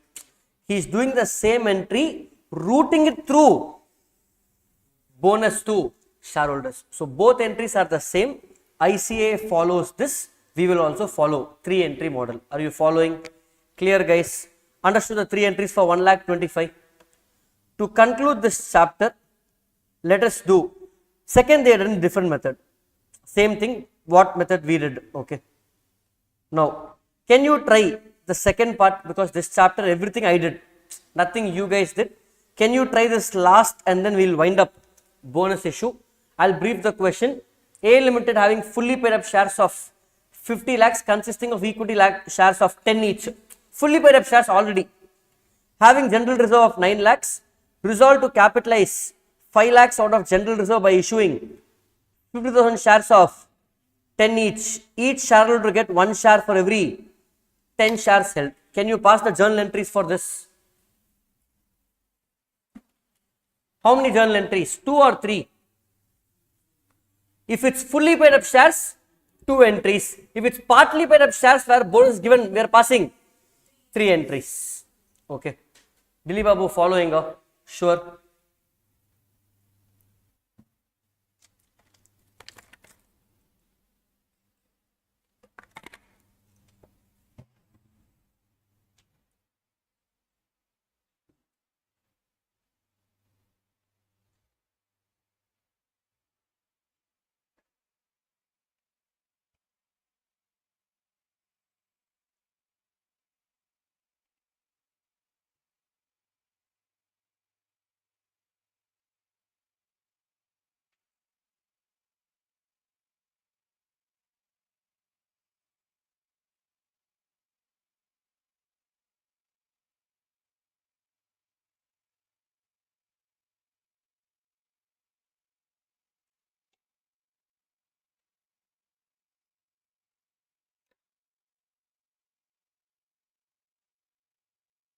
Done, guys. 2 entries, pass it.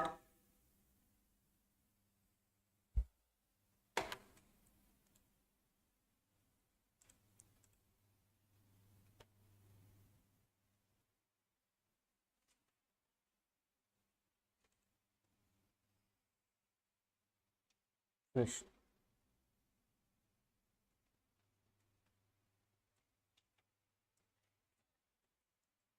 Cross check if these are the 2 entries. General reserve to bonus to shareholders, bonus to shareholders to equity share capital. Are you getting it correctly?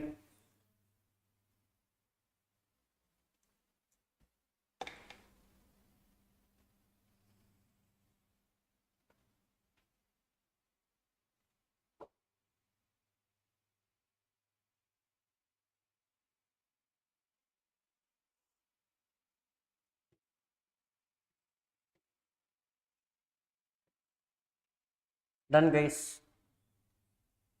Perfect. Okay. So with this, we will wind up bonus issue. Thank you. That's it, bonus issue for exams. If you learn this, more than enough.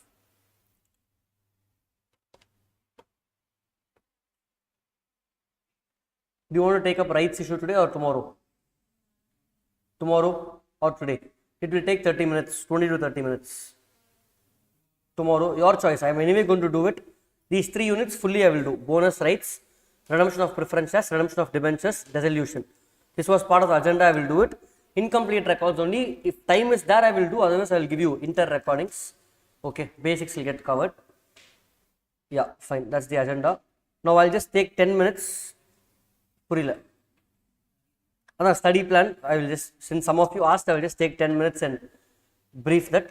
Just give me 2 minutes. Yeah.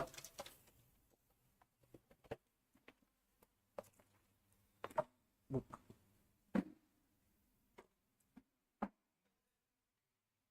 Exam is on June 20.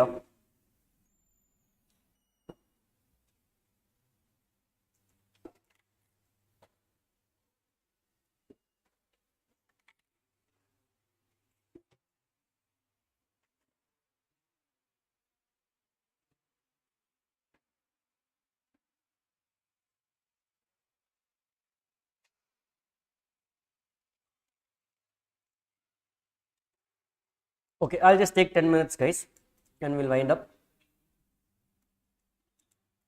Okay, hi guys. Your June 24 exams are going to start in roughly about 20 days. You have 2 to 3 weeks left. So, we are recording this or posting this video around 29th of May. So, let's say around about the 31st of May.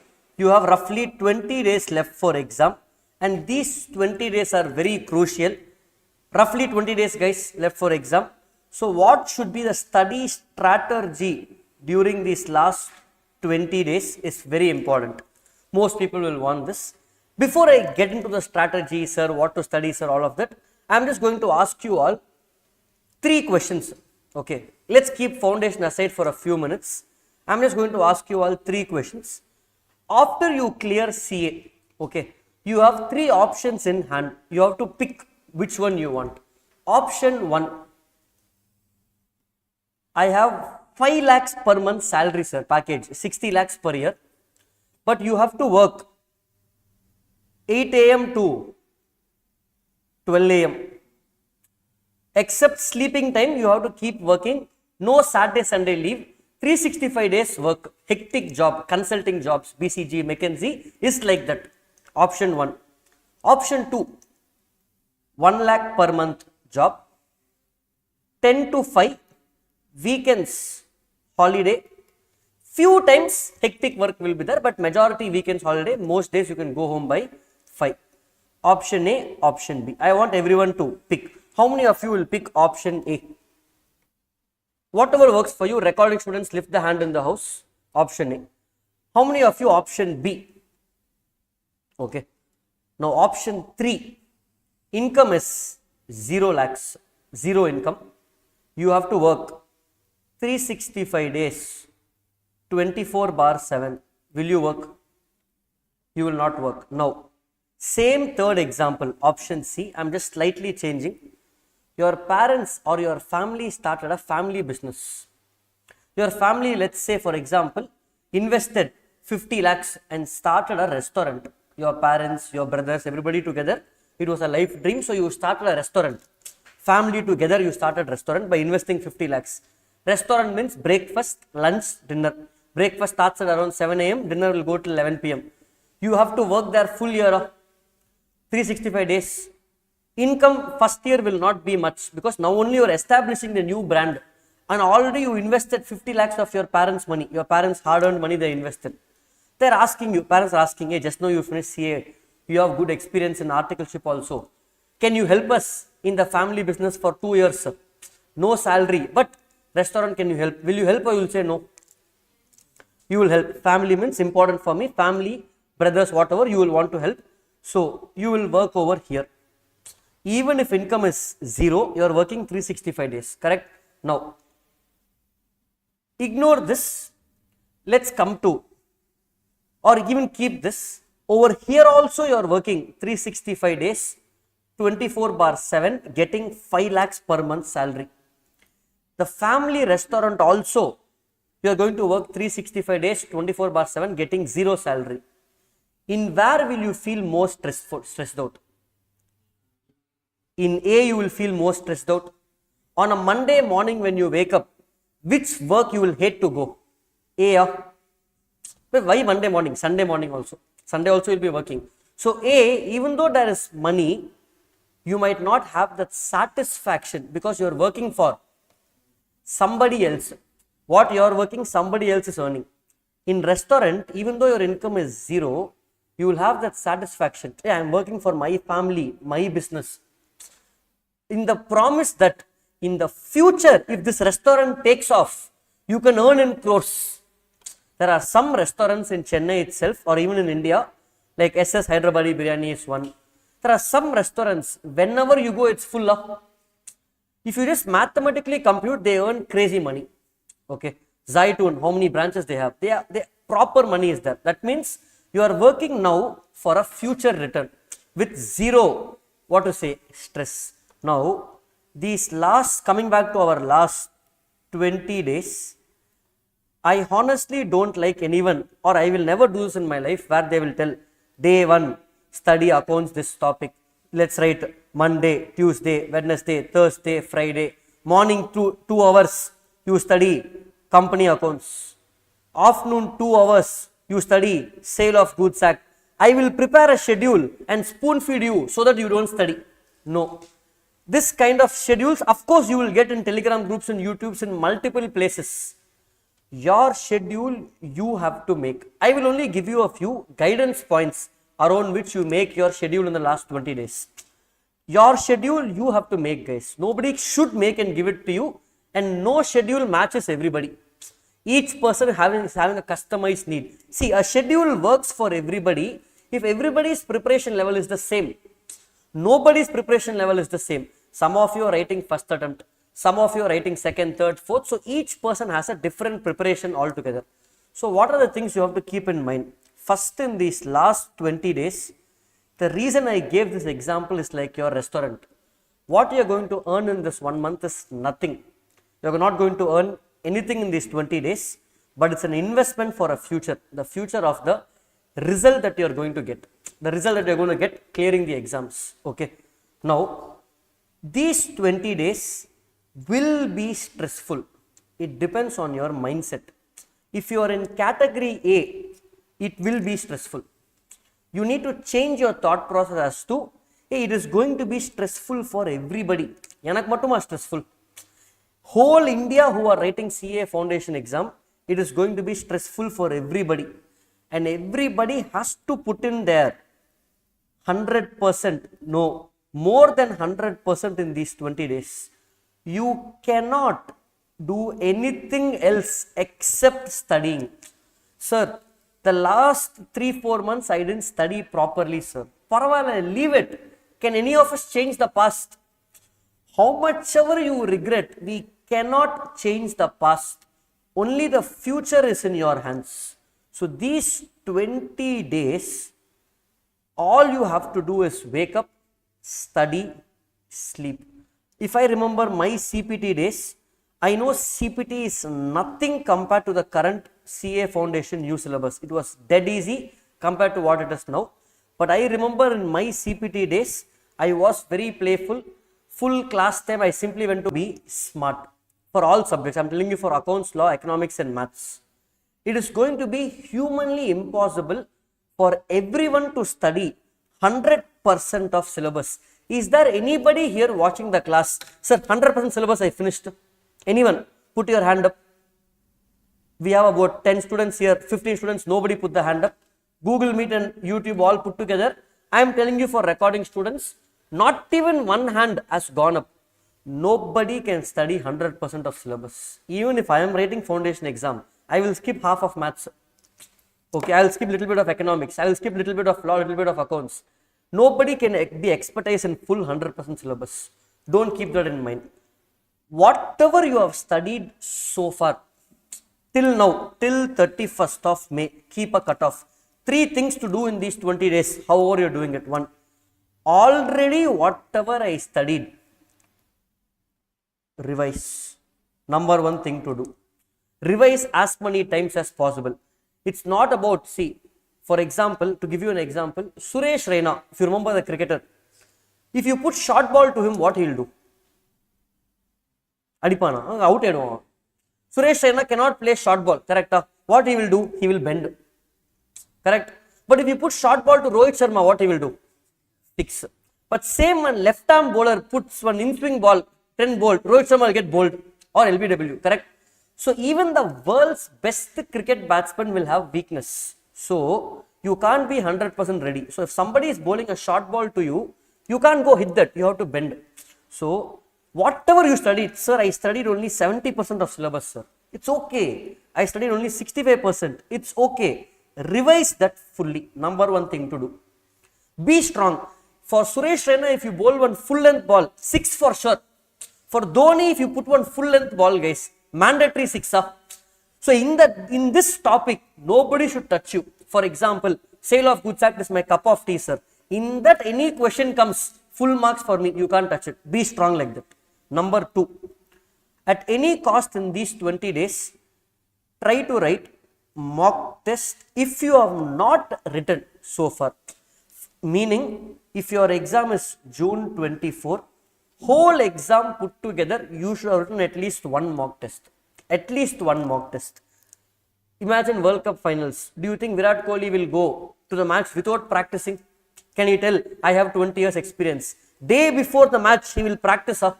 So, if you have written already one mock test, it's fine. If you have not written, please write at least one mock test, 100 marks paper of your choice anywhere. You have to write in your house, academy, wherever you want, but please write it. Sir, my preparation is not full. With whatever preparation you have, go write. You need to know where you stand. That is one thing. At least, if not for all 4 papers, you can write for all 4 papers. Try your best, guys. Try to write this. Third, sir, I have not covered 100% of syllabus. I have covered only 70%. I have another 30% left. Okay, what to do with this left things? Now, you may not have the time now to read this fully. Don't push yourself or stress on reading this. Make your mind that na fulla padikka maatan, na ivadhaan padikka poran. But in whatever you are leaving, if there is anything which is very, very important, at least those areas you try to read. Try to be a little smart. Negotiable Instruments Act, new chapter, 33 pages, I didn't touch. Instead of skipping fully, read some 4 concepts and go. Dissolution of partnership, there are 10 variety of problems. I don't know everything, sir. Okay, at least read 1 or 2 type of sums and go. If you are lucky, that will come in exam. Instead of skipping fully, here and there little bit you do. Not for full syllabus, sir. For the ones that you are already skipping. This is what you have to do in the last 20 days. Except studying, nothing else you should do. We will have distractions. June 1st weekend, India-Pakistan match will come. World Cup. T20 World Cup is starting. IPL just got over. T20 World Cup is starting. Every day there will be match. World Cup will keep going, guys. World Cup will come every year. Don't worry, I will tell you the result. India is going to lose in finals. I will tell you. Or semi-finals, India is going to lose. If you want, you watch that match. We are going to come to semi-finals, mandatory. You watch semi-finals or finals, guys. We are going to lose anyway. Okay, if we win, okay, of course, I'll be more than happy. But based on past trend only, we can predict. So this is about the core points. So these 20 days, just give everything you can and revise all of this, whatever you studied. Result, don't stress about result. Is result in your control? No. Is paper difficulty in your control? No. Is correction in your control? No. How can I stress about things I can't control? What is in your control? What you can do in these 20 days? Just go and give your best. If you have the support from family, if you're able to study, that's all you need. So these 20 days, mentally is going to be hard. Some days, you will feel like, Ayo, can I give up? Can I write September? You will get some thought. Ayo, can I write September? You will get some thought. Some days you will feel like, I am not able to study. How many of you felt, I am not able to study, or I am feeling low, I am feeling little stressed out? Full class raised, or except 1 or 2, full class has raised the hand, including online students, they are going to raise the hand. So I just want to put in the comments, guys, if you are watching this video, put in the comments. Let everybody know it is normal. See, everybody, Naveen has put his hand up.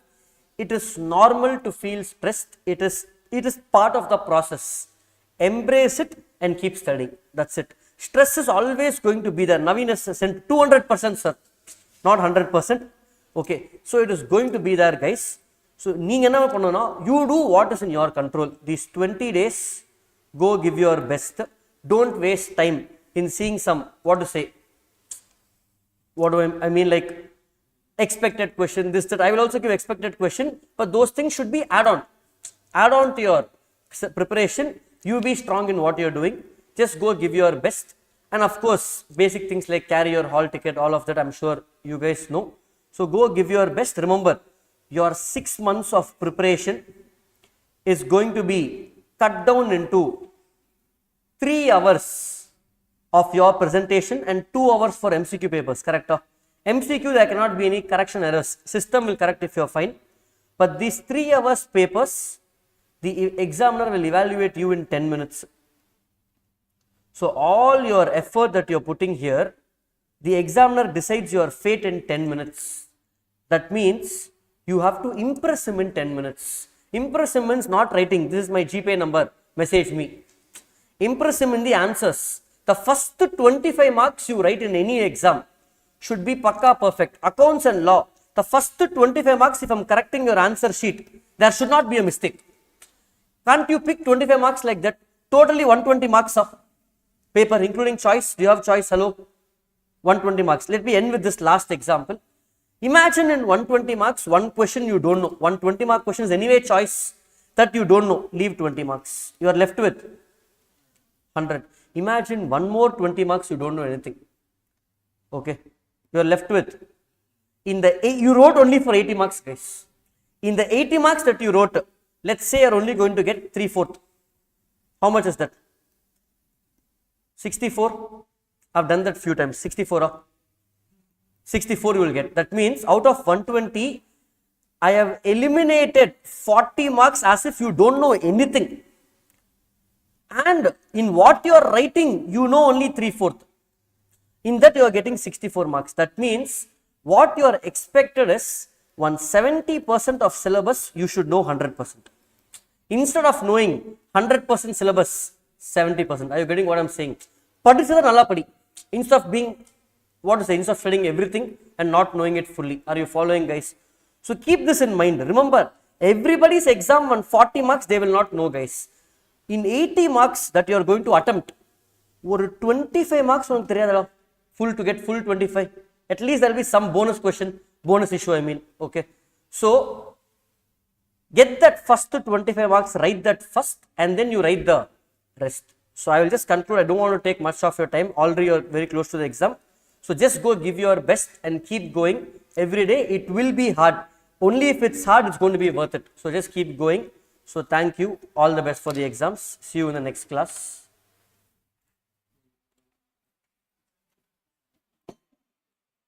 If you guys want to show the answers, etc., I will be here only for next 1 hour.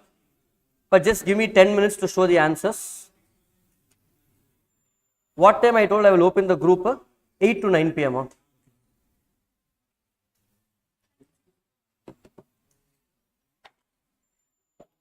All the doubts and all you can ask now. If there are no doubts, I will end the online class. Fine. Thank you.